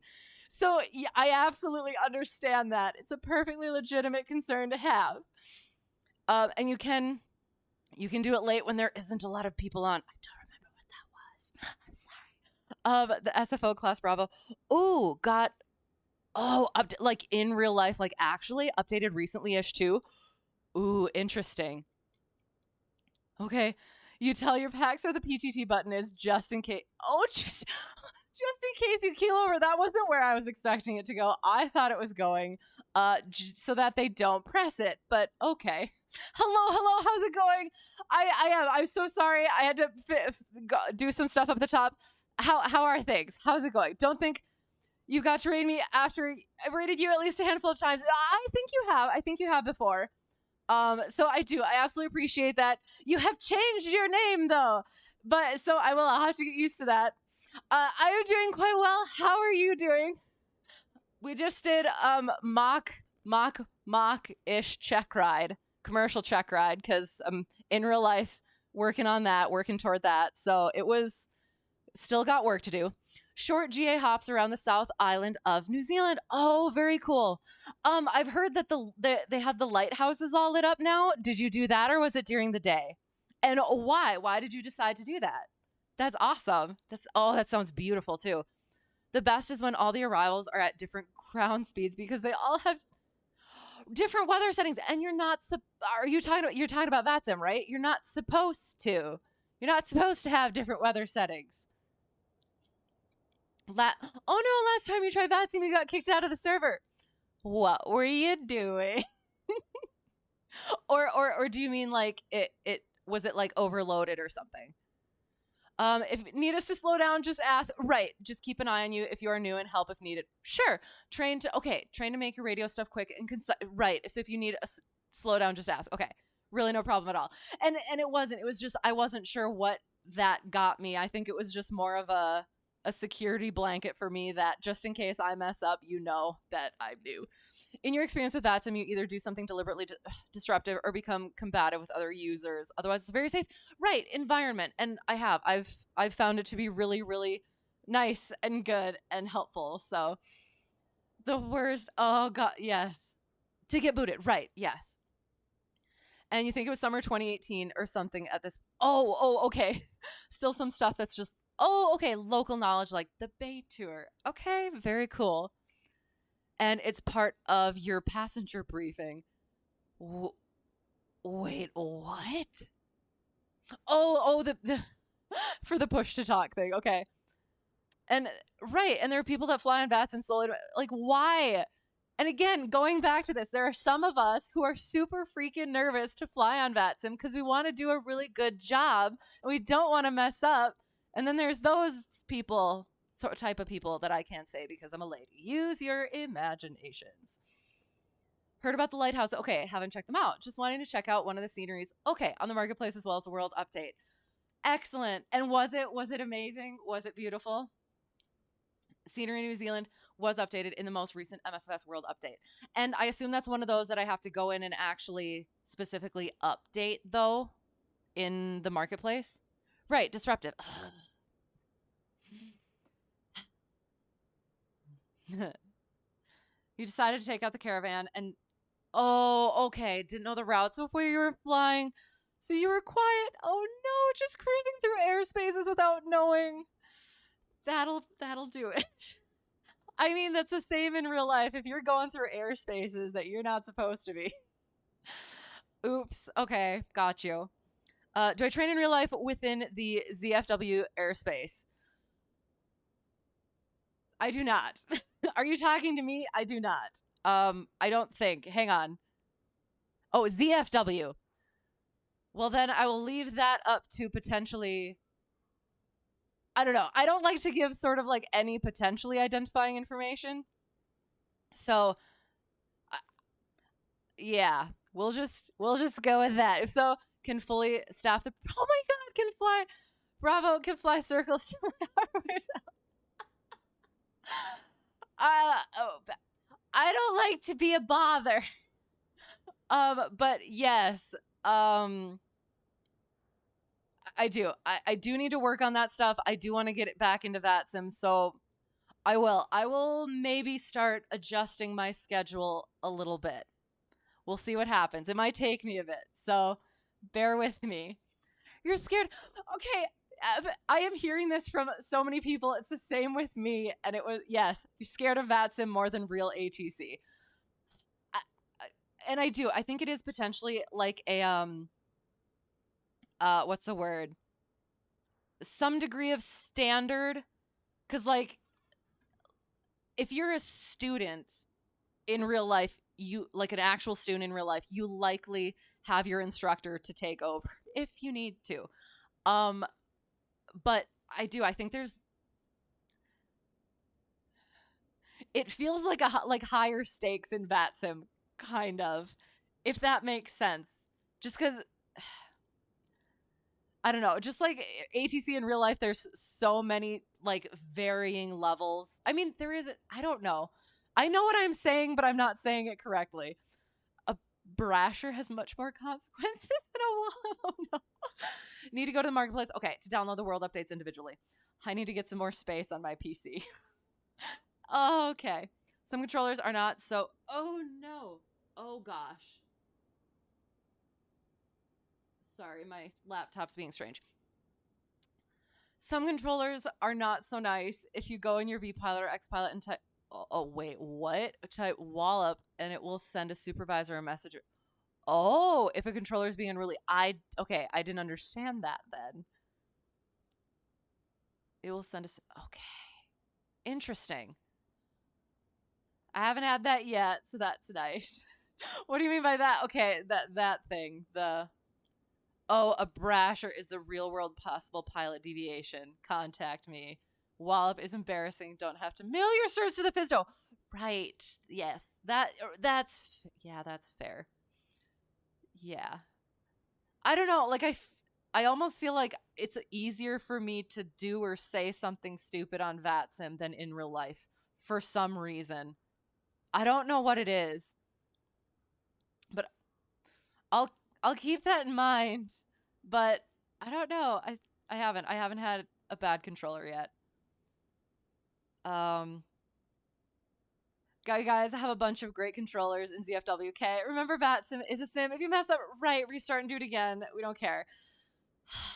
But we want to do a good job. And you like the traffic, right? Absolutely. Everyone says stupid things on VATSIM. You're used to it. Okay, it sounds good.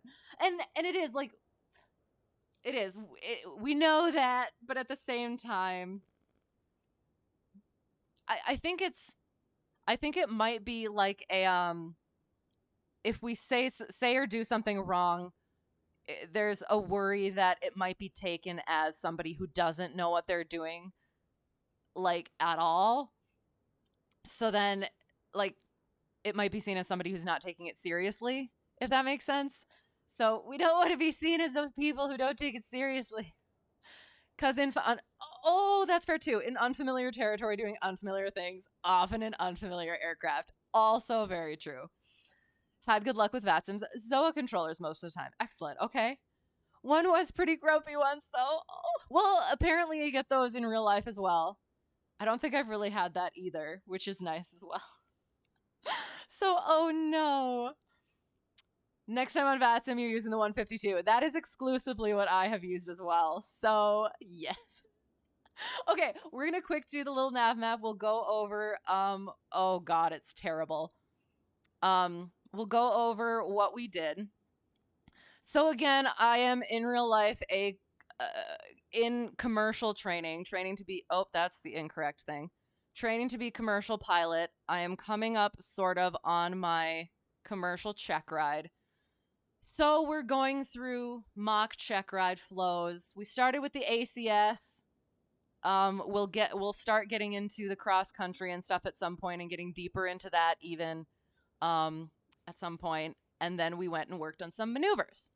So you control so many people that are new pilots or gamer pilots. So a lot of the times if something does happen, don't even notice it. Oh, okay. So used to helping people that aren't quite sure. Okay, that sounds good. All right. And yeah, there's a local controller where you fly for who's real grumpy. But why? Is, is, is there a reason or is it just a personality? 152 ILS 18 right into DFW. Make you sequence the. Oh, hang on. Now we got to go back for a second because I have to find. I want to know what that approach is. We're going to look at the approach. So 18 ILS 18 right for a 152. Because do you have a lot of other traffic on that? Is that what you're saying? Hang on. I need to put it up here first because I just want to point out how many freaking approaches are in here. Hello. CRJ 2003, thank you for the follow. Or CRJ 203. Either way, thank you for the follow. Thank you for being here. Thank you for putting up with me. It's the main west runway for jetliners. Okay, so hang on. So it's nothing weird about the approach itself. It's just that. Oh, what the heck? Oh no. All right. I am an instrument rated pilot. I can understand these things. All right, ILS localizer, runway 18 right, Dallas, Fort Worth International. It's good. It is up to date. Localizer 111.9er, approach course 176, runway length for 18 right and 18 left is 13,400, 13,401. Touchdown zone 607, 602, 607, 607. Oh God. Okay. DME radar required. Simultaneous approach authorized with those runways. Oh God. There's different lightings. So if I'm going 18 right, it's that one. 18 left is that one. We'll get to that eventually. Are these just the different localizers and I'm just pointing at Maverick. Nice. Oh God. All right. Welcome to what you have to learn. Have to know all that stuff. Yes. Jetliner waiting for the tiny Cessna to land. Oh, see, that just sounds. I do. It's just weird. Cause I know that's you can. That's okay. But I would feel terrible putting along in my little Cessna. I know that I'm slow. Put me on a different runway. When you're running trips and then a Cessna wants to fly in, sometimes you do it for the memes, but most of the time, put them, on a converging on 1-3. All right. And half of that is for the side stuff. Okay. Oh God. Test question. Why does it show the other localizer flags? So that you're aware that you might be getting different, hang on. Do they all have different frequencies?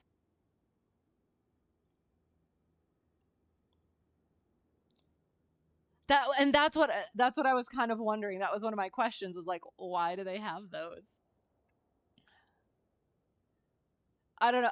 If they're all on the same frequency, or they wouldn't be all on the same frequency. That's silly. That's never mind. But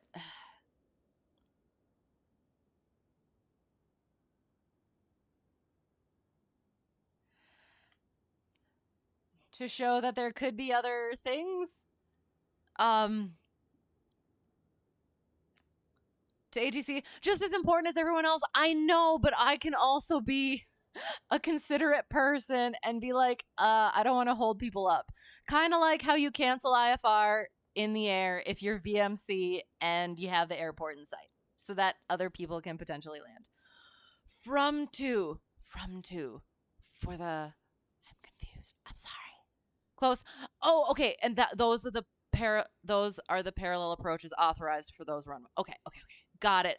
I mean, I kind of thought, yeah, it was a little inkling in the mind, but it did not form into an actual thought. Gotta land just like the big ones, right? Especially in the Bravo. Parallel approaches and some charts show the no nose zone. What does that mean? Oh my, see, that's just frightening. I don't do, yes, I don't do.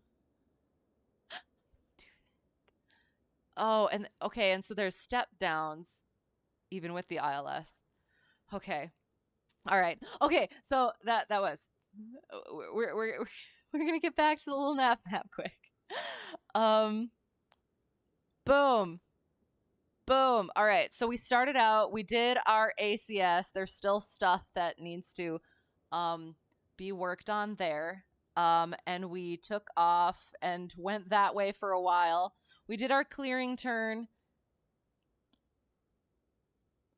And then we turned around again. I can't remember what we did. We did stalls. We did accelerated. We did power off stall, accelerated stall, power off stall in a turn. 10 degrees. I don't remember if I actually did 10 degrees of bank. Power on stalls. And then I think that was what all that was. And then we flew again. We got into, we did slow flight. We did Chandelles, ? Chandelle again, ? Oh, okay. So this is what, so here's our steep spiral. I mean, it is kind of there-ish. Yeah. Passable? ? I hope. Okay. So when we're watching on the approach into big airports, there is a no nose zone that if we see your nose pointed to it, we give you immediate corrections. Oh, because especially for visuals, we'll have 3 planes side by side all the way to the runway. So have to keep out of that no-no zone. Got you. If you cross it, it's an immediate go around. Okay, got you. Oh, it's good to know. That's definitely good to know. Okay. Oh, and then this thing happened. We got a request kind of for engine failure, and we went and we almost stalled into some trees, but we landed on the road because I was not watching my freaking airspeed. And then, gosh darn it, we took back off again and came back in, and then we did a power off. No, we failed the first time, had to do a go around. Then we did a power off 180, that kind of worked. And then we attempted some slippings down the runway. Crashed once. Had to go around on another one. Crashed again. And then we did a power off 180, another power off 180 that kind of worked again.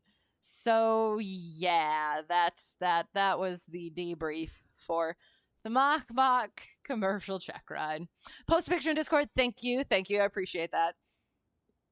And I guess I can throw that up there if anyone else is also interested for the picture.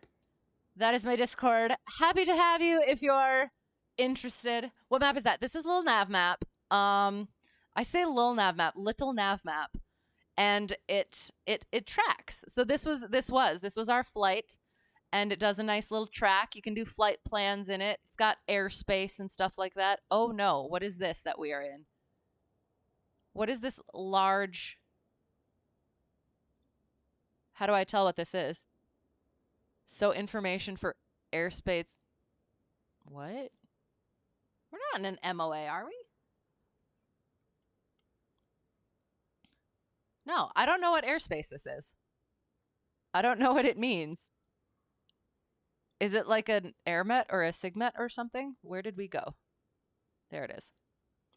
So yeah, so little nav map, it's really nice. It's helpful for tracking and all sorts of cool little things. So yes. So that was that was, I suppose. I think I got all of my IRL in real life stories out there as well. Yeah. So yeah, a lot of stuff fixed on. Oh, one of the things that they fixed over the weekend was the left brake, and then we landed, and all of a sudden there was no brake again. So we taxied back in, and I hop out, and I'm like, "Oh, is brake fluid bright pink?" Yes, it is. So there was leaky brake fluid, and that was new from the plane that I fly in real life. So that was interesting. And then as we're pushing it back, we can just see like trails of pink. It looked very suspicious. Ah. So yes, that was again Mach, I think I said 2.9 commercial Checkride ACS and maneuver flows. It was mainly stalls, the Chandelle lazy. Yeah, we did a couple lazy eights, the Chandelles. And then yeah, power off 180s. And we'll keep working on it. So, oh gosh. It is in my Discord. Thank you. I'm looking forward to it. Red dots simulate the planes you see, and the blue shows the no-no zone. Okay, and so again, so it's dots. So if the dot goes into the no-no zone, or I guess I'll see it. I will see it. Yes. it I don't know. I will find out what happened. I was kind of like, okay, they just fixed it. Did I just break it? Cuz yeah, it was a it was a bit of a wonky landing. But I don't think I don't know. I don't think it was me, but maybe it was. I'm going to also take this off. I guess I could go like this. Oh god. And go like this and go like this so that there's pretty music at least. All right. There. Okay. So yeah. So that was all of that. Then the debrief and yeah. Yeah. No transgression zone is what it's actually called. As soon as you see us deviate towards it, give immediate correction. Less than a mile between those approaches. Not much room for error. I remember reading about some of those, and I'm trying to remember. Like, yeah, there's like certain levels of how close they can be. So yes, NTZ was going to ask that. Oh, no transgression zone. Okay, sounds good. Yeah, not much room for error. Right. Yes. And that's why with my lack of control, I don't know if you'd want me on a parallel runway to someone else. But it could be it could work. It could help. So I'll go over the things. I do want to continue with the Sherlock on Thursdays. I need reading in my life. Like fiction reading. So unless the other thing is, barring my ability to get some night flying in, hopefully, fingers crossed, get that so that I can get my night solo in so that I can at some point go take Checkride. So yeah, I got to get that. The 5 hours of I have to solo in general out of my home airport. And then at night, and then yeah, 5 hours solo at night and 10 10 towered takeoffs and landings. Say that 5 times fast. Yeah. So yeah, otherwise, so Thursday hopefully will be Sherlock. Sunday, I mean, I enjoy doing the chips challenge, but I would also like to get back into VATSIM and try some other things, so we'll see. Try the PRM at KSFO. Is that an approach? What does that mean? What sort of book genres do I like usually? Good ones. I like classics. I like classics. We did Shakespeare before we did Sherlock. So right now we're doing Sherlock. We're running through Sherlock. We did Shakespeare sonnets before this, and I started with all of Edgar Allan Poe. I like a lot of sci-fi stuff. I like really twisty stuff. Yeah, stuff that makes me think, philosophical. Yeah. Yeah. A couple things that I've read. If you like sci-fi stuff, I read a web serial. It was called Worm. It's very very long, but it was really really good. John dies at the end was I think about that book a lot. Um, Count of Monte Cristo is really good, but again, yeah, the John dies at the end is like super weird and twisted, so it depends on your taste. But yeah, uh, yeah. What sort of book genres do you like? Have a good one. Sounds good. You as well. Thanks for being here. Um, and we will. I would like to get back on it because as nervous as I get and as much as I dread actually getting on to ATC, I kind of miss it. Mary Shelley Frankenstein. So this past October, we read the stories that I'll try and figure out how to say it.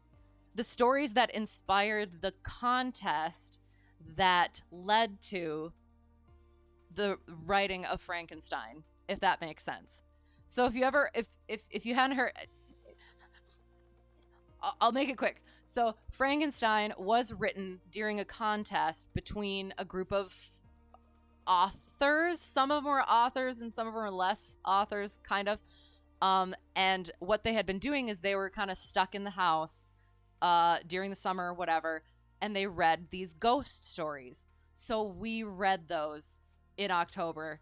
It was super, super interesting. I really enjoyed doing that. So I would like to read Frankenstein. That might be our October reading. So I've been thinking about it. So we'll see. Have I read Murderbot Diary series by Martha Wells? I think I've heard of it, but I have not read it. It's sort of a fun romp of a sci-fi. That sounds good. I will try to remember it. If you want to put it in my Discord to remind me. Oh, actually, I'll put it in here as well. I'll put it in my book thing. Have to get the original and read all the letters. What do you mean? I'm not sure what that means. All the letters, like, I'm not quite sure what that means. But yes, I would like to do the. You mean like the original of the Frankenstein? And not sure how to describe your interest in novels. Maybe space. I love space sci-fi. Also some historical fiction. Yes, absolutely. Definitely into it. Yeah, super cool. Excellent. Gotta go. Sounds good. Thank you. Thank you again. For all of the help. Check out Charlie Foxtrot. He's streaming tomorrow. Very good, very knowledgeable, fun stream, great host. And also check out Chill Maze. Thank you for the raid. I really appreciate it. Thank you for all of the follows. And I really appreciate all of you being here. And yeah, helping me through stuff. Putting up with me and my shenanigans. And I was writing down the book. So yes. What was I doing? Books. Murderbot Diaries, you said. Movies, books. All right.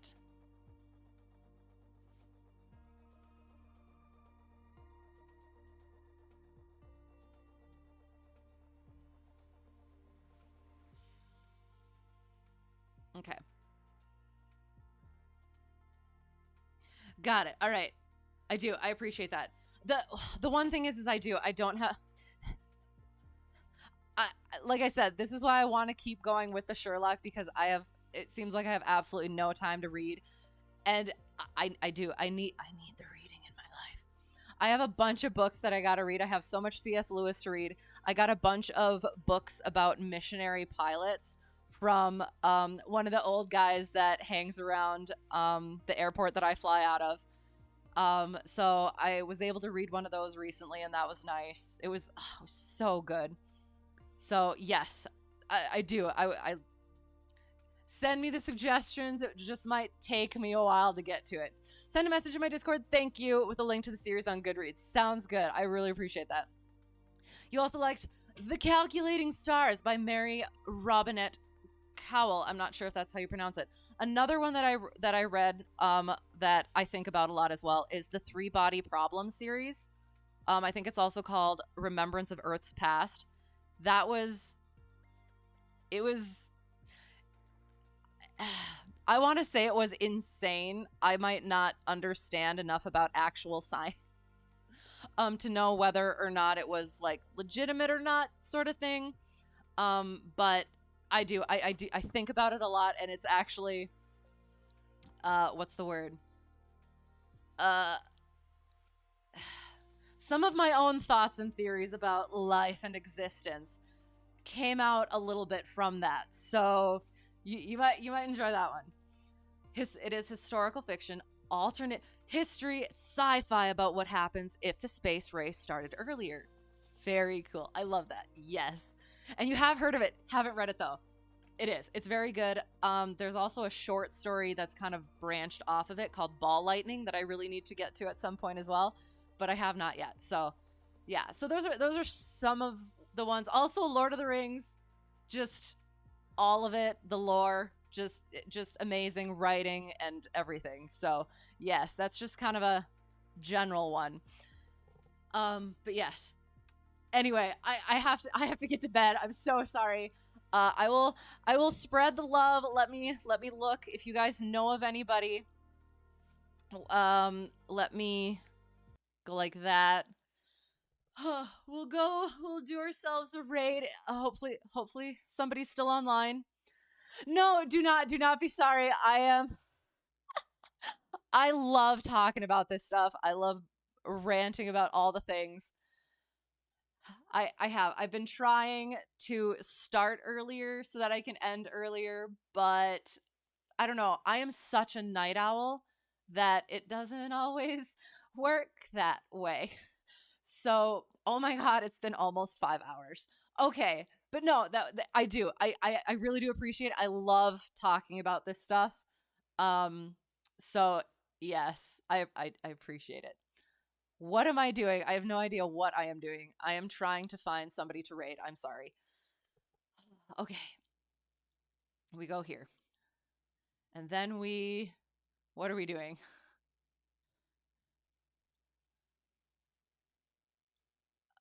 Okay, so that's not. So we go to browse first. And good night, good night, good night. Thanks for being here. I really appreciate it. So as I'm finding somebody again, Thursday we'll be reading. Sunday we'll figure it out, either Chips Challenge or I don't know. We'll figure it out. And then the um Tuesday, as always, will be flying again.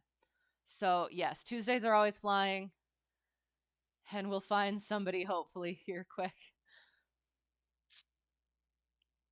If you know anybody, let me know. Otherwise, I'll try and make it.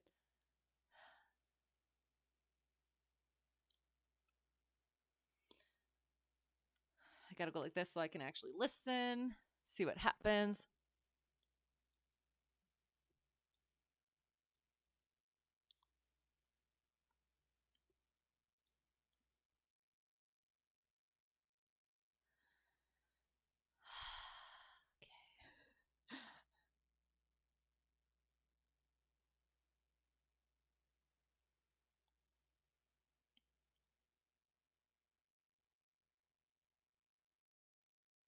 Okay.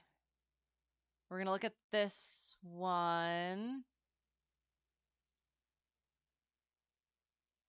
See what they're doing, see where they're at.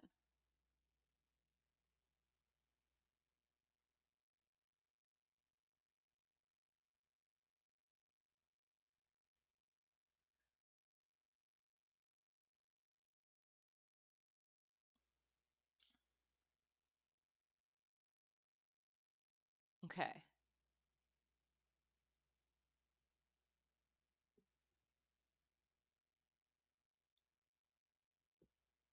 One second. I'm just making sure, like, people who actually like talking or stuff. Uh. Okay, this looks GA, so we'll probably we're gonna go here. I think. Sounds like a good plan. Let me get it working, get it ready to go. Okay.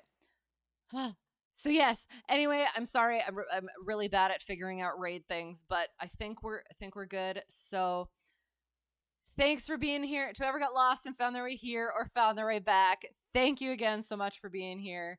For the help, for the company, for the stories. I really appreciate it. Thank you for putting up with me, as always, and my shenanigans. Hope to see you again soon. Have a great whatever it's gonna be for you. And until next time, yeah. Have a good time in the raid. I'm gonna be going to bed. So thank you so much, and bye.